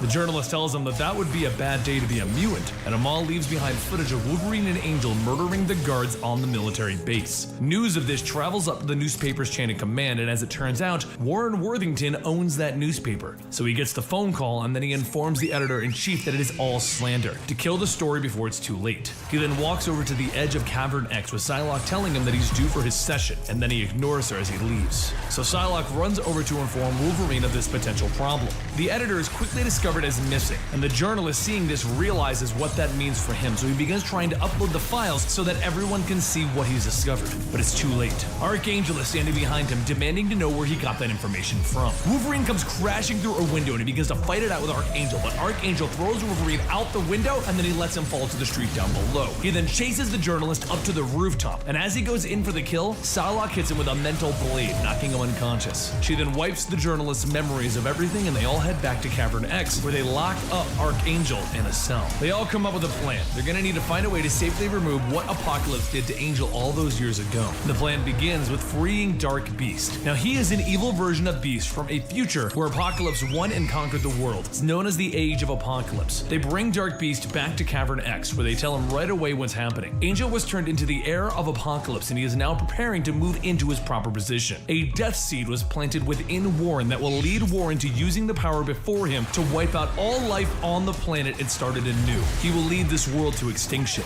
But since the Celestials are the ones that created the death seed, which can lead to the end of all, they also created a life seed. The only problem is that the life seed, which will free Warren from what's going on with him, won't be created on this Earth for centuries. So they're going to need to go to the only place that he knows one exists, the Celestial Garden in the Age of Apocalypse, his hometown. So the plan is set. They will travel to an alternate future where Apocalypse has already won. They'll get the life seed and return to free Warren from the hell that he's going through. X-Force and Dark Beast enter the portal and they arrive on a hellish landscape. Dark Beast then leads the way as they move towards one of his old labs. It is there that they find the life seed that he acquired long ago. But that's when Nightcrawler appears before them, wondering why Dark Beast would bother returning to this time period. And if it's for this particular item, then this item must be important. Dark Beast tases him, dropping him to the ground, and Logan walks over trying to explain the situation to Nightcrawler. But the moment that he sees Logan has his hand, he assumes that Logan is a clone, and bam, he is gone. Psylocke tracks him out to the streets, and the group runs outside to find him, but that's the moment that Sabretooth jumps on Wolverine. The two arch enemies begin swiping and clawing at each other while Deadpool finds Nightcrawler. Nightcrawler exclaims that he is the one that killed Deadpool the first time, so he'll use the same plan, and he bams behind Deadpool, cutting off his head. Then, he didn't, because Deadpool's head and body vanished. It was another misdirection from Phantom X, and Phantom X and Deadpool now have the life seed and they're making a break for it. Psylocke stops Sabretooth and Wolverine while Nightcrawler catches up to Phantom and Deadpool, and in the fight, the life seed hits the ground. That is the moment that Sunfire needed to swoop in and grab it. Then, just like the others, he decides that if Dark Beast needs this, it's not good, and he flies up into the sky, throwing it far away from him and blasting it with his powers, destroying it once and for all. To make matters worse, while they were messing around in that fight, Dark Beast walked back to the portal, and then he used it to go back to their Earth, stranding them in the Age of Apocalypse. Once the X-Men of the Age of Apocalypse realize that there is more going on here than Dark Beast making a bunch of clones, they decide to play nice, and they bring these younger X-Men to their base to meet their leader, Jean Grey. This is a bit odd for Wolverine, as he is still in love with Jean, but in his timeline, she died. In this timeline, she married Logan, and then he died when Apocalypse took over. They are both confused by their feelings for each other because they aren't the versions of each other that they fell in love with. But as they finally give into it and lean in for a kiss, something arrives at the window behind them. A giant sentinel. He begins to walk through the glass wall, and he begins to target Jean, so she channels all of the power that she has as she blasts the sentinel with the power of the Phoenix. Wolverine then asks if this happens a lot, and she tells him that this is the first, meaning that Apocalypse's forces know where the resistance is now. So they discuss many plans, and they decide that the best course of action at this point would be to attack Apocalypse's forces first and get the other seeds. You see, Dark Beast was lying. There is more than one seed, and the other ones are inside of a defeated Celestial that is on planet Earth. The Resistance also found a mutant with the ability to jump people between between dimensions, Gateway, and using him, they can get everyone home. So the plan is set. Attack the Celestial Garden, hopefully pushing them back for the Resistance, get a life seed, and go home saving Archangel. Seems simple enough. While they prepare for their mission, Phantom X decides that it's time to tell Psylocke what he sees in her and Warren's relationship. And he informs her that she doesn't love Warren. She loves being needed. She punches him across the jaw, telling him, "How dare you!" So he raises his mask and he kisses Psylocke passionately, only to be pushed away when she tells Phanto that she won't be giving up on Warren. With that, everyone loads back up into Phantom X's ship and they begin their assault. As they walk into the base, Wolverine suggests that Jean and her team come with them. Come back to their world. It's so much nicer than this place. There's no reason for them to stay here. This fight is lost. And that's when the Blob lands in front of them, and behind him is the Black Legion, Grim Chamber, White Cloak, Iron Ghost, Zombie Sentry, Blob, Orange Hulk, Demon Oct, and Beta Red.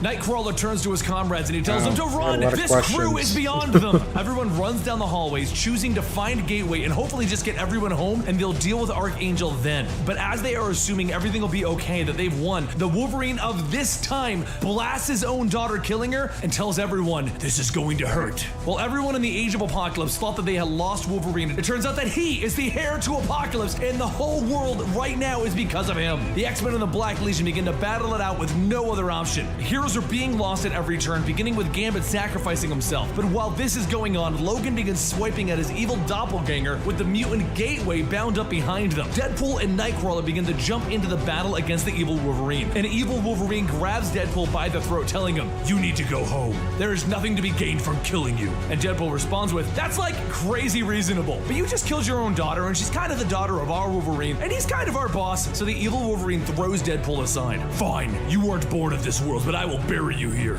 Then Jean tells everyone to stop as she floats over to evil Wolverine. They were married, they were together, and he traded it all in for this fate. He invites Jean to join him. Once the culling is done, they can live happily ever after right here. She considers it for a second, she legitimately does, and then she bombards him with the power of the Phoenix. It doesn't even faze Dark Wolverine as he smacks her aside, and then he picks her up and flies off. He will force her to be his dark bride if he has to. But as he's preparing the ritual, Wolverine and the X-Force leap in on top of him now that they've accomplished all of their separate missions. And Deadpool says it best, hot Wolverine on Wolverine action. With everyone swinging at evil Wolverine, he is slightly distracted, and Psylocke tries to patch into his mind, but he has defenses and he throws it back at her. Then as our Wolverine goes in to rescue this version of Jean, Dark Wolverine cuts him in half with a laser beam. Then everyone vanishes because it didn't happen. Phantom X is at it again. Psylocke then realizes that Phantom X is back, which means he must have all of those extra life seeds that they found inside of the Celestial. "Use one of them on Dark Wolverine," she shouts at him. "Make him normal again." And Phantom holds up the seed with a sad face, telling her, "There's only one, Psylocke, and if we use it, we can't save Warren." So Jean tells the X-Force to take it and leave. Wolverine turns to her, "There's no way I'm leaving you with this chump." He then turns to the X-Force, "Take that chump down." But even Phantom X can see that Wolverine's judgment is clouded. Jean sees that he won't give up, so using her powers, while her resistance holds back the Dark Wolverine, she lifts up the X-Force. Wolverine tells her to stop. "I won't let you do it. I won't abandon you again, Genie."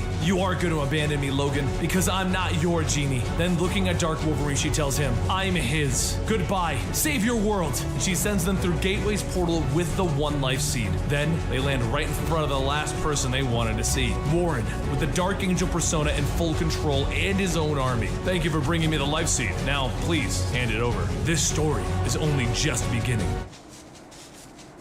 Wolverine, Phantom X, Deadpool, and Psylocke now all stand ready to do what they have to, with Deathlock bound by Angel's followers already. Phantom X uses his powers of misdirection right away, only to fall to the ground, with Dark Beast telling him, "We've got a plan in place to prevent that." So Wolverine gets his claws ready. "Worthington, you son of a bitch! I haven't used any incendiary language. Why escalate things?" Wolverine dives in, slashing up Warren's armor, but then a child named Genocide that looks like pure radiation blasts away half of Wolverine's body, bringing it down to the bones. Psylocke runs to his side in an attempt to block the nerve endings in Wolverine's body so that he can't feel the pain, and then she turns to Warren. "How could you do this?" And Warren calls for Famine, one of his horsemen. Deadpool sees him. "Oh, come on, not the Jenny Craig drum machine." Then he hits the ground, instantly starving. "Ugh, that feels awful, like diarrhea made of sadness and anger."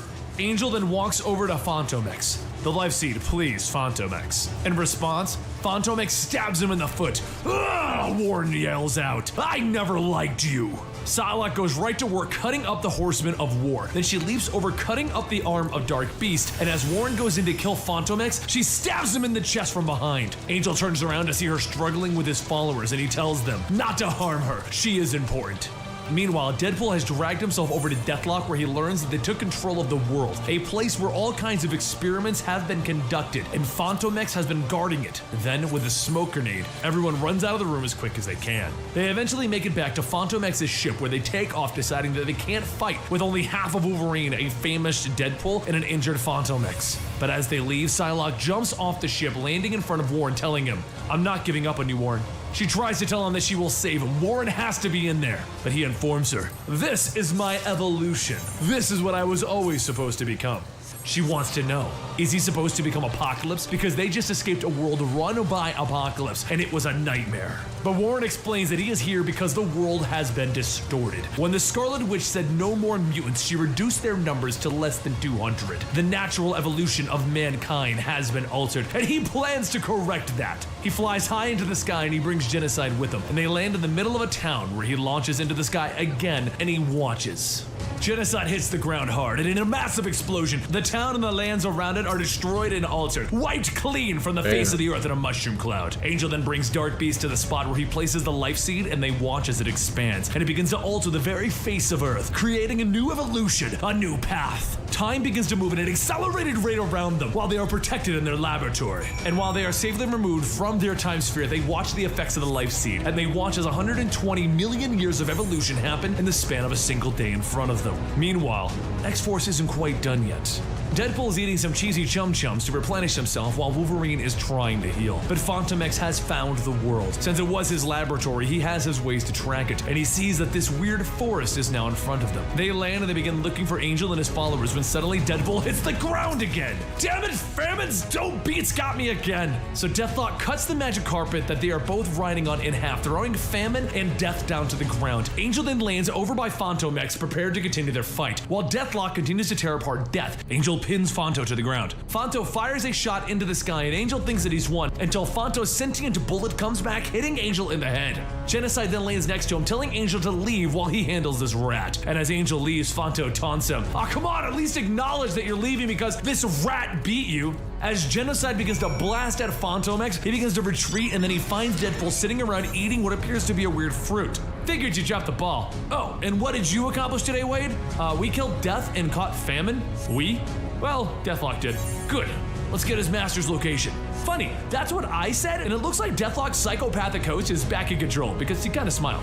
Meanwhile, back over outside of San Francisco, Angel reports back to Beast that Death is dead. Beast informs him that he'll need to pick a new Horseman of Death, and then they both fly up to the dead body of a Celestial, as it appears that a Celestial's decision was to force evolution, and Angel serves evolution.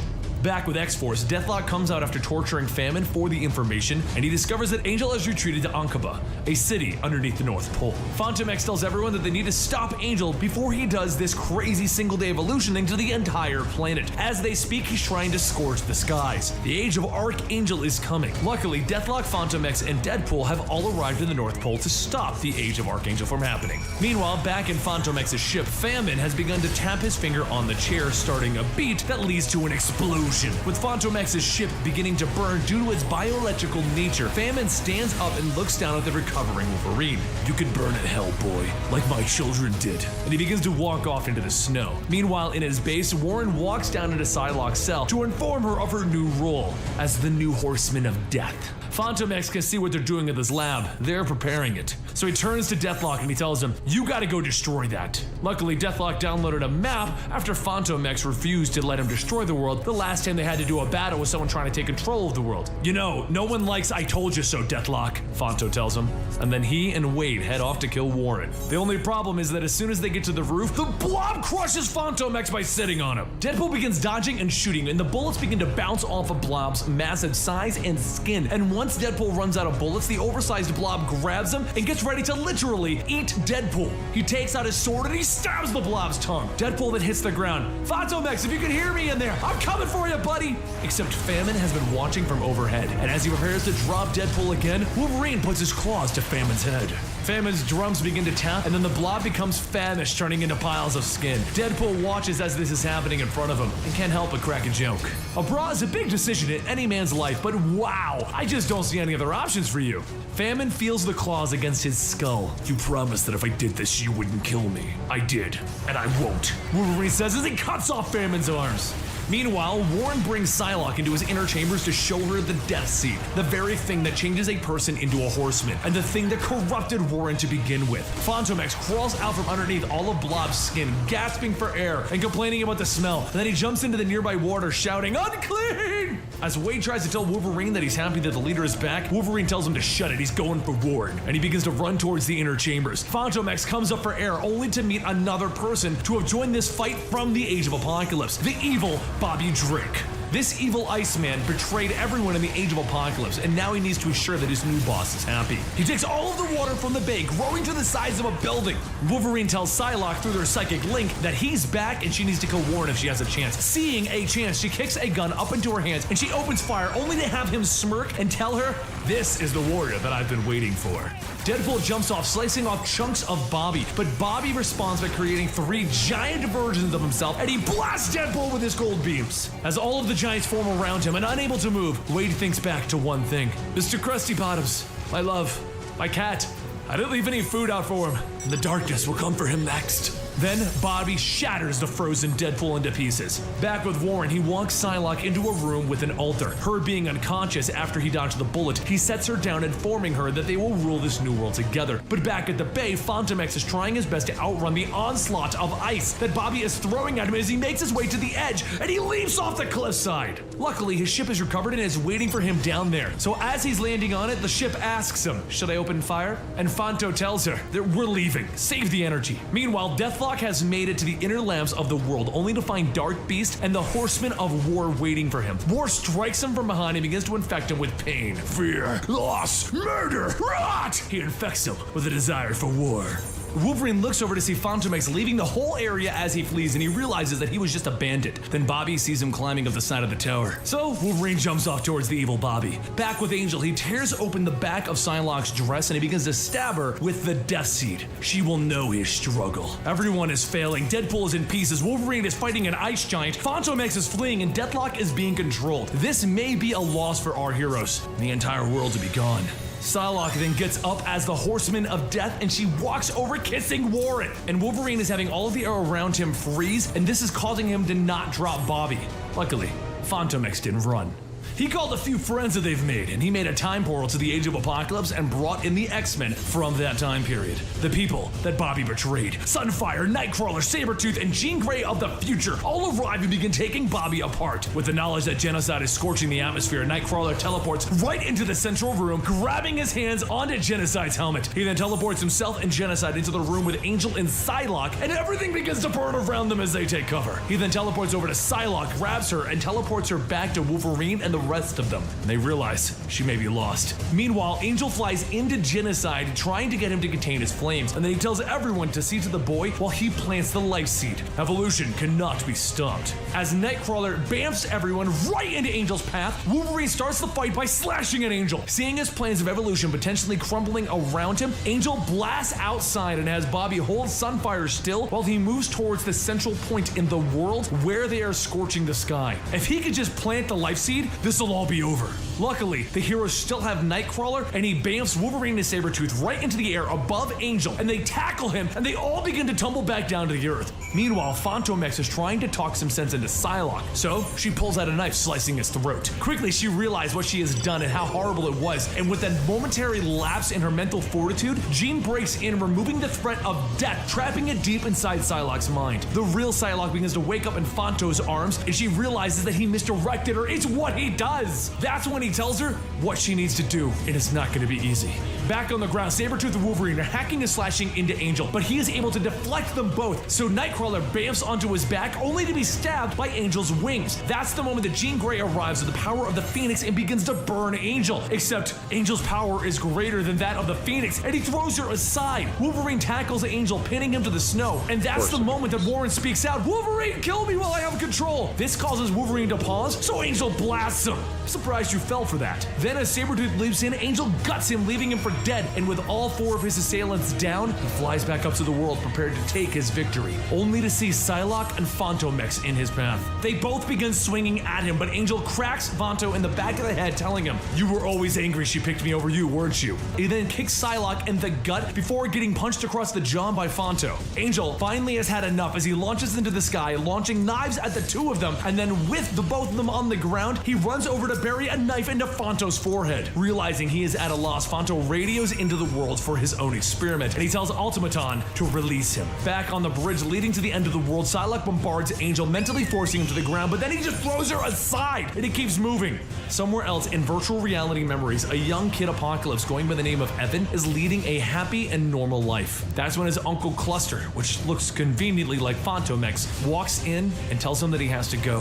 What he's been learning and preparing for is here, and he wakes up from his perfect world into the real world with a suit in front of him. Automaton informs him, "Evan, it is time for you to save us all."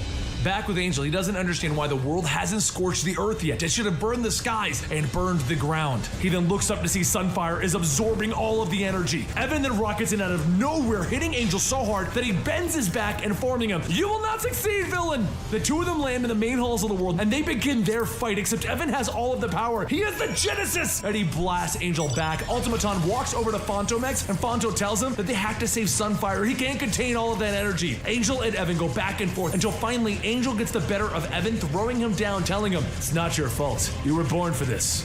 And then with him finally having won, Psylocke stabs him with the life seed. He hits the ground, and he looks up at Psylocke. "Betsy, where am I?" But then the change begins, as beams of light begin to pour out of him. Meanwhile, Sunfire is finally absorbed by the power that he's been trying to stop. Fanto tells Automaton that he needs to save Sunfire. He can't die for a world that isn't his own. But it's too late, and he burns up, having prevented the Age of Apocalypse, or the Age of Archangel, from ever happening. Warren hits the ground, and Psylocke hits her knees at his side. "Warren, it hurts so bad. Dying, Bets. I'm really..." "No, you're fine. It's gonna be okay, Angel. Just close your eyes." So he does. And instead of feeling the pain and feeling his own death and mortality, Betsy gives him what they both want: a life together. She gives the 2 of them the mental image of an entire lifetime, where they got married, they had kids, they teach their kids, and they grow old together. And as Warren is dying of old age, he holds Betsy's hand and tells her that he loves her. And she tells him that he deserves all of the happiness in the world. She then kissed him on the forehead, telling him he was her hero. Back in the real world, Fanto tries to snap Psylocke out of the trance that she placed herself into. He tells her that they have to go as the world is crumbling around them. And with tears in her eyes, she tells him to leave her here. Leave her! But he won't. He takes her to the ship where Automaton and Evan are, and they blast off, and they land in the snow far, far away, where they find Deathlock and Wolverine. And, to make things even better, Deathlock collected up all of the pieces of Wade, because he loves him. Deathlock explains that he loves all of them. He had to learn to love to defeat war. And as Psylocke looks into the snow, she sees Warren walking through it. She runs over, kissing him and calling his name. And with the world burning behind them, he asks her, "Who are you?" The life seed remade him as an entirely new person. A true angel. He is no longer Warren Worthington. Now, the Britain Corps has kidnapped both Fantomex and Psylocke. She questioned why he chose this to be involved in with everything that's been going on in the world of the mutants recently, and he explained that because they are in other worlds, it is the duty of the Captain Britain Corps to watch the entire Omniverse, not just his home world. Otherworld is the home of the Captain Britain Corps, and the court of Camelot ruled by King Arthur. It is a world of magic and intrigue, and also where Captain Britain has taken Psylocke and his new prisoner. Psylocke asks him why he has brought her here, and he explains, for the battle Battle of Otherworld. Brian walks her through the castle explaining that they need her and they have no idea who's behind these attacks. But the person behind the attacks, their goal is to reach the Tower Omniverse. Her other brother, Jamie, explains that whoever they are, they know the core well as they've anticipated every move, and that's why they needed to bring Psylocke back. It's one move that no one would expect them to do. Elsewhere, back on Earth, Deadpool, Wolverine, and the Age of Apocalypse version of Nightcrawler that is now joined X-Force are fighting it out with villains when they get a call from Ultimaton. Psylocke and Phantom X have been abducted from X Cavern. That's when Brian explains to Psylocke that they took Phantom X to answer for his child-killing ways. Phantom X is an anomaly. He only exists in one reality. Because of that, the punishment will be severe. After his trial, if he is deemed guilty, they will sentence him to being erased from existence. No one will even remember him. He tries to argue that he prevented a war, or possibly 7, but they don't care. They deem him guilty, and they deem the punishment to be severe. The argument is that they have no evidence that the child Apocalypse would have ever actually committed his crimes. They only have facts, and the fact is, Phantom X killed a child. Meanwhile, Wolverine has rounded up Gateway, a friend that can teleport people anywhere, and they have tracked Psylocke and Phantom X to a dimensional disturbance, a doorway to Otherworld. Ultimaton explains that Otherworld is the source of magic, a dimension outside of dimensions, where the denizens guard the intersection between all of reality. Deadpool, with his typical wit, comments, "Magic Land, eh? Well, I'm a 16th level ranger in Advanced Dungeons & Dragons. Chaotic neutral. Saving throws, oh plenty." As they walk in, Wolverine tries to calm him down. "Ain't really like that weed. It's a striking place. Green hills, fairies, pixies, kindly old wizards. I don't think we'll..." But as they enter Otherworld, Deadpool's head is cut off. "Ah! Kindly old wizards!" he says as his head goes flying. The team just walked into the middle of a fight between the Britain Corps and the attacking forces, and they see the leader of the enemies, a goat-headed man casting rather large spells. Meanwhile, Psylocke dons her Captain Britain outfit and prepares to fight with her family. With all of this happening, Phantom X has been placed into a machine that will inject him with a substance that will erase him from existence. No one will even remember that he existed. He feels the injections going into his head, and he feels his brains starting to give up on life. He has 3 brains in his head, and slowly, he loses one, then another, and just as the third is begging to be put out of its misery, Psylocke breaks the cell open to free him. Phantom X looks at her confused and disoriented. Mother is gone. Father has killed her. Cold. I want to go home. She grabs him and pulls him out of the machine, only to turn around and see her brothers waiting there with the Captain Britain Corps. Her brother tells her to just leave Phantom X here. In a few moments, you won't even remember him. But she blasts everyone with psychic power and walks out of the castle. Back with Wolverine, he jumps at the goat-headed man, prepared to end whatever this conflict is, except with one simple spell. The goat man grabs Wolverine by the orb of metallium, and he watches as it crushes Wolverine's skull, compacts his brain, twists his spine, and breaks his joints. Nightcrawler looks up at the situation and exclaims, "Mein Gott!" before he teleports up to grab Wolverine and then teleport them both onto the back of a skeleton horse. He then rides over, grabbing Deadpool's body, and then he grabs Deadpool's head by shoving a sword in the back of it. And Deadpool tells him, "This place is like an enchanted vacation." Back with Psylocke, she tries to make it to the door leading back to Earth 616, but instead, Jamie appears before her, telling her to stop. Phantom X is a murderer, so she is forced to jump out of the castle and out into the open world of Otherworld. While Brian would have chased after her, he gets distracted as word is the Goat Man is attacking a nearby village, the one that he sent his lover Magan to. So, his priorities are slightly altered to go save her. Back with Nightcrawler, he gets everyone to Magan's town to see them all relieved to see Wolverine and the X-Men. She's so thankful that Earth would send them to help, but Wolverine explains that they are here to recover Psylocke and Phantom X, and if Brian gets in his way, they're gonna have a whole nother war in their hands. Meanwhile, back with Psylocke, she has run out of options and decided to bring Phantom X to the Forest of Sorrows to see if Krokruel will help them, someone her father banished ages ago. While he may not like her or her family ties, he does have the power to wipe the poison out of Phantom X's mind. But he refuses until she offers something that he needs, the only thing that she could possibly trade him for Phantom X's life. Back at the Britain Corps' base, they're trying to figure out how Goathead had access to the mythical orbs. The orb that he used is one of the 3 with immense power, and they were supposed to be held by Merlin, but somehow they had it to use against Wolverine. And to make it even more confusing, the orbs are still right where they were left, locked up in the Britain Corps' vault. So, where is Goathead getting his power? Then as Brian and Jamie try to put this together, the capsule is suddenly under siege by the undead awoken by the orb of necromancy. How is he doing this? And to make matters even more challenging, the goat-headed man has sought out an old villain of Phantom X's, the Skinless Man.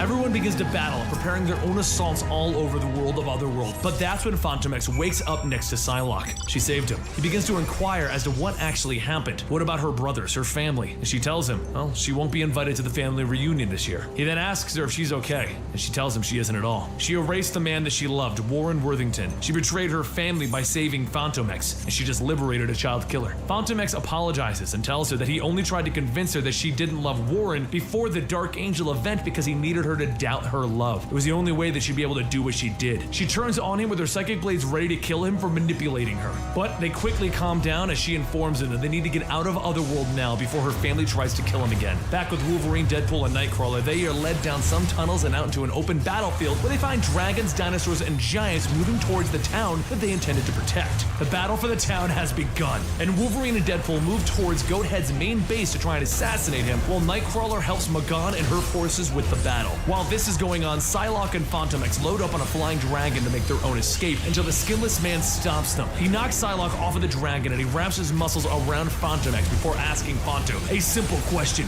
where is my skin?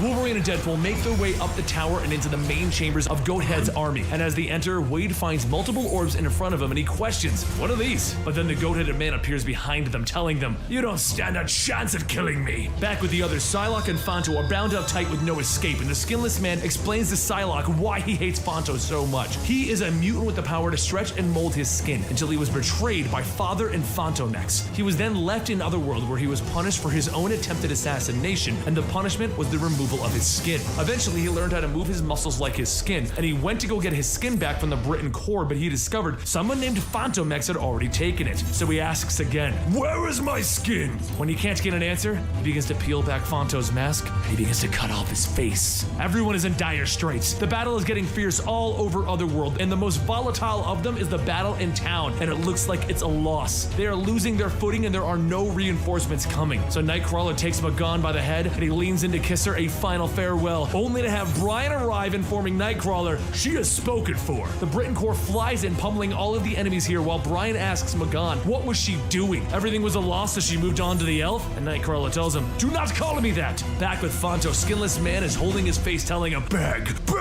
Luckily, Psylocke is a psychic, and she uses everything she has to shut off Fantomex's pain receptors and shut down Skinless Man. She wasn't using her powers because it would make her family aware of their location through their psychic link. Fanto gets up, putting his face back on so that it can heal, and then he puts his mask over the wound. But when Psylocke opened up her mind, she saw that the rest of X-Force had come to Otherworld to save them. It's time to reunite the group. The battle rages on while Wolverine and Deadpool are thrown around by the goat-headed man, except that he's about to win over them, and that's when Merlin and Roma arrive. Awoken from their sleep, they intend to shut down the goat-headed man, except they didn't wake up, as it's another misdirection from Fantomex, and the goat-headed man can see through it, shutting it down. Psylocke hits the ground as she tries to pry into the goat-headed man's mind to find out who he is and how this is all happening, and that's when everything makes sense, and it's horrific.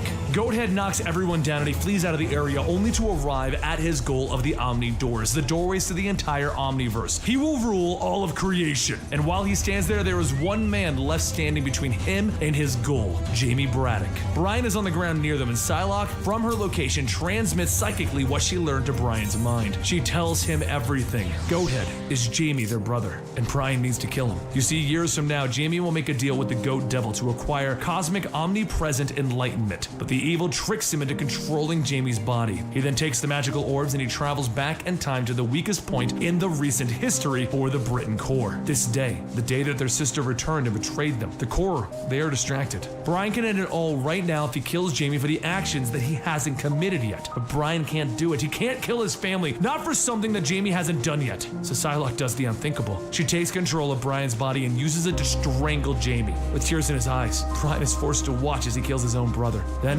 throughout the Omniverse, the goat heads all vanish, having never existed. Brian holds his brother close in his arms. As Psylocke and X-Force finally get to the location, he cries out, telling her they could have found another way, but she informed him. Millions of souls were being lost every second. This was the only way. And you knew that, Brian. So you made me kill Jamie so you could remain the good guy. And with that, she walked to the exit. So what did she give up to save Fantomex's life? And once they had their adventure in Otherworld, they needed a distraction. Which brings us to Madripoor right now, where a woman in a short skirt is knocking on a door. It opens and she walks inside to see Bobby Drake naked, lying in a bed with dozens of beautiful women. Without looking at her, he tells her to get undressed and get in bed with him. So she climbs onto the bed and tells him, "Don't worry, me love you long time." It's actually Deadpool dressed up like a hooker, pointing a gun at his face. Bobby begins to get up. "If you had just pulled the trigger, I'd be dead." But you couldn't resist the quip. Then with a powerful punch, he knocks Wade through the window and clear across the city with Nightcrawler and Wolverine watching. Wade's way didn't work. Now we try the plasma grenade's way. Gotta be a few hundred feet from the pedestrians to detonate that. Not to worry. Nightcrawler then bamfs into the room and grabs onto Bobby's back. "We'll be high as a kite, won't we, Bobby?" "Kurt?" And he bamfs the two of them up into the sky. Meanwhile, Fantomex and Psylocke aren't helping because they are attending the funeral of her brother that she was forced to kill in her last story, Jamie Braddock. Nightcrawler and Iceman hover over the city, and Bobby ices over the grenade, freezing Nightcrawler to himself and the grenade. "If you want to blow me up, you're gonna have to do it yourself, buddy." Nightcrawler thinks about what he's doing. He and Bobby have been through so much. He was there when Nightcrawler lost his wife, and he saved his life during the second coming of Apocalypse. But Kurt needs to do this, because the true cost of Bobby's betrayal can't be measured. He doesn't look at this as killing Bobby Drake today, because he considers him lost years ago. Wolverine leaps into the sky, slicing Bobby's hand off and freeing Kurt. Then, while Bobby falls into the building below, Kurt bamfs himself and Wolverine to the ceiling above Bobby Drake, prepared to drop the grenade again. Except this Iceman has learned a few new tricks that this day and age's Iceman doesn't have, and the evil Iceman grows to the size of a giant. The growth startles Nightcrawler and Wolverine, and Nightcrawler activates the plasma grenade by mistake, and he drops it to the streets down below. As he tries to go for it, Bobby Drake freezes him in place. So Wolverine jumps off the building, grabbing the grenade and holding it to his chest. Then as he hits the ground, he contains the blast by blowing himself up. Back at the X Cavern, Fanto can't help but notice Psylocke has been off because she doesn't even seem to care that she killed her own brother. So he finally grabs her by the shoulder, asking her, "What did you give up for me?" Because back when she saved his life in Otherworld, that's when she changed. She turned and she asked him, "You want to know what I gave up?" "I gave up my sorrow and capacity to ever feel again. Thank God I did, because after everything we've done, it would have pushed me over the edge." Back in Madripoor, Bobby has made dozens of Iceman clones, and they are all fighting against Nightcrawler on the roof. "Kurt, this Wolverine isn't the Omega weapon. He is weak. You picked the wrong side. Why couldn't you just come with me and enjoy this time period? We could have gotten a steak, some ice cream, watched the sunset over the blue ocean. Why is it so important for you to get your revenge?" Nightcrawler then bamfs into the room where Bobby Drake is sitting, to make sure you don't get to enjoy those things. He then grabs Bobby and he bamfs the two of them to a furnace. "What is this, Kurt? This is where you die." Kurt then throws his sword to the side. Two old friends fighting to the death. No weapons, no tricks. They go back and forth, punching each other with the force of two men who have already given up everything in another lifetime. Just as Bobby appears to be winning, Kurt kicks him over to the furnace, melting part of his face. He then walks over and he opens the door to the furnace, bringing the temperature into the whole room and forcing Bobby to begin changing back to normal. He then picks him up. "Give me another shot, Kurt. I'll change." "Yes." And then Kurt lifts up Bobby, prepared to throw him into the furnace. "You'll melt." "Kurt, I just wanted to enjoy my life." "I hope you did." And then he throws him in. Through the screams of Bobby melting, Kurt tells him. Sunfire sends his regards. Down on the street below, Wade is helping Logan walk into the alley. "Oh boy, are you lucky I found you, Logan. I only stopped because I thought you were some sweet street barbecue. Almost took a bite before I realized it was my little Stockle cousin." Kurt then bamfs right in front of them. "Done?" "Yes, I've killed my friend." And they all bamf back to the X Cavern. Over in Paris at the Eiffel Tower, Wade begins to follow a man that he knows is carrying a rather large amount of money, and he's bringing it somewhere. As he looks down at the man, he sees the man push in a brick, revealing a hidden passage, and he hears an automated voice saying that the teleportation port will be activated. "Welcome, valued customer." Before the man walks in, Wade jumps down and begins to change out of his suit to see exactly where this teleporter goes. Once inside, Wade walks down a long hallway and a woman greets him, welcoming him to the White Sky showroom. During this, over at Cavern X, the headquarters for X-Force, Elizabeth begins to wake up, leaving the sleeping man in her bed, thinking all that she wanted to do was try and fill this void left inside of her. Fantomex rolls over, asking what exactly was that the other night, and Elizabeth tells him that it's just a one-night stand to satisfy her curiosity. But don't get your hopes up. There were no feelings involved. If you missed the last episode, the thing that Psylocke had to give up in the other world to save Fantomex, that was her emotions. Back in the White Sky showroom, the woman begins to walk Wade through, telling him that they grow all types of assassins here to suit whatever he needs, even implanting memories to believe that corporations are behind their family's deaths. As they continue to walk, Wade notices an empty showcase, and the woman tells him that that is where they held the Omega Clan. Unlike their other models, those ones were derived from the remains of the actual Omega Red. Behind Wade, a tendril appears, and it grabs Wade, and the woman tells him that they underwent programming to grow a personal hatred towards their new targets. Can you guess who they are, Mr. Wilson? Back at Cavern X, Logan sees the emergency call from Wade, and he says that he'll gather everyone up, and then he hears Elizabeth telling him that they're going to be one short. She's quitting X-Force. Logan asks her why, and she tells him that she needs time to process everything that has happened with Warren and Jamie. She can't just continue to kill. She won't watch how far she'll go. As she walks away, Phantom X tells him, hey, there's no more Warren, there's no more money, so there's no more me. So with only Nightcrawler staying by his side, the two of them head over to Wade's signal, over in the Pacific Ocean, where Nightcrawler teleports them into the floating facility. Logan looks around to see the assassins already waiting for him, and he thinks, this is what they wanted. They wanted us to know that they were coming. That way I can release the animal inside. He pulls out his claws and he begins hacking and ripping through the people in front of him until he sees Wade running past, stating, you should run! Looking at what he's wearing, Logan asks, what do you have on? And Wade says, it's the JCPenney Dapper Boy springwear. Just shut up and run! But it was too late. The Omega Clan grabs a hold of Logan and Nightcrawler, telling them that they will suffer for slaughtering their parents. As Logan struggles, he can feel the tendril slowly moving inside of him, filling him with poison. Wait, no, that's not poison. Logan's body begins to become bloated and fat, and Omega Black says that they will now suffer for their retribution. They will suffer at the hands of the Omega Clan.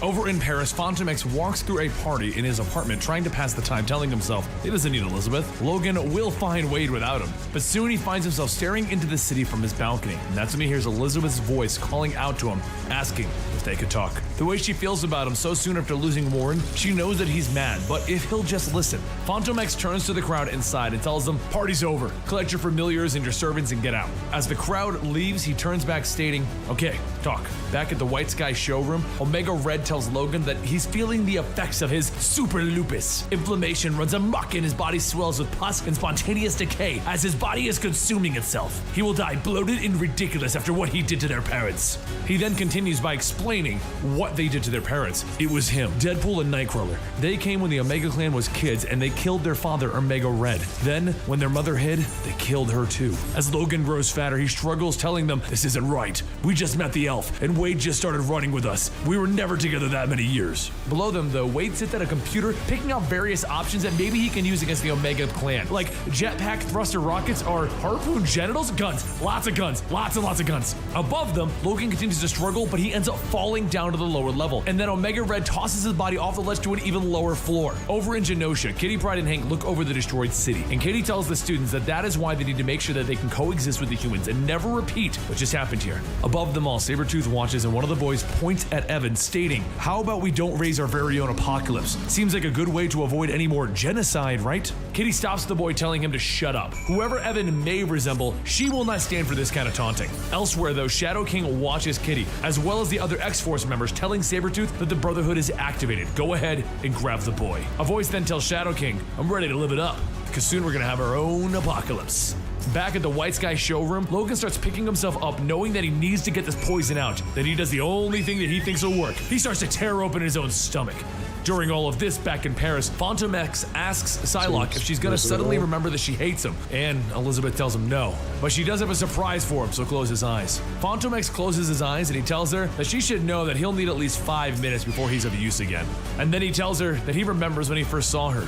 She had such amazing pure violet eyes. She then pulls out a gun, and Phantom X continues stating, which is why he found it odd that she suddenly had specks of yellow in her eyes right now. So he pulls a gun on her, and then Psylocke begins to change into Mystique, telling him, shall we just get on with it? And she fires a shot, but Phantom X ducks and tackles her down, stating, we shall.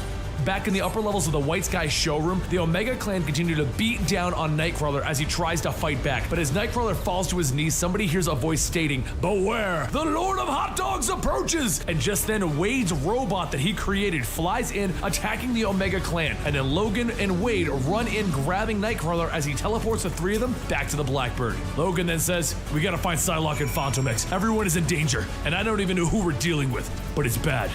Over in Paris, Fantomex and Mystique move their fight to the rooftop, and he tells her that she makes love nothing like Psylocke, and she tells him, and yet you continued. I didn't say it was bad. Fantomex then kicks Mystique off, and as she grabs a clothesline, she swings back kicking him, and she says he should be poisoned. The toxin shuts down his mutant abilities, which is why his misdirection isn't working. He pulls himself back up, and Mystique tells him he better die before he sees what they have in store for Psylocke. And then as Mystique goes to stomp on his hand, he grabs her, pulling her down, stating, I'll stop you. She falls through a home and she gets back up, seeing Fantomex escape. And then over the radio, she asked if he was poisoned. And she tells them, oh yes, poison to the gills. Back in Genosha, the boy from before calls Evan over, telling him that this place is creepy, huh? Must be a paradise for a psychopath like you. But you know what I see when I look at you? A monster. But then a voice says, such a subjective concept. And Sabretooth appears, slamming the kid's head to the ground, telling Evan, let's go take a walk and get to know each other. But before they can walk off, another student stops him, and Sabretooth looks at him, telling him, you have stupid hair. And then a voice from above says, his hair is all bad. And Blob comes crashing down, sitting on the kid, stating, you just needed a little styling grease to give it more of a relaxed look. Evan runs off and he begins to hide in a toy store, and that's when he begins to hear Sabretooth telling him, you've been lied to. You've got power. Power to change the world. Sabretooth then appears behind Evan and says, you just need a better teacher, that's all. And then he shocks him with a stun gun. Over in New York, Fantomex rides Ava to Elizabeth's apartment and jumps through the window. And when he lands inside, Shadow King tells him, new friends. Fantomex asks, where is Psylocke? And Shadow King tells him that he came here expecting to defeat the warrior that had caged him so many years ago. But instead he found this fragile, broken girl. She's over in the bathroom. Fantomex runs and kicks in the door, seeing Elizabeth sitting in the tub, stating, she did it. She killed them all. Forever. He leans down, telling her everything is okay, but she pushes him away, telling him to get away from her. He tells her he's not gonna hurt her, but then a tendril creeps out, grabbing him, and Skinless Man tells him, look, you've terrified her. Skinless Man then slams Fantomex into the mirror, and just as he goes to stab him, Fantomex grabs Skinless Man and slams him into the toilet. He then turns and grabs Elizabeth, pulling off his mask, and he places it on Elizabeth so that the dampening plates in the mask will block Shadow King's connection. But the problem is, Fantomex knows that without his mask, he's the next target. So he grabs Elizabeth and he begins to head back to Ava, and after getting her on board, Skinless Man reaches out, grabbing him, and Fantomex tells Ava to get them the hell out of here. The airship leaves, and Skinless Man begins to pull Fantomex back through the window, and he tells him, just where were we? Skinless Man holds Fantomex up, telling him, we have the boy, and now we're gonna crack open his brain and use him for all manners of misbehavior. Just know that you were the one that set it all in motion. Skinless Man then sticks his knife into Fantomex's chest, and he pulls out his heart, telling him, so many brains, but only one heart. Back on Ava, Ava tells Elizabeth that the connection between her and Fantomex has been severed, and that Psylocke needs to jump before Ava crashes. The ship flies over to Cavern X, but as the ship begins to fall, Elizabeth jumps out while Gateway, another mutant with the ability to teleport everyone everywhere, watches. The ship crash lands, and with Ava down, that means that Fantomex is dead. And Gateway goes to help Elizabeth back up, and through the explosion, a figure starts to walk towards them, telling them, do not fall into despair. The second stage has just begun. Inside the cavern, Logan tells everyone, get the medical lab prepped, as Psylocke walks through the door, falling over. He catches her, telling her that everything will be okay, but she tells him no, nothing is okay. He's dead. And then Logan asks, who? And a voice over the monitor tells him, Fantomex, stupid. And then everyone sees Dakin on the screen. Sorry, Dad, I killed your friend, so I guess I'm grounded now, huh? Logan demands to know what he wants, and then Ultimaton jumps down behind Gateway. Before Logan can do anything, Ultimaton snaps Gateway's neck and then begins to start charging. Dakin tells him, funny thing about Super Sentinels like Ultimaton, once free of Fantomex's control, they go right back to their primary function, killing humans. The Brotherhood of Evil Mutants watches on screen as Cavern X explodes, and Dakin tells Evan, being a bad guy is a better side of the coin to land on. Luckily, 30 seconds before the explosion, Psylocke realized what was going on, and she realized that she needed to get everyone out of there. Understanding that Gateway is their only way out, she links to Gateway, telling him, please hold on, and forgive her for this, but he needs to send them away, send them anywhere but here. A blue light begins to shine, and then as it fades, Deathlock tells them, right on time. Welcome to the future, X-Force. Then he tells them, we need to go. I'll explain on the way. Everyone begins to look around, and he tells them, you're in Los Angeles, 30 years into the future. Just as you are about to die, you are warped here. There's no need for secrecy. I am not here to hurt you. But there are others who are, and they're anticipating your arrival. Wade tells him, I bet you're dying to say, come with me if you want to live, right? But who's they anyway? Down in the alleyway, Deathlock hands them a bug, telling them to hurry up and put these in your ears. It'll keep you guarded from the magistrate's thought crime surveillance. Psylocke tells him that her mind is well guarded, and Wade asks, are these Bluetooth compatible? Deathlock then takes the group down into the sewers to have those injured receive medical attention, and then he tells them to hurry and gather themselves. We'll be leaving in 5 minutes. Logan tells Deathlock, look, we just lost 2 of our own by my son, who's looking to mind tweak a young Apocalypse unless we stop him. So no orders. And Deathlock tells him, murder is the wrong solution. And Logan says, all right, lesson learned, but what the hell is the plan? As Deathlock walks off, he tells him, you will see. And then he shows them around. And after that, he uses one of Kang's Chronos cubes to send them back. A little later topside, Frank Castle reports that there are no sign of them yet. Below him, though, Logan asks why the Punisher is hunting them. And Deathlock says that they need to send them back to the proper time before they see, before they change. You must follow me. Soon, Deathlock leads the group to the other side of the building where they watch officers pull a man from his apartment while his wife shouts, he didn't do anything yet! And the man tells her, no. Not yet. The officers take the man and they throw him into their aircraft and they fly off. Psylocke asks where are they taking him, and Deathlock tells her preventative termination. Your methodology taken to its exponential conclusion. Logan then asks, who's in charge here? And Deathlock points to a massive billboard telling everyone, Magistrate Braddock. Deathlock explains that the boy that they saved, Evan, he ascended to Apocalypse and became the worst threat that the world has ever known. So Logan gathered an army of X-Force to stop him, and they did. After Apocalypse was killed, the world was free and everyone celebrated them as war heroes, electing them to ensure such monsters like that never rise again. And years later, he killed every single known criminal. But after there were no more criminals, Logan began to lead the army in preemptively killing anyone who thought of killing anyone. And Logan says, stopping killers before they kill? What's so bad? Deathlock slams Logan, shouting, murder for any reason is still murder. And Logan tells him, sometimes murder is a necessary sacrifice. As Logan walks off, Deathlock pulls out a gun, cocking it, telling him, I will save the world from you, the only way that you would understand. He then begins firing the gun, and Nightcrawler grabs Logan before he's hit, so Deathlock turns to attack the next closest person, Wade. But Wade tells him, wait! So you're gonna kill us to stop us from creating a future where we kill people from stopping them from, ouch, my head! Nightcrawler then reappears with Logan above Deathlock, sending Logan flying down onto him. Deathlock manages to catch him, stabbing Logan with his own claws, and as Wade runs in to help, he finds himself getting punched in the face and knocked back. Deathlock then stands over Logan, pulling out a Kree staff, telling him, this will evaporate your flesh. But before he can strike down, Deathlock is shot multiple times in the head. Officers then begin to show up, and Deathlock crawls to the side of the building, telling them, because you turned to murder, you deserve to die knowing that this world will go on. And then he crawls over the edge. A short while later, Cable reports that Deathlock is down, and Logan asks him, awful strange business we're in here. So are you here to help us, or? And Cable tells him, I'm not here to hurt you, no matter what lies that freak told you. Wade tells Old Pool that he has some questions. Like, when they got older, how's the SAG factor? Low and lazy? But Future Wade tells him, shut up. Where did Braddock go?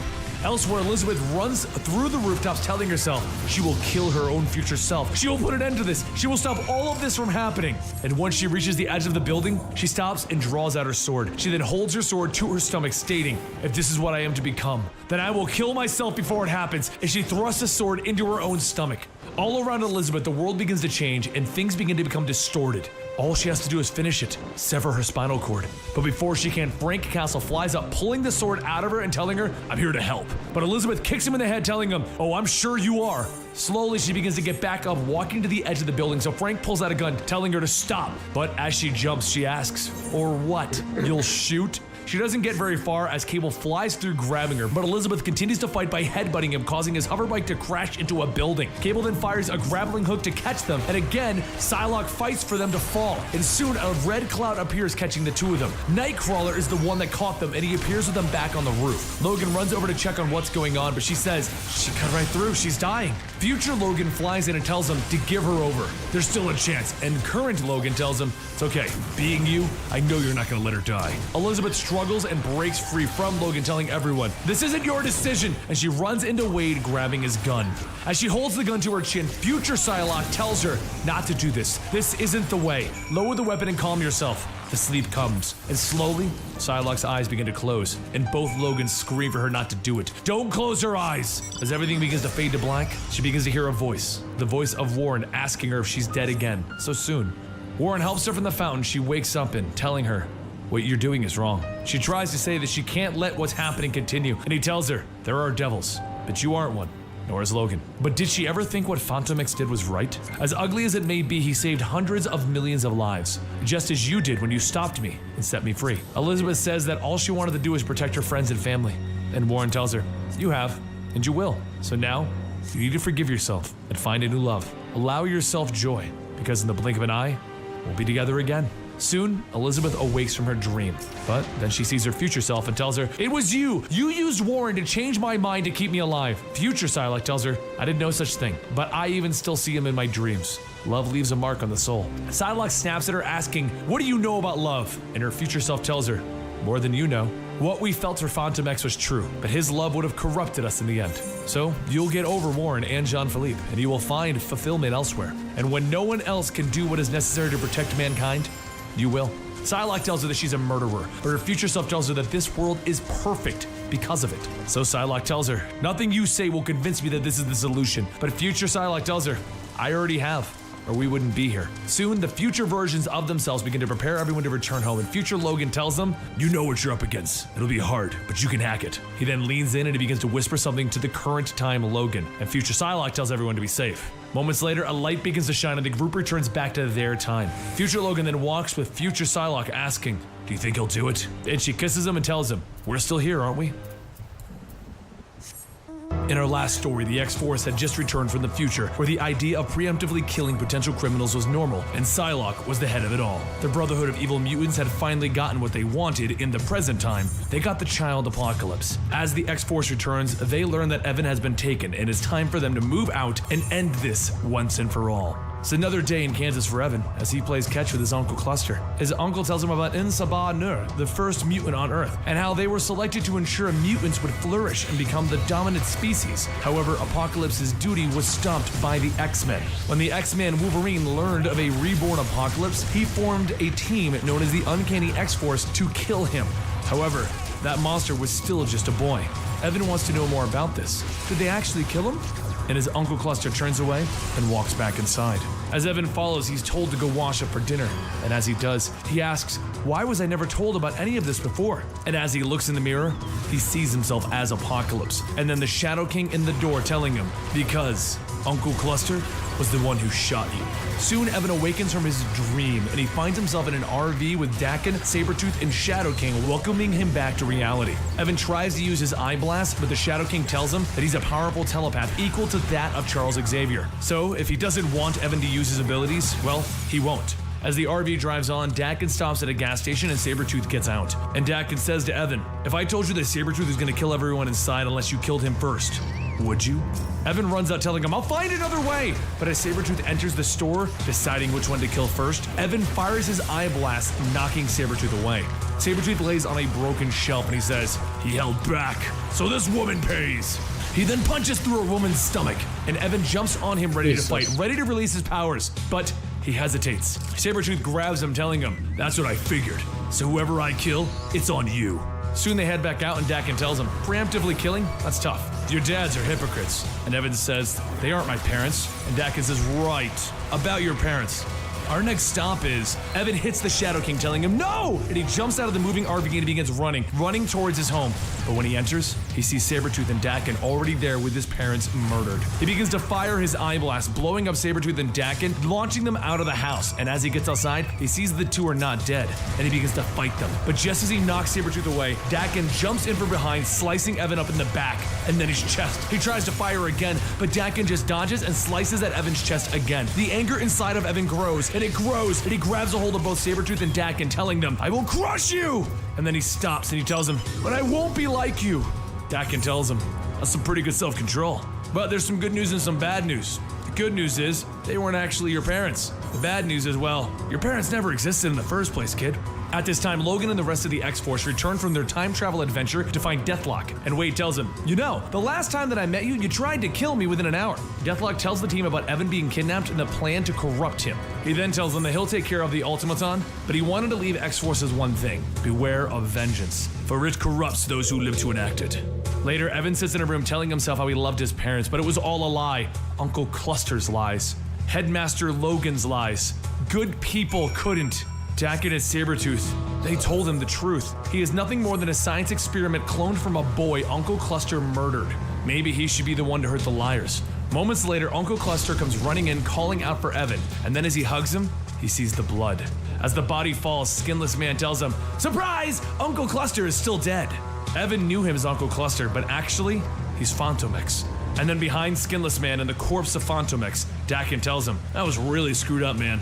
Look, I know you're pissed, kid. So that suit right there, put it on. It'll amplify your powers and make you into a god. If you put it on, you can get your revenge." The suit he's looking at is the Apocalypse suit. Dakin and Skinless Man then leave Evan to think, but as they walk out, Sabretooth pulls Dakin aside to make sure, "You've still got it in you, right?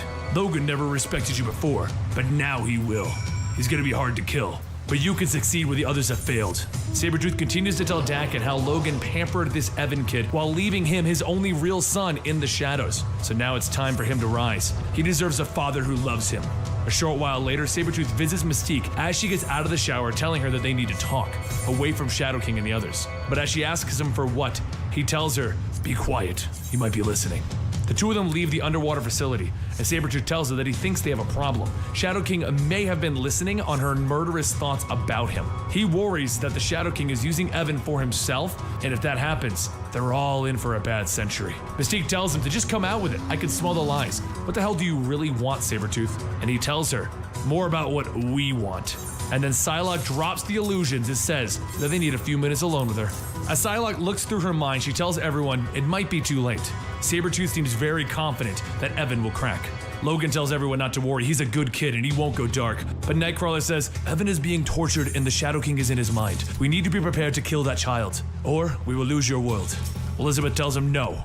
But speaking of all of this killing, why isn't Dakin's name been mentioned? Logan argues, "It's not that simple. He's my kid." Psylocke turns to ask Wade where he stands on this, and when everyone looks, Wade is gone. Back inside, Evan looks at his suit and then he hears a voice behind him telling him, "I couldn't do it the first time around." And as Evan turns around, he sees Wade holding a gun at him stating, "But now I can." Back topside, Wolverine and Psylocke make their way down into the underwater facility where Evan is being held. But deep down inside, Wade tells Evan, "Hurry up, we have to get you out of here." And Evan asks him, "Why should I trust you? Aren't you just here to kill me?" But Wade tells him, "What I am is some kind of unhinged psychopath covered in guns and swords. However, I'm one of the good guys." Dakin and Omega Black appear at that moment, and Wade tells him, "You know, listening in is super rude." He tries to escape with Evan, but as he runs, Omega Black catches him with her tendrils, and she begins to pump him full of cancer toxin. Wade begins to fight back by cutting off the tendrils, and he jumps behind Dakin, firing his gun into him. Blob begins to run after Wade, but as he rolls underneath him to his backside, Omega Black begins to attack again. Except this time, Wade jumps over Blob, causing him to be the one injected with the cancer toxin. As he lands, Wade draws his sword, telling Dakin, "You killed my friend. Prepare to..." Evan and Shadow King stand over him after being shot by one of Evan's eye blasts as he tells Wade, "These people told me the truth. They could have killed me, but they didn't, Wade." Elsewhere, Mystique begins to wake up from Psylocke's attack and finds Nightcrawler watching over her. She tells him, "You're not my son." And he tells her, "Yes, actually, I'm from another place." The two begin to talk as Mystique asks him how she was in his world, and he tells her that she was a hero, but she's dead now. She then asks him to tell her about the world that he's from, and Nightcrawler tells her that it was a world where her companion Blob killed his wife, and the world was then ravaged by the same beast that they planned to corrupt, followed by Weapon X. Mystique then asks if he's here for revenge on the man who slaughtered his wife. Well, she can give it to him. Back down in the facility, Skinless Man and the rest of the Brotherhood discuss how the others are going to be coming, and when do they think that Wolverine's gonna be here. Sabretooth asks, "What are you, dim?" And as he looks up, Wolverine bursts through the ceiling and Sabretooth says, "He's already here." Wolverine begins to swing at Sabretooth and then he grabs him and slams him into a terminal next to him. But the feral berserker begins to come out and Wolverine begins to knock Sabretooth away. Omega White runs in, but Wolverine kicks her in the head, breaking off parts of it. Wolverine then tells himself, "I need to find Evan." But as he goes to leave, Skinless Man grabs him in place. He quickly turns, pulling himself closer to Skinless Man, and he stabs him in the gut. And as Logan lets go, Omega Red tries to attack. Just as the tendril hits Wolverine, he grabs it and pulls him close, slashing away at Omega Red's chest. Wolverine then hears Sabretooth telling him, "It was a bad move to come here alone," and the two of them begin to struggle. Elsewhere in the facility, Psylocke begins making her way through trying to rescue Wade, but along the way, Shadow King can hear her talking to Wade in his mind, and with her mind open, he begins his onslaught of her on the mental scape. As Psylocke begins to open up her eyes again, she doesn't see the facility. Instead, she sees Shadow King. Back with the computer room, Logan beats down on Sabretooth when he hears Nightcrawler and Ava bamf in. Wolverine says that he told him to wait outside, but then Ava stabs Logan in the neck, and then he sees Ava begin to change into Mystique. Nightcrawler tells him, I'm sorry, but I came here to have my revenge, and I will do it by any means. As Wolverine begins to wake up from Mystique's poison, he sees himself tied up to a table, and Daken asks, hey, would you like a drink? After pouring the two of them a drink and drinking all of his, Daken slams his cup back down, stating how watching him act like a hero has always made him feel bad, and he began to hate the very thing that he was genetically intended to be. Wolverine, though, he can murder people and still call himself a hero, a teacher, a good guy. And he hates him because he's being true to what he is. But Wolverine tells him, I don't hate you. I'm actually sad for you. But what they're doing now, they won't get another chance. If they die, they will stay dead. And this is how he wants it to be between them. He's got love for him, but really, he's got it all wrong, making it such a damned mess. The two of them sit in silence, and Daken pours himself another drink, asking Wolverine, have you ever wondered what it would be like if you had raised me?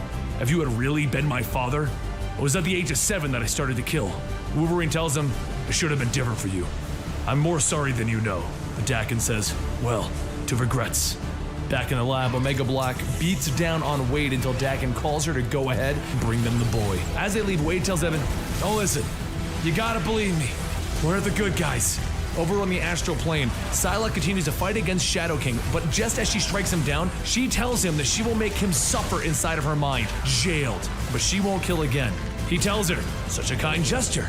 And then he reaches back up and strikes her, and he asks her, how will you make such choices when your psyche's been shattered? Psylocke opens up her eyes in the current time and begins to wander, and then she asks herself, where am I? Who am I? Over in the aquarium, Blob walks out asking why Mystique wanted to meet here. Does she want to ride on the Freddy Dukes Cheese Doodle Express? Then step right up, babe!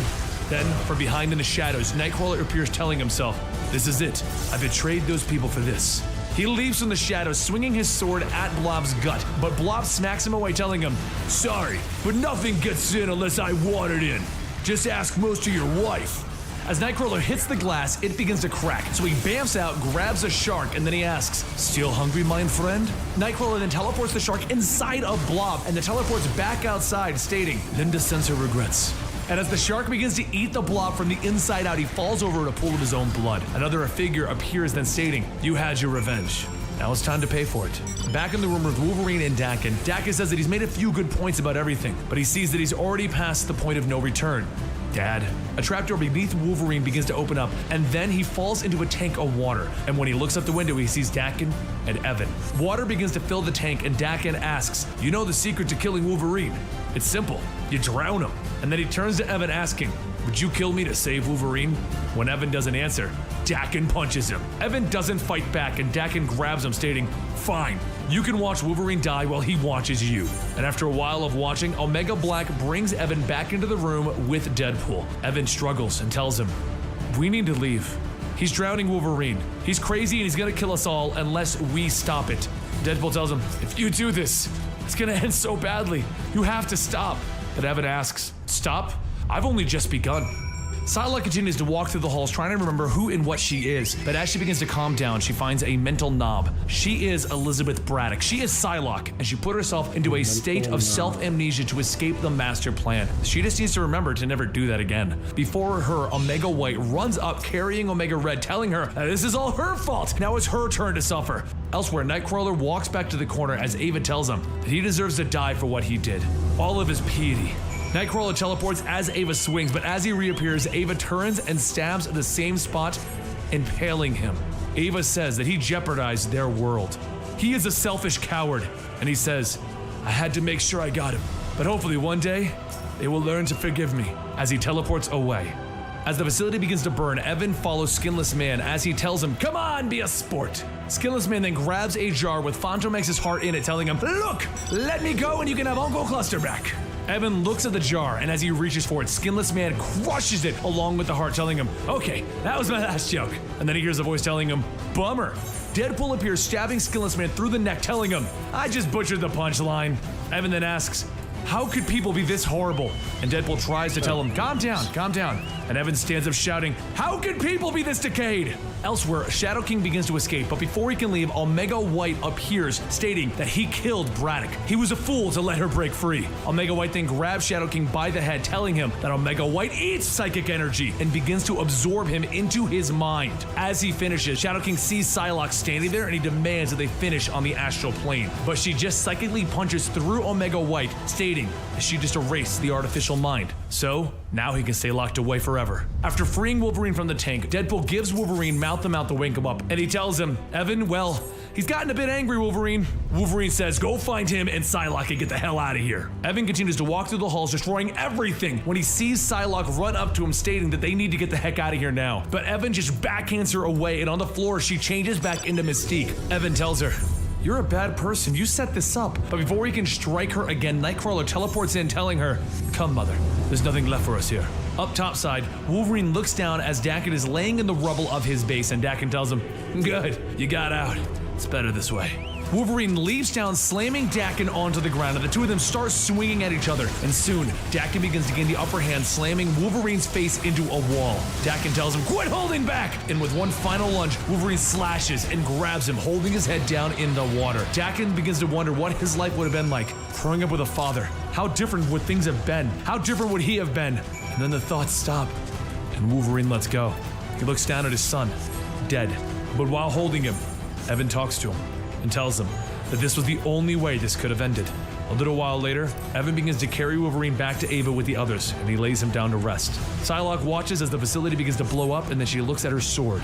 Ava begins to take off, and what's left behind is her sword. And as Wolverine lays there, he thinks to himself just how it would have been if he had been there for Daken. As time passed, things slowly began to get back to normal. Evan went back to the Jean Grey school, and then one night, while Evan was reading just before bed, he hears Wade asking, hey, what you reading? He tells him it's on meditation, and then he asks Wade if he thinks sneaking up on an apocalypse is really a good idea. And Wade tells him, never refer to yourself like that, kid.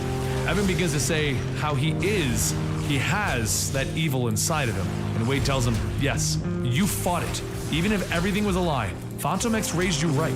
What I'm really trying to say, kid, is I'll be here for you if you need me. As Wade leaves, Evan tells him, you still have my book. And Wade tells him, yeah, meditation is for hippies, or psychopaths trying to be hippies. It ain't for you, kid. I left you something that you'll like much better. Evan looks down and sees that Wade left him a bunch of nudie magazines. Sometime later, over in Manhattan, Psylocke returns to her apartment and finds Wolverine and Ava waiting for her. She asks what she owes this honor to, and Wolverine says, there's one complication that we have left. Here. As they leave on Ava, Psylocke asks, before they teleport back from the future Wolverine whispered something to him before they left. Wolverine remembers back to what Future Wolverine said. Future Wolverine said that he didn't kill Daken. Because of not killing Daken, Daken killed all of the students in the school. Psylocke asks him again, but he still doesn't tell her what Future Wolverine said, and Ava announces that they are now at the White Sky. As they walk in, Wade tells everyone that he was wondering when they would come back, so he started pushing buttons or whatever. Anyway, it seems to be working. Capsule begins to open up, and out steps Phantom X, telling everyone, you've got to be kidding. Psylocke runs over, hugging him, stating, Jean-Philippe. And then a voice tells her, no, that would be me. Everyone looks and sees another Phantom X holding a gun, and Wolverine tells him, we're not here to hurt you. And the other one tells him, hurt? How could he? He's already gone. And just like that, Phantom X disappears. Wade states, I just got my head around the idea of one Phantom X, sort of. And what are we gonna do with Phanto Sexy over there? Because now there's also a female Phantom X. Phantom X asks Ava to explain what happened, and she tells him that they took his body to clone him, but it seemed that it cloned one for every one of his brains. He had 3 brains. The female Phantom X states that, as they can see, the other one wasn't very nice, and Wade asks if she's nice, and she tells him, the nicest. Phantom X looks at Wade and asks, are you hitting on her? And Phantom X looks back and asks, what did I miss? Where are we off to? But everyone remains silent, so he says, oh, we're done. Later, Phantom X and Elizabeth leave to the French Alps, and Elizabeth asks, where are they? He tells her his home. There was someone that he wanted her to meet, his mother. And as his mother walks out, she states that she never met any of his girlfriends, so he must really like her. Psylocke asks if this is real, and he tells her maybe, but is anything? Maybe Shadow King cooked her noodle. Well, if it is, and she's in control, then just once, she would like to imagine a happy ending as the two of them kiss. And there you have it. Thank you, whoever you are, for staying to the end of this video, for joining us for Massive Mondays. Let us know down below which are some of our favorite stories that we've done before that you would like to see as a Massive Monday. And don't forget to subscribe. Every Monday you get a Massive Monday. Every Wednesday you get a Comics Tonight. Every Saturday you get podcasting. We do it all here, and in between all of that's a bunch of complete stories. Like I forgot to mention that, we do a lot of other things. If you're still here, wow, I don't know, you're just listening to me ramble. You stick around for like a crazy long video. I don't even know how long it. Welcome to Marvel Zombies Resurrection, right here at Comicstorian. This is where we take some of your favorite comic books, we break them down into digestible bites, and I read them back to you in a narrative kind of fashion, letting you follow along so you know exactly what's happening into the storyline. Don't forget to support the industry by going to Comicsology and buying these books if you enjoy them or clicking our link down below. But let me explain what this is. So Marvel Zombies is originally a series that went on for a very long time, started by Robert Kirkman of Walking Dead fame way back in the early 2000s. Well, eventually Marvel Zombies ran its course and Marvel finally let it die out.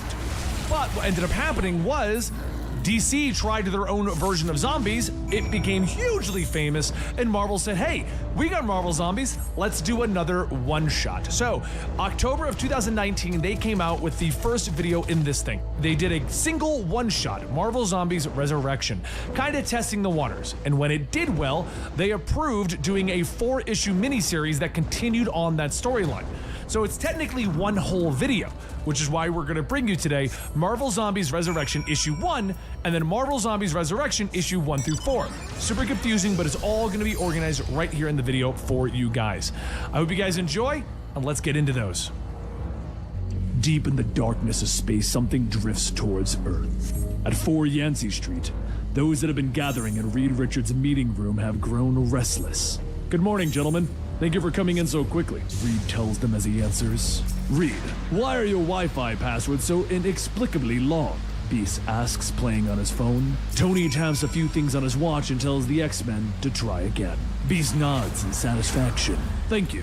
Far be it from me to complain, Reed, but what may I ask is so urgent? Beast asks, looking up. Reed nods, leaning over his desk and activating his computer. He informs the group that 6 hours ago, Captain Marvel sent a message through one of Reed's deep space surveillance arrays. He taps the button and the message fills the room. The distorted hiss and squawks drown out most of the words, but Captain Marvel seems urgent and Reed putting together a team and getting to her location as soon as possible. Come and see are the last words that they hear before the message goes dead. No offense, Reed, but what are we supposed to take from that? Tony asks him. Reed nods, putting up another image on the screen. Just after the transmission, I put up a virtual imaging drone on the coordinates that Captain Marvel sent. The group stares up at the grainy image of Galactus floating in space. Everyone leans forward, surprised to see the cosmic being once again returning to Earth, and Reed explains that the giant has stopped just outside of their solar system. Steve Rogers questions what Reed means by not moving. Galactus has game-changing tech. He has that tech. If he's dead, Tony tells them, if Galactus is dead, we need to destroy the body before any number of nefarious parties get to it. Beast interjects. Reed lets the group discuss for a moment before finally interrupting. The only thing that they know is that they need to know more. I'm asking for your heaviest hitters, he tells them. My team will go alone if need be, but given the stakes. He doesn't finish the sentence before Captain America stands, telling him that the Avengers are in.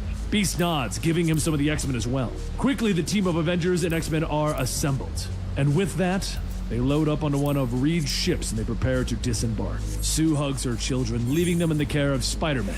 And later, as the ship is cruising through the vastness of space, Johnny asks, "You're not scared, are you, Magic?" "No. You don't get nervous on space missions? I've lived in a literal hellscape for years. Space is fine," she tells Johnny, barely looking at him. "I was just gonna say, the Fantastic Four does this all the time, and you're gonna be totally fine," he smiles at her. Sue smacks her brother in the head for his attempt at flirting, and Ben then lets the group know that Johnny is afraid of hippos. "If you're wondering," Thor bursts out laughing, the sound filling up the small ship. "Hippos? The dirty fat things that lie in rivers?" He laughs. Johnny pouts, letting him know that hippos are way scarier than space. "Weapons hot, we're coming in," Rhodey tells them from the pilot seat. The great mass lays before them and Captain America asks if Magneto can help them. So, Eric steps forward, reaching out his hand and rotating the giant. The cosmic being begins to roll in space until their lights play on his face. The eyes stare back at them, dead. His skin sickly gray, his mouth gaping open, his face frozen in horrors of death. "That right there is as dead gets," Wolverine notes, and Thor nods beside him. An agonizing death as well. Look at his face. The team begins to suit up, finally letting some of the group know that they will be harvesting some of Galactus. "We're late to this party," Wolverine tells them, still looking out the viewport. "Somebody's watching us, up in the mouth. They just ducked back in." Tony turns to the rest of the group. "Terrific. Let's go, people. Somebody beat us to it." Rhodey finishes suiting up and Cap tells him to stay behind on the ship. "Cap, I know you didn't just bring me to fly the ship. No, I brought you because I could trust you to do the hard thing. I need you equally ready for a quick evac or to come in shooting." If I give the word, be ready to blow this whole thing straight to hell. The team moves out, floating across the short space to Galactus' gaping mouth. They pass his teeth, and they land on his tongue. Place gives me the somethings. This ain't sanitary, Ben notes. Tony notes that there is an atmosphere inside of it, and Wolverine quickly begins to remove his helmet, taking in a deep breath to everyone's surprise. Smells like the inside of a dead body, but it's breathable, he tells them. There's another smell, though, beneath the rot. Something I smelled somewhere before. Why is that preferable Reed to sends wearing out his your drones, helmet? mapping the inside of Galactus' body. He's fascinated that the body is so concerned there? humanoid. But Ben and Johnny quickly interrupt him. Hey, Reed, torching me, I gotta go kick somebody's ass, all right? He asks, and Reed nods, pointing down one of the tunnels. There's a faint heat trail, probably another crew harvesting tech and tissue. We'll have to get them out before we destroy the body. On it, Johnny tells him. But Reed says that they need to harvest their own samples. They should tap into the source of Galactus' residual energy, and Cap nods, stepping forward. Okay, Tony, take your team and get what you need. Everyone else on me. Let's get this done. Cap moves through the darkness, with Magic lighting the way with her blade. Wolverine keeps sniffing shock, suddenly coming over his face. Oh no, he whispers, reaching out, shouting for Magic to stop. I remember that smell now. I know what this is. Ileana, get everyone out of here. He yells, and from the darkness in front of him, a voice groans. Logan, you came? Logan pops his claws, dropping into a combat stance, with Magic shouting into the darkness, demanding to know who is there. Come and see, the voice calls, stepping out of the shadows. Elsewhere, Sue is telling Reed that she thinks that harvesting Galactus is a bad idea. They should just go home, and Ben Grimm agrees. This place is creeping me the hell out, he grunts. Tony stops as well, realizing something and pointing to Reed on his map. Your drones show Galactus' residual energy being harnessed and routed to a specific point. Combustion, propulsions, interior sites that could use life support. Galactus has been hollowed out and converted into a spacecraft. Someone is living in this corpse. Reed nods, realizing that the residual energy isn't from Galactus. It doesn't behave like electricity. It might function like expendable energy, but it acts like an organism, he comments, pointing at the source. Johnny nods, stepping forward and lighting the section ablaze. Okay then, I'll see what's behind the curtain. In another section of the corpse, Wolverine yells for Magic, get everyone out! That ain't Carol. Not anymore. She's already dead. She was dead when she called us here. Cap turns to Magic, ordering her to open a portal to Iron Man's position. Wolverine nods, stalking forward, claws drawn. Leave the disc open. I'll be right behind you, he calls over his shoulder, turning back to the undead Carol Danvers. I can smell you, you freak. I remember you. No, Logan. You've never known any like us. She growls as she leaps at him. We're something new. But Magic is there, swinging her blade, cutting Carol in half with the corpse falling and Ileana spitting. The Captain Marvel? Honestly, I was expecting more. The vines of the snake out of the ground, grasping Magic, pulling her away from the group. And we hear the voice in the background. We are Groot! The walls begin to cave in as more creatures appear, and Wolverine snarls, slashing at the creatures as they begin to overwhelm him. Tear your head off! Know what you are! He screams with every blow. And we know you, Logan. And soon, we'll know all of you, they call as a wave of corpses overwhelm him, their claws tearing at his suit. Elsewhere, Reed and his group step through the hole that Johnny created. Sue puts her hand on his shoulder, telling him that they can just go home. But Reed needs to see and step into the next chamber. What is it? Johnny asks as the group moves forward to the pool of bubbling liquid in the center. The group jumps as something rises out of the center of the pool, covered in the strange tendrils and vines. Oh no! Grimm yells as he sees the head of the Silver Surfer poking through the mass of flesh and tendrils. Surfer, what happened to you? He asks, and they watch as the Surfer begins to melt off of the man's body, revealing the rotten flesh beneath. The being that was the Surfer turns his blood-red eyes to the group. Come and see, he growls, leaping forward, pulling free of the pool, his teeth biting down on Johnny's throat, blood gushing outwards. The other group is overwhelmed, massive undead attacking them, and Beast screams for Magneto as the man falls. Thor, get back to the ship, Captain America orders, his shield slicing through another corpse. No, you'll fall.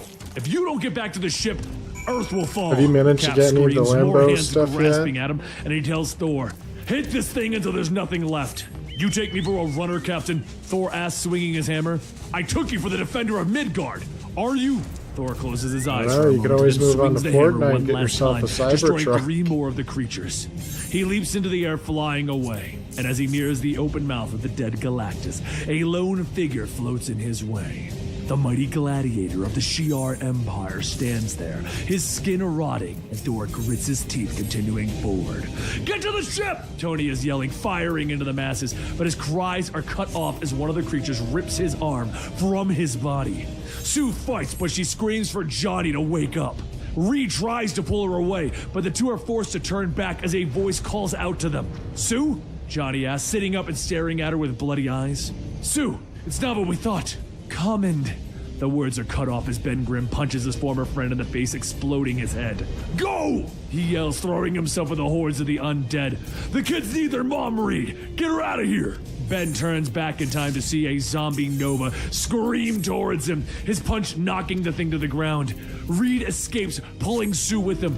If they can get a sample, they can beat this thing, but he is suddenly slammed against an invisible wall that stops him. You always have to see what's out there in the dark, Sue tells him, and he turns to see blood dripping from her eyes and mouth. Well, now you've seen it, haven't you? Take a good look.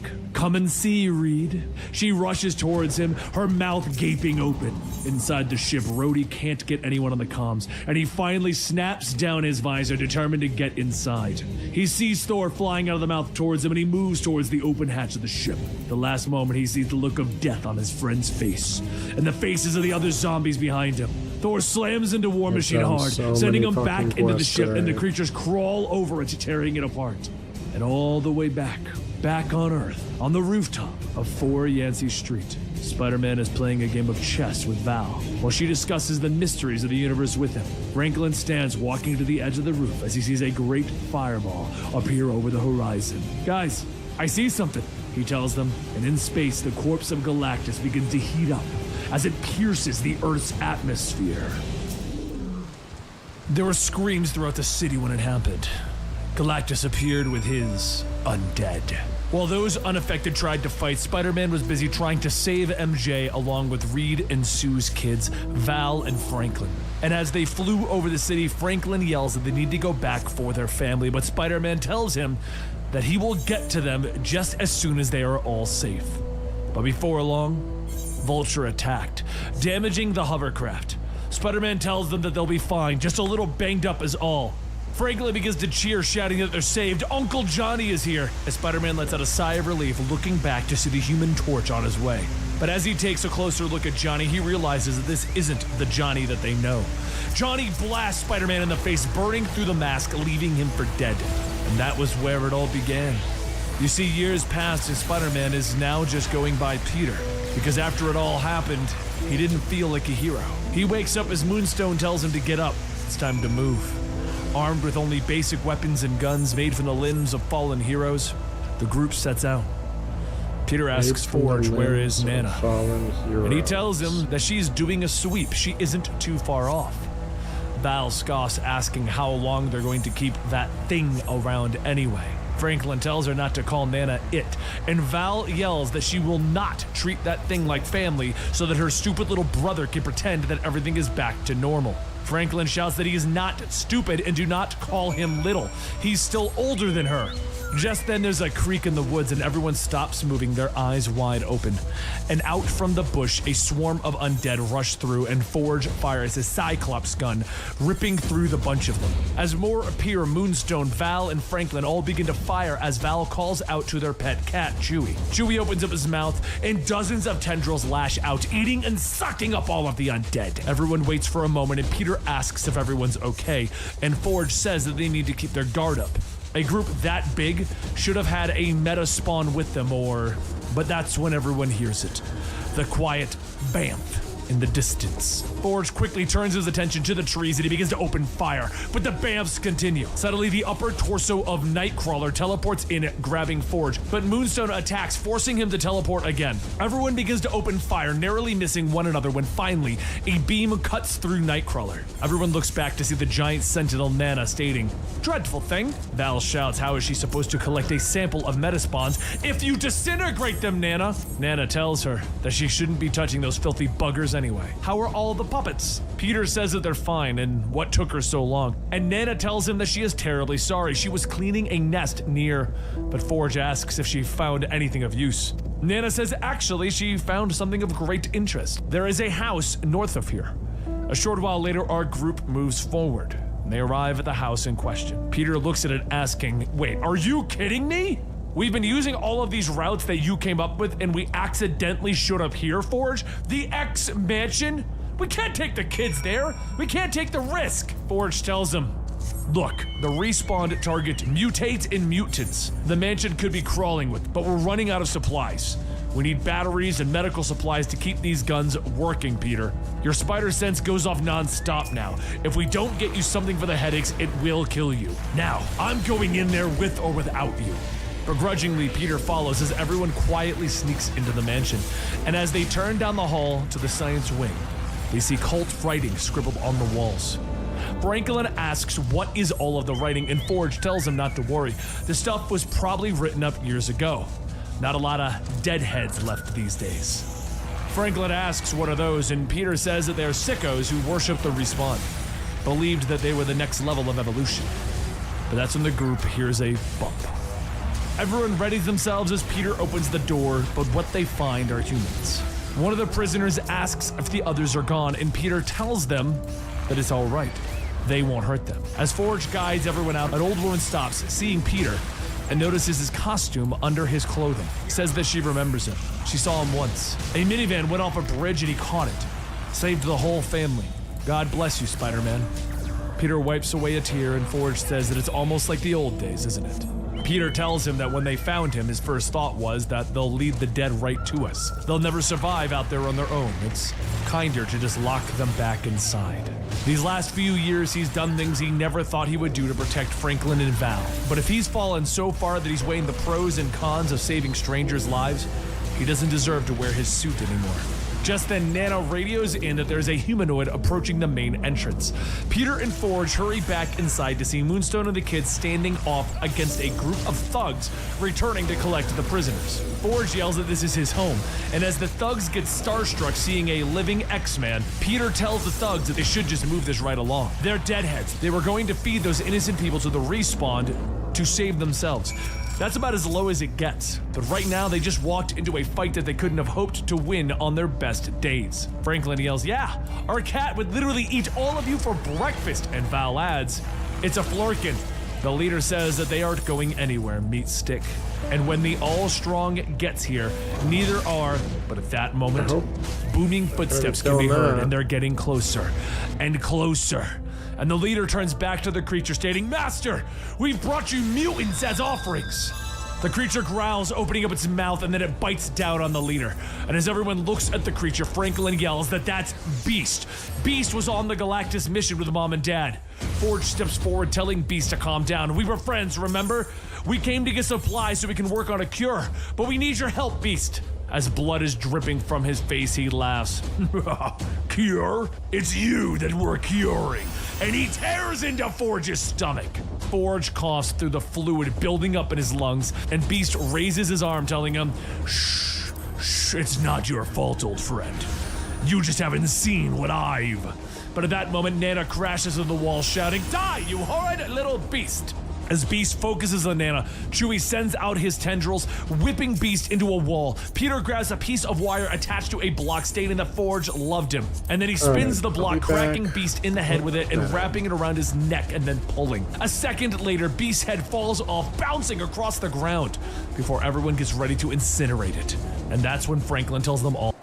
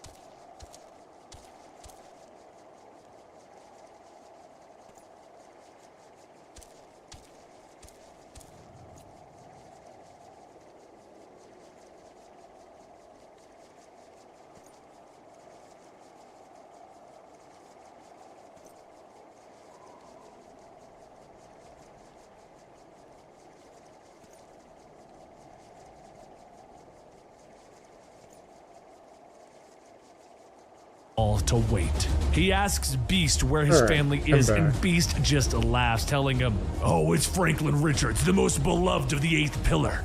You were stolen from us. Your family is with him. He whose hunger will cleanse all these worlds. They're waiting for your return." Moonstone scoffs, telling them that no one has seen the Galactus Hive in years, and Beast smiles, telling them that it's still near. He who hungers gathers his armies into the Black Spring, the world behind the world. The ending begins. Franklin's parents are waiting. Come and see.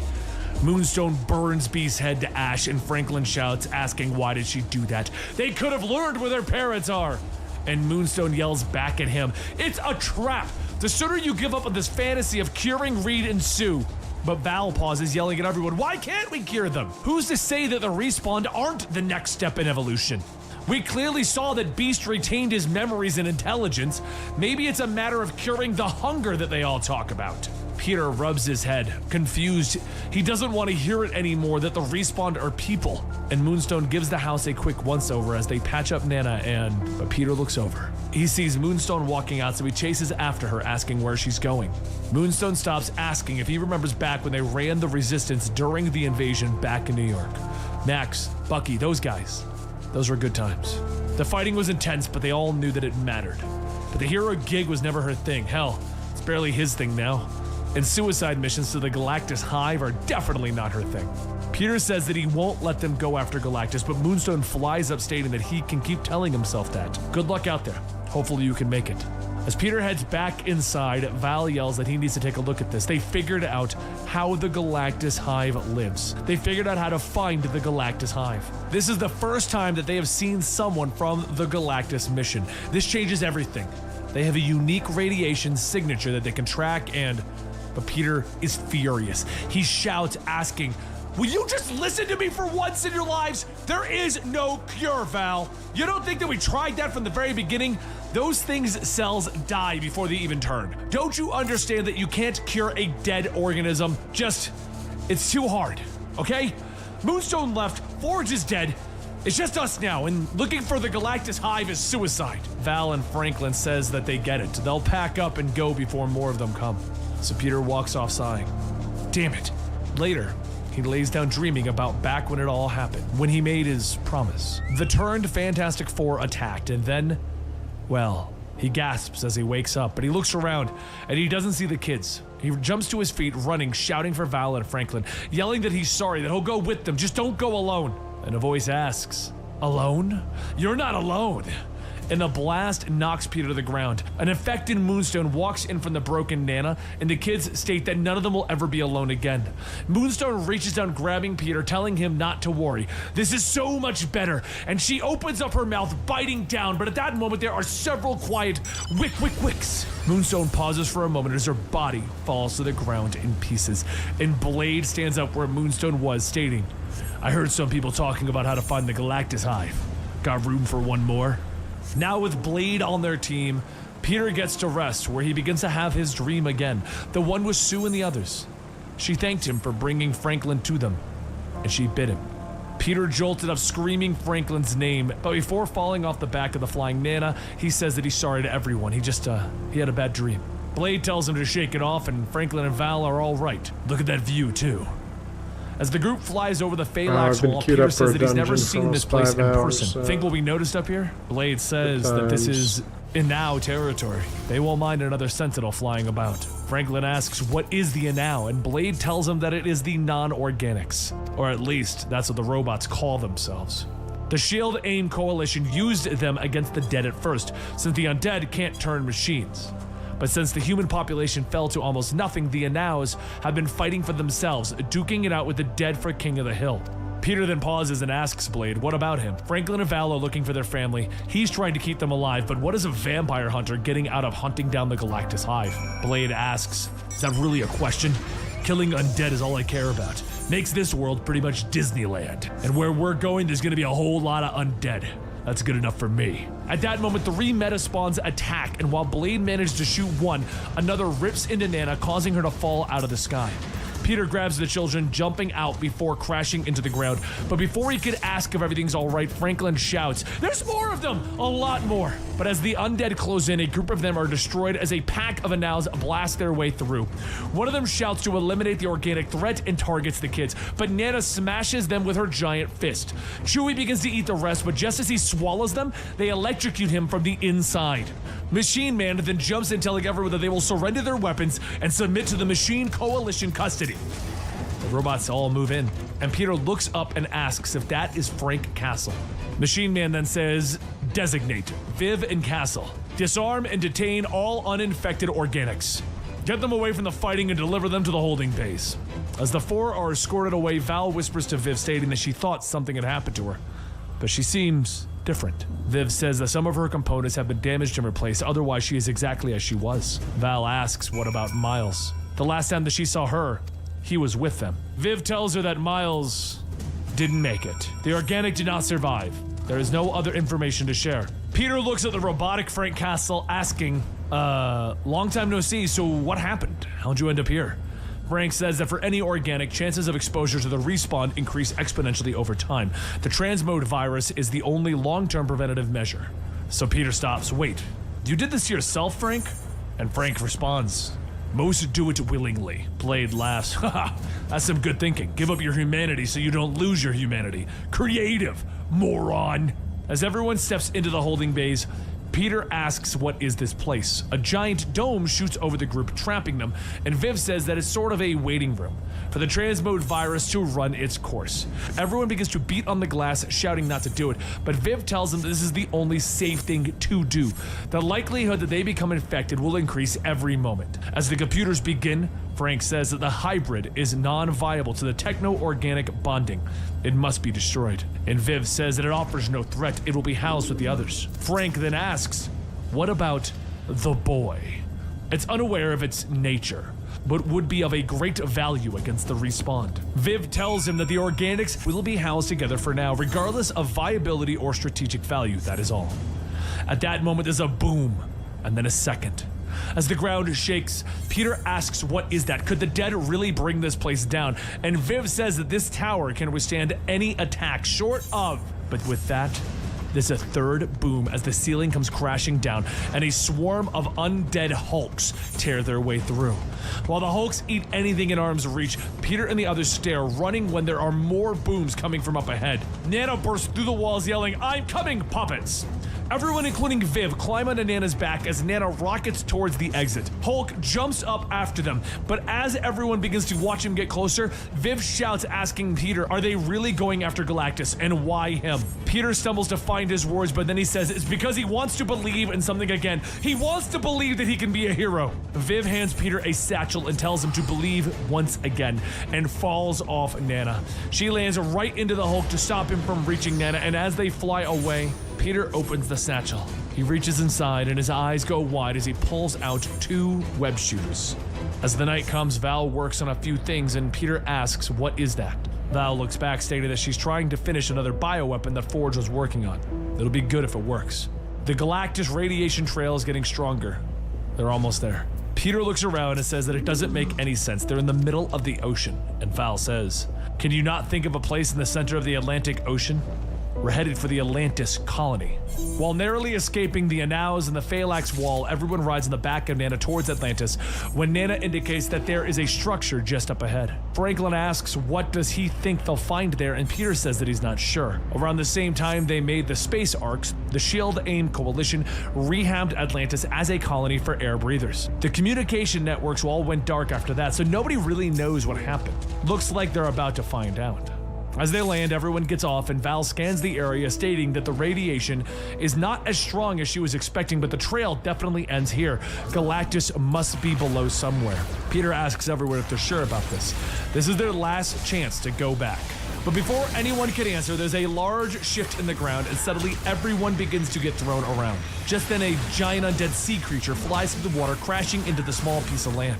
Afterwards, more of the respawn jump out of the depths with their mouths open for human flesh. Everyone quickly fights off the attack, with Peter calling to Nana that there's an elevator shaft just up ahead. She shoots open the door, scooping everyone up before jumping in. But while shooting off the respawn, Peter says that it looks like they're doing this, so what's the plan? Even if they find their parents, Sue and Reed are still infected. Val tells them that they need to find the Galactus Hive. That's the source. They do that, they'll have a better understanding of how to cure their parents. From the data that they gathered so far, they might be able to reprogram them, take away the hunger, and just leave the imprint of the host mind. Peter pulls out his web shooters, telling them that they came all this way. Might as well do something really stupid. As the doors to Atlantis open, everyone looks at all of the graffiti on the walls, and Peter says, "Man, even at the bottom of the sea." Nana then says that she's picking up some vital signs. They're faint, but no zombie or meta-spawn signatures. Blade asks where are they, though? If they're in the middle of the ocean and people got turned here, there should be something. But that's when they see the words Black Spring spray painted all over. And Val says that that's what Zombie Beast was talking about. The world behind worlds, before Moonstone disintegrated him. Blade looks over at the giant fist that Val is setting up, and he asks her, what is it? And Val tells him that it's a little secret weapon that she's been working on. It's a gauntlet with the hand of someone who is very dangerous. Soon, Peter notices Franklin's missing, and he runs around calling his name. And when he finds him, Peter asks why he ran off in the group. They need to be more careful. Franklin says that he knows that Val thinks that they can get their parents back, but they aren't going to make it out of this, are they? Peter tells him that he isn't sure. It'll be a hard one, that's for certain. Franklin then asks if he can at least tell him what happened back in New York, the night that he got hurt. Why doesn't he have his powers? Why hasn't he aged since then? Peter sighs as he kneels down, telling him that he promised Sue and Reed that he'd protect him and his sister. That night he got hurt bad, like real bad, and they did what they had to do. It's been hard for him, but just know that he is still him. He is still him, and they love him. The group heads deeper into the facility to find the source of the vitals, and they see a man chained to the wall. Nana says that her sensors are indicating that the man is a mutant, and he is in fact alive. Everyone rushes over, and Peter stops. Oh my god, Logan? Chained to the wall, mostly ripped apart, Wolverine is hanging there. Nana quickly begins to cut the restraints, and Peter catches Logan as he falls, asking to look. But that's when Val looks at the skin that healed over Logan's eyes, and she says that she doesn't think that he can see. Peter yells that this is Wolverine, he can't be! But Blade stops him and tells him that even mutant powers have their limits, and somebody's been at him for a long time. At that moment, Logan mutters something, and Peter leans in to hear him, and Logan tells him, dumb kid. They knew you were coming, all over waiting. It's a trap. As he finishes, a voice calls out to Logan, and Magic appears, stating, always giving away the big surprise, aren't you, Wolverine? Nana opens fire on her, but Magic dances around the beams, cutting Nana in half. She then turns her attention to the others and Chewie. Peter jumps in, kicking her to the ground, stating that she will not hurt the cat. Magic growls, getting up, cutting into the air, opening up a portal. Suddenly, everyone feels the ground from beneath their feet disappear. Everyone gets up to see the large opening, and Magic says that she would like to welcome them to the Black Spring, or as she used to call it, Limbo. Val and Franklin are pulled out of the force field, and Sue catches Franklin, stating, Mommy's here. Franklin tells her that they came here to get them out and to cure them, and Logan tells them that there is no cure. This isn't your family, kid. It's the Brood. Silver Surfer steps up, stating, no, our forebearers were the Brood. Little more than animals, like you, Logan.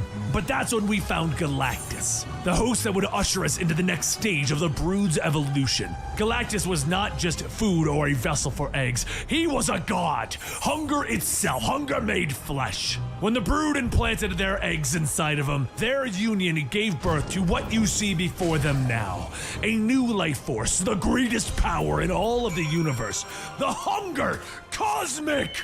The hunger through which all worlds will be cleansed. And since that day, we've devoured worlds, solar systems, galaxies! From the moment that we found Magic, we knew that we had truly ascended. From Limbo, we can invade any world in the multiverse in an instant. Sue then yells that they were robbed of the world's most powerful host. Franklin Richards was bitten, but somehow he hasn't turned. And we're going to fix that, aren't we, sweetie? We're going to all be together forever.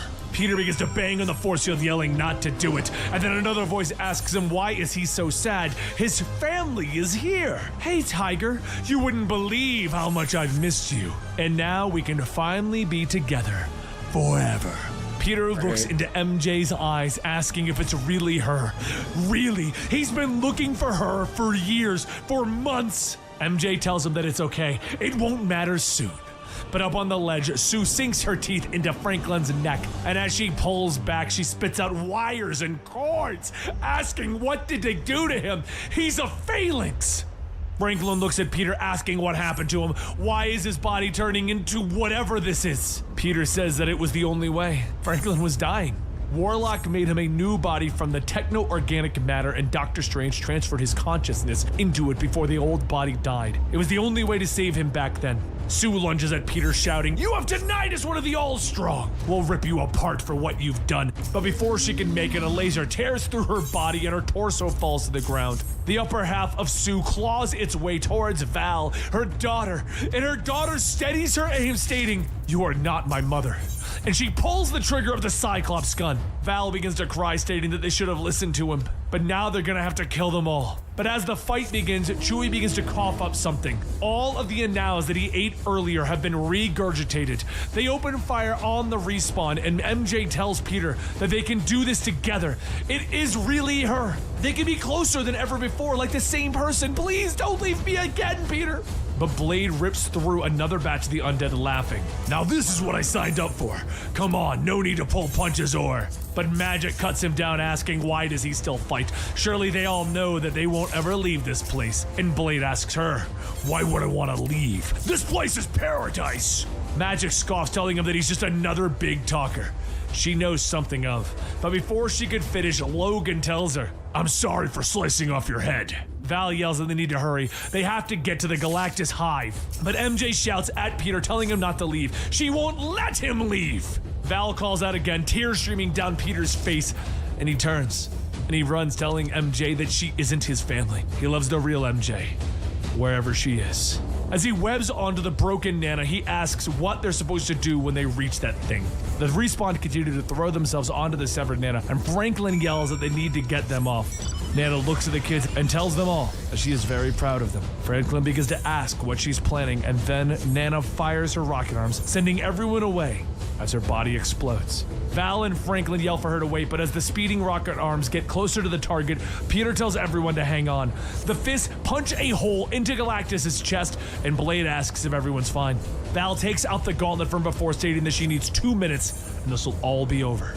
She plants the giant gauntlet to the ground, and Silver Surfer grabs her, telling her, "This is already over." But before she could do anything, a long, outstretched mechanical arm grabs him, and Franklin holds him along with Magic's sword, stating, "You killed Nana, and Forge, and Uncle Ben!" Surfer's board then shoots towards him, and Franklin turns back, cutting it in half with Magic's sword, and then spins around, slicing into the Surfer's chest. The Surfer slumps over, and Franklin says, "You killed too many people, including my family. You aren't going to kill anyone anymore." More and more Respawn to climb into the chest of Galactus, and Peter asks, "What are we gonna do? How are we gonna end this, Val?" Val grabs onto the ground again, stating that they need to leave, and Peter asks, "What is that gauntlet? What did you do?" Val tells him that the hand is from a corpse of a very powerful mutant. You might know him by the name Gambit. She then yells for Franklin to hold out the sword. It'll know what to do. So he holds it up, and a portal begins to open up, and at that moment, Galactus' body explodes into a bright purple light. And a month passes. We now find ourselves at a cabin in the woods. Viv continues her work on Nana, stating that they should be able to salvage enough parts to make a fissure reactor engine. Val tells her that Nana wouldn't want that. It gives off trace gamma radiation 24/7. She'd have to vent outdoors every night in Nana's family. Viv flies down, asking how about she gets a solar nuclear hybrid engine, and Val says that sounds perfect. Peter and Logan watch as Blade teaches Franklin more about swordplay, and Peter asks what's next. Logan takes a sip of his beer, and he says that he might try to get the school up and running again. Still don't know what it's gonna look like, but the world still has mutants, and they still need the X-Men. What about him? Is he gonna be okay? Peter takes a sip and tells him that he thinks so. The kids aren't really kids anymore, and they can obviously care for themselves now. Once they get Nana back online, he might try getting back into the hero game again. They're all gonna need something to get them moving forward. But as Franklin heads inside, the sword glows and a voice tells him, "You again, Allstrong. Your so-called family would be angry with you if they knew that you were keeping me here." Franklin picks up Silver Surfer's head, stating that he found books here, some written by Charles Xavier.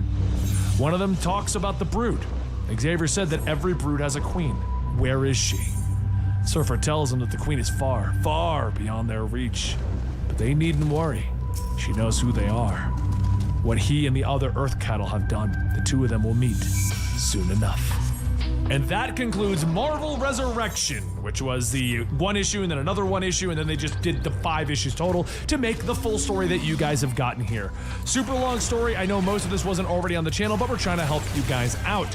Hope you guys enjoyed today's video. Don't forget to check out our Patreon, patreon.com/Comicstorian. You can also sign up for YouTube memberships and just kind of hang out with us on a more regular basis over here as we give early access to those as well. You guys are incredible. I really do appreciate all of your support over here. The Patrons and the YouTube memberships, you guys are what keep this channel moving forward. And let us know in the comments down below what other stories you want us to cover. Hope you guys enjoyed Marvel Zombies Resurrection, and I'll see you next time right here at Comicstorian.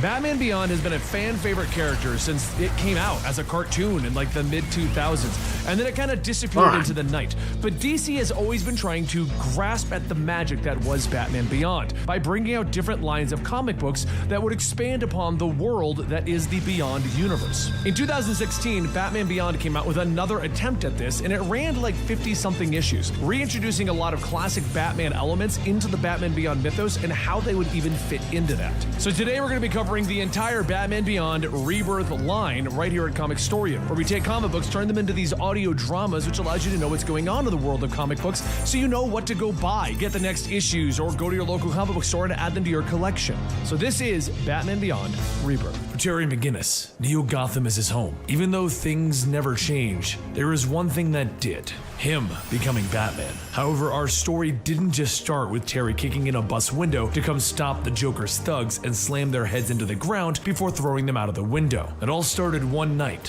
when him and Dana were confronted by the Joker's thugs and him jumping on a bike to lead them away. While they chased him, Terry McGinnis turned down an old road and he almost hit an old man. But that old man wasn't just anyone. He was Bruce him through taking down his father's killer. Back in the current times though, Terry brings down a bus full of children and he speaks with Commissioner Barbara Gordon about what happened. However, while talking to her, they begin to hear the Joker's thugs laughing, and then their mouths begin to foam up and they die. Terry says that it's the Joker venom. Is it possible that the actual Joker is still around? And Barbara tells him that the Joker's been dead for years. Don't turn into Bruce Wayne pining on an old case. Elsewhere though, Dana walks with an officer to continue her work as a social worker. As they knock on a door to speak with Miss Ortiz, she tells them that they shouldn't have come. It isn't safe. Suddenly, an extendable boxing glove shoots out, knocking out the officer, and the 2 members of the Joker gang tell Dana that the woman was trying to say that this is Joker's town, and the boss won't tolerate their kind around here. Back with Terry,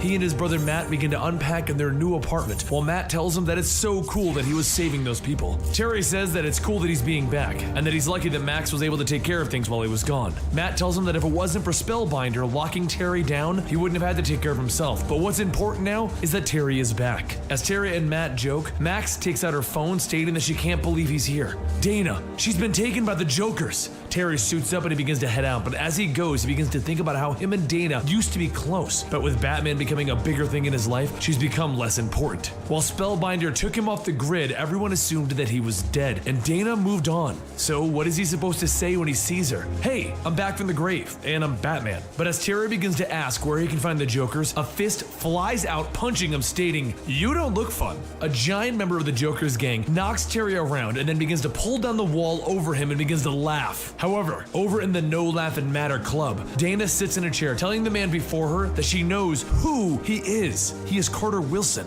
and he tells her that that was his name as a child. Now, he goes by Terminal. She asks why he brought her here, and he tells her that it wasn't actually him. Someone else gave the order, the real man in charge. Terminal then points to a window stating that he's raising him from the dead, the Joker. Under a pile of bricks, the giant Joker thugs pull him down, and Terry tells himself, Big Batman was supposed to be fun, but now I can hardly breathe or move. Max tries to call out to him over the comms, but there's too much debris on top of him and Terry can't even respond. The Joker thugs are beating him down, and that's the beginning of our story. Some of the Jokers start shouting to burn the pile with Batman in it. However, Terry has a new idea. With the little movement equipment that he has in his hand, Terry begins to drop small explosive charges into a pipe next to him. As the charge makes its way into the ground, it explodes, launching Terry out of the pile of bricks. Back over in the Batcave, Matt, his little brother, shouts that the signals are coming back live. They've got a clear picture now, so go get him, bro. The giant thug runs in swinging at Terry, but Terry says that he may not sport the whole Joker's thing, but as Terry punches the thug, he realizes it's like punching a brick wall. Terry then asks if he wouldn't hit a guy with glasses. The thug begins to punch him into a nearby truck, and Terry says, I guess I'll take that as a yes. The thug continues to beat on Terry, and all Terry can do is think about how he's out of practice. This shouldn't be happening. The thug then walks over, picking Terry up and squeezing him, breaking his ribs. He struggles for a little bit, but with not much success, so he takes out a pair of batarangs and cuts the tubes feeding into the thug's muscles. With no juice left, the thug stumbles back, and Terry grabs a sewer lid to hit him. But then he hears more of the Joker's gang coming. They begin to chant, "Kill the bat!" and they swing their knives and their bats. Terry manages to fend off the attackers, but one cuts into the back of his shoulder. More and more thugs begin to crawl out, all grabbing and holding Terry down. In a desperate attempt to break free, Terry releases an electric shock, throwing the thugs back. However, it doesn't take long for them to get back up and bring Terry down again. With no chance of winning the fight, Terry rockets himself into the air and he heads back to the Batcave. As Matt watches on the computer, he asks, how could Terry let them do that to him? Max tells him to give him a break, the odds were overwhelming, and Terry steps in saying no. What it came down to is the fact that I wasn't ready to become Batman again. I only recently came back from being dead. He got arrogant instead of recognizing the seriousness of it all and handling it like Bruce taught him. Max asks him, who? And Terry says Wayne. Matt jumps in, stating that that was supposed to be a secret, but Terry hugs his brother Matt, telling him it's okay. They can trust Max, since he brought her here anyway. He goes on, this job might be a little bit too much for Batman, and Matt sulks at that response, telling him, don't be a quitter. A few moments later, Terry calls out that he just said that this is a fight that Batman couldn't do, and he steps out wearing clown makeup, telling Matt, I didn't say anything about not joining the Jokers. A little while later, the Batmobile flies through the Joker's town, firing down on some of the thugs from the Joker's club. As the thugs fire back, the Batmobile shoots off into the sky, and Matt shouts, look out! Max tells him that she hasn't had much experience flying this thing, so give her a break. Plus, they have to make their plan look legit. Back on the rooftop, the large Joker thug from before grabs an air conditioning unit and throws it up into the air, hitting the Batmobile. As Max tries to stabilize the Batmobile, Terminal steps up onto the roof with a gun to Dana, shouting that unless he's gone in 5 seconds, the girl dies! A voice then tells Terminal, why let him go?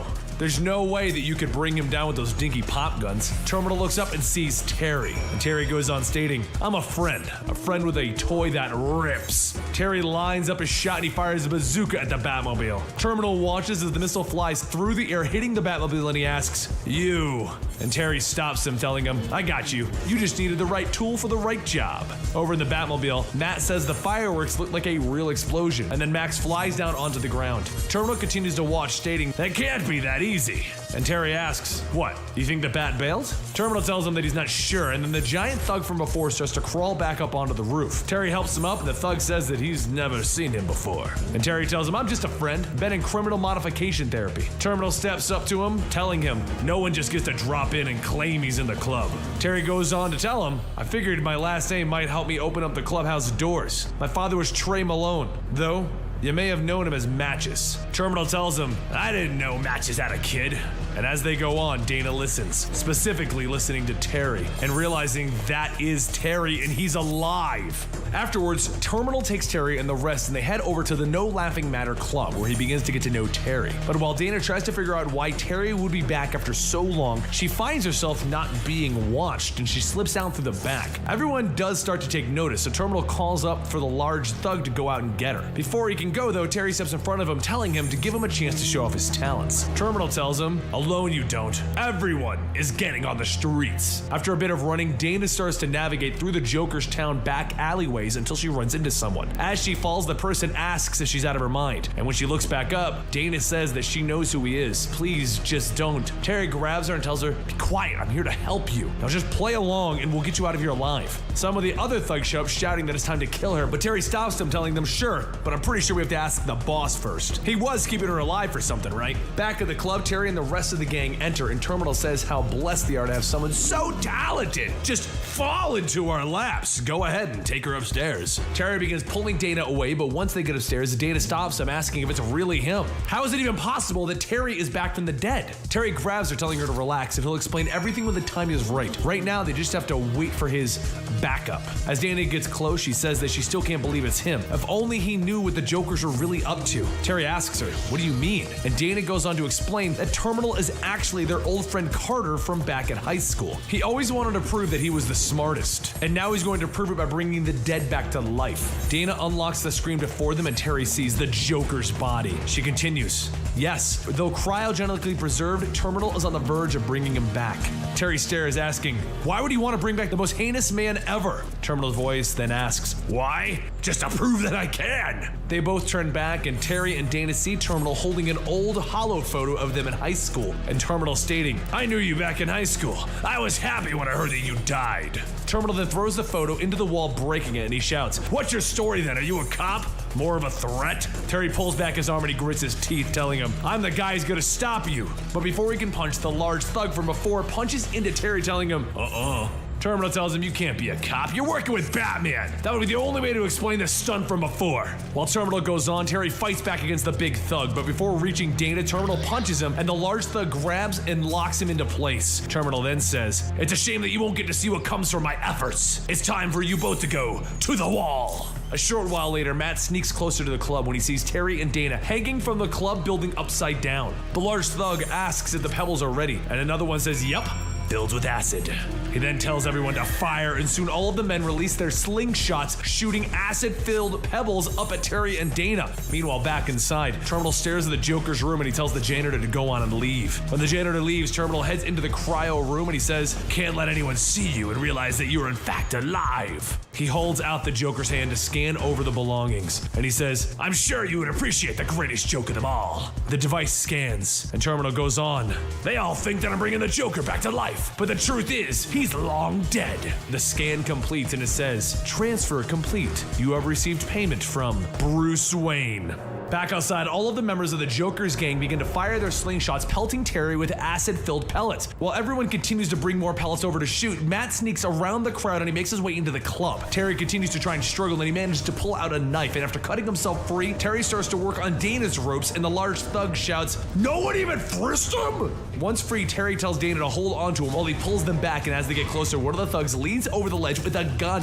Terry quickly throws his knife into the gunman's shoulder, and Matt wrestles down the second individual. The other man starts to take Matt's bag, but before he can, Terry runs in, punching him to the ground. He shouts at Matt, asking what he's even doing here, and Matt hands over the bag, telling him, we found something. Terry pulls out another batsuit, and Dana stares and then asks if he's... Terry tells her that he didn't want her to find out this way. He was going to find the right moment to tell her, but now is not the time to discuss it. Just then, the Jokers begin to fill the rooftop as Terry jumps in at the attackers. The Jokers turn their guns towards Dana and Matt, and without a second thought, Terry jumps in the way, shielding them. He wasn't 100% sure how the new suit would work, but it did seem to do the trick of blocking the shots. One of the Jokers shouts that they need to get the roasters, and Terry begins to think that he should probably end this. From his belt, he pulls out 2 small pills, and he asks if these could really be grenades. So he throws them, and after they explode, he says, I'm kinda glad I didn't swallow those. As more and more thugs fall, the large thug grabs Dana and shouts for Terry not to get any closer, and Terry asks, closer? I don't need to be. From the back of Terry's hand, a flap opens and small batarangs fire out and they land right into the thug's arm. He stumbles backwards, so then Terry runs in, punching him, telling him, we met the other day after you buried me, which clearly was not very neighborly of you. Terry finishes up, and then down below, the janitor runs in telling Terminal that Batman is here, and he just took out the whole crew. Terminal says, I can't be interfered with now. Go get the flyer. Back up top, after knocking everyone out, Dana asks, how long has he been?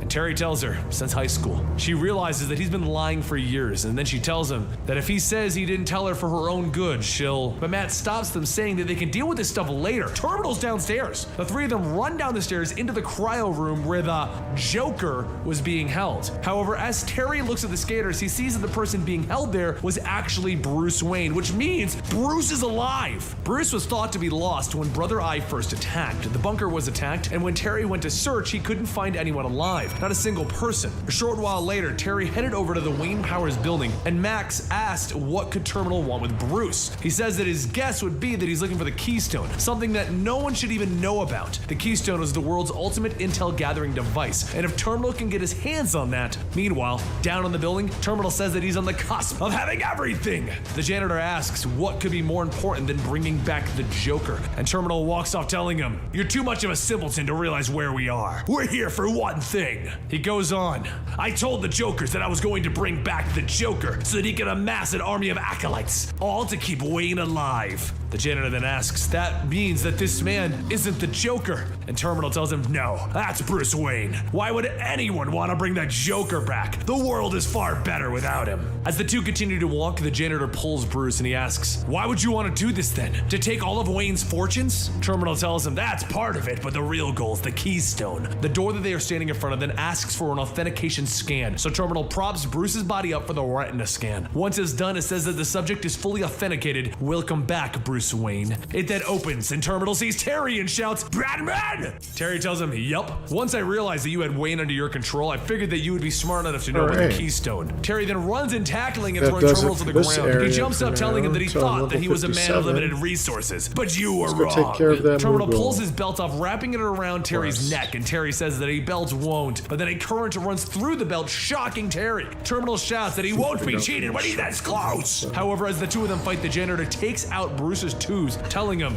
"It's time to wake up. I wouldn't want you to miss what's about to happen, old friend." The janitor then pushes Bruce's hover chair towards the open windows, and Bruce mumbles, "That voice." He pushes the chair out the window, and Terry charges in, jumping after it. Once he's fully awake, Bruce tells Terry, "Forget me. We can't let those two escape." After grabbing the chair before it lands, Bruce shouts, "I told you to leave me." And Terry tells him, "It's nice to see you too, old buddy." While the janitor flies Terminal away, on another building, Max tells Matt that they're almost within range. He then locks on with his rocket launcher and tells her not to worry. They aren't getting anywhere. And he fires. The rocket flies, hitting the aircraft, and Max says that they're still airborne, but they shouldn't get too far.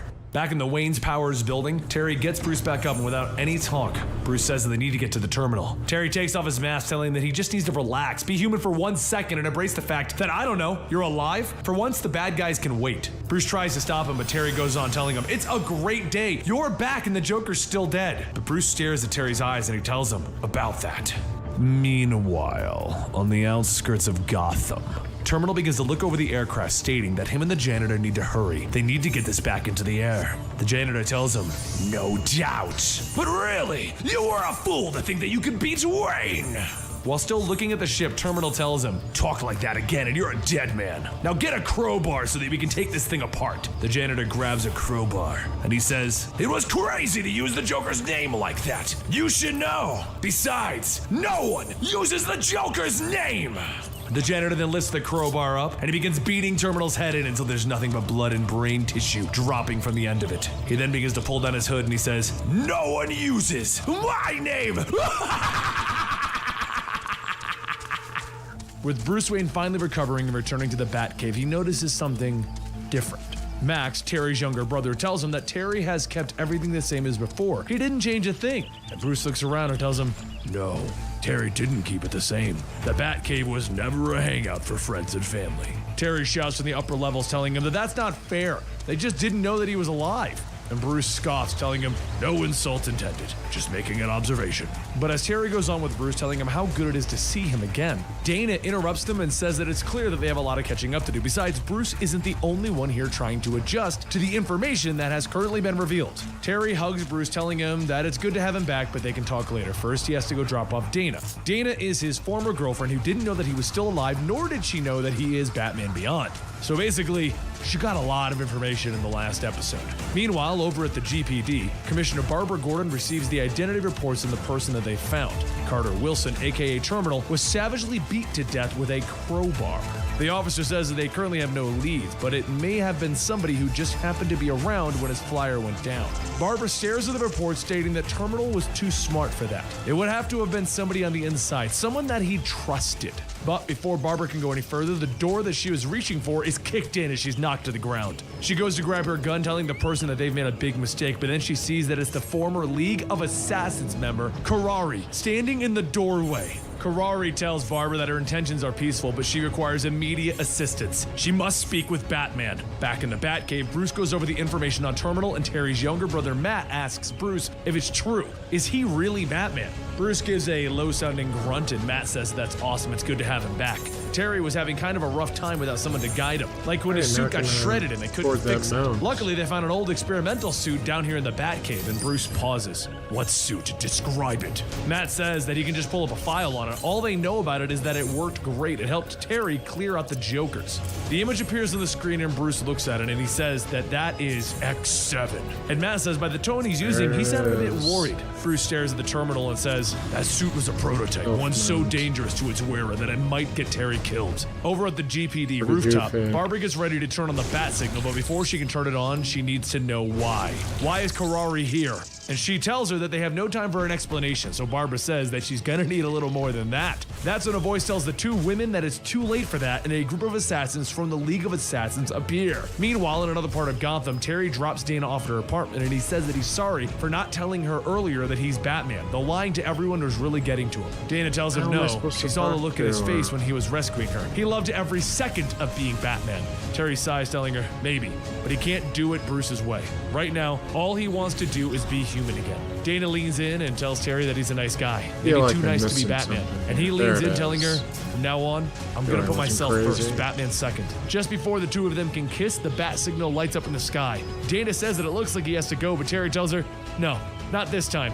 I can't lose myself in Batman. Besides, how bad could it really be? Back on the GPD rooftop, Barbara and Karari are backed into the corner of the rooftop. However, over at the Wayne mansion, Bruce and Max discuss Terry's rise as Batman when Matt runs in shouting that they have a big problem. Everyone heads back to the Batcave, and Matt yells that the bat signal is going off, but Terry isn't picking up his phone. Bruce connects to one of the satellites, and then he zooms in on the GPD rooftop to see Barbara and Karari are at the losing end of their battle. He says, this is really bad. If the League is out in force, the only thing that can stop them is Batman. While Karari tries to fight back, one of the assassins targets Barbara. She quickly jumps back in to help, but the moment that her back is turned, shurikens are thrown into it. Back with Terry, Dana says that it might be important, he might need to go, and Terry tells her, all I want right now is, but before he can finish, his phone goes off, and that's when he sees that it's Bruce, so he ignores it and turns the phone off. Bruce says that he shut his phone off like a 5-year-old. What he needs to understand is that people are dying right now. Up on the rooftop, Barbara is struck with an arrow, and one of the assassins calls out to cut the power to the bat signal. Just then, a sword is swung cutting the cable. Terry looks up at the sky and he says, look, it couldn't have been that important, it went out. However, Dana feels her phone go off, and when she looks at it, she tells Terry that it's for him. Terry tells Bruce that he really needs to back off, and then he sees images of Barbara and Karari making their stand. Up on the rooftop, Barbara reaches for the arrow in her back, and Karari rips it out, using it to stab another assassin. Karari then looks at the never-ending group of assassins and says the League is here because of her, and for that she is sorry. Then another voice says, that makes 2 of us. And a second later, Terry flies in, clearing the path. While Terry begins taking out the assassins, Bruce and Max watch at the Batcave, and Bruce says that suit that Terry is wearing is a prototype, never to be worn by anyone ever again.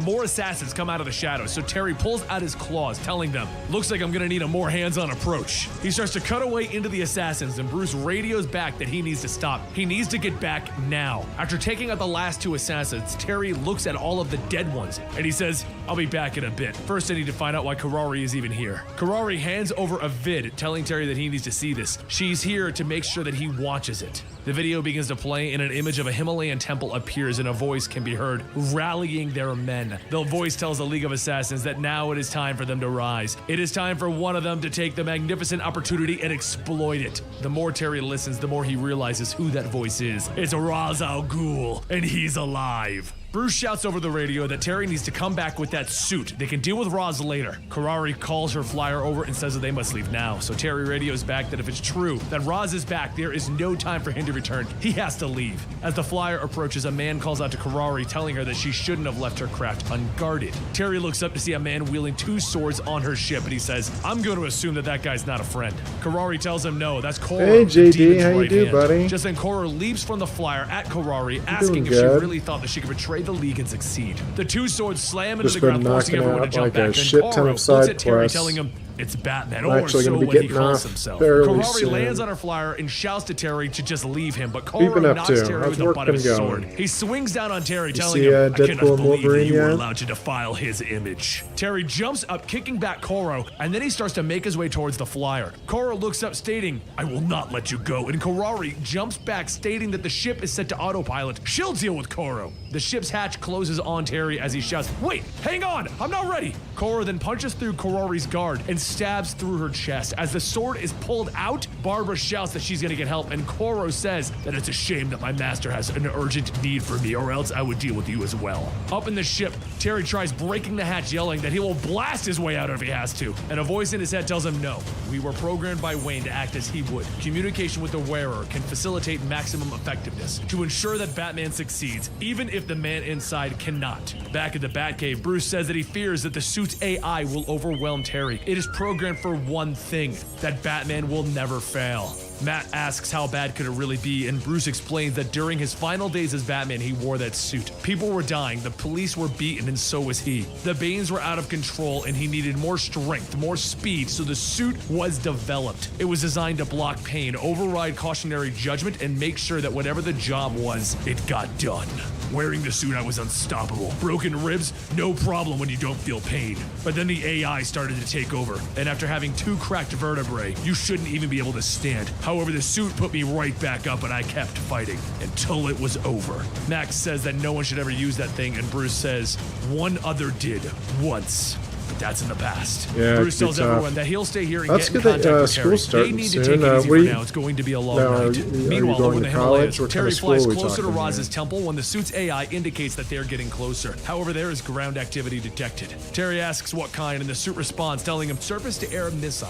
And a second later, the aircraft is hit with a missile. cool, your It work will pay explodes, for and a Terry certain jumps to amount, the too. temple's Or entrance, are they gonna stating, pay for the whole well, it thing? looks like Raz is home. The assassins begin running out, and Terry smiles, always stating, hear about I'm hoping that companies you have doing help that. Never nearby, meet because people you're with, going to need it. Back in actually the mansion, gotten it. Max and Matt both wait to eat, but that's when Matt notices the Batmobile take off. Oh, right Inside, on. Bruce says, I couldn't let anyone else Not take this bad, one. not The too demon is shabby. my problem, no one else's. Over at the temple, Terry continues ripping They through just the started crowds doing until the something last in one falls, and then Colorado a voice not too calls out, long ago, Welcome, Pretender. Terry where turns they'll, back to see Roz, and then he jumps up to, right an away to beat him associate's down. degree Roz for deflects the residents attack, making, I asking, think, since when did Batman under kill his 90,000 a foes? year. Is that another indicator that you truly aren't Batman? good, The I two think. continue to fight, and then Terry manages to punch away Roz's helmet, and that's when he stops, because the one under that helmet is not Roz at all. It is Damian Oh, yeah. Wayne. Terry stares for a moment, and the AI says with the retina scan of voice analysis confirming Think it, if you work it hard, is you Damian deserve a Wayne. Terry better says, shot at I've life, always wondered you know, about you, more like how I got the opportunities." suit and Bruce's own son. One of his Robins didn't. Damian tells him,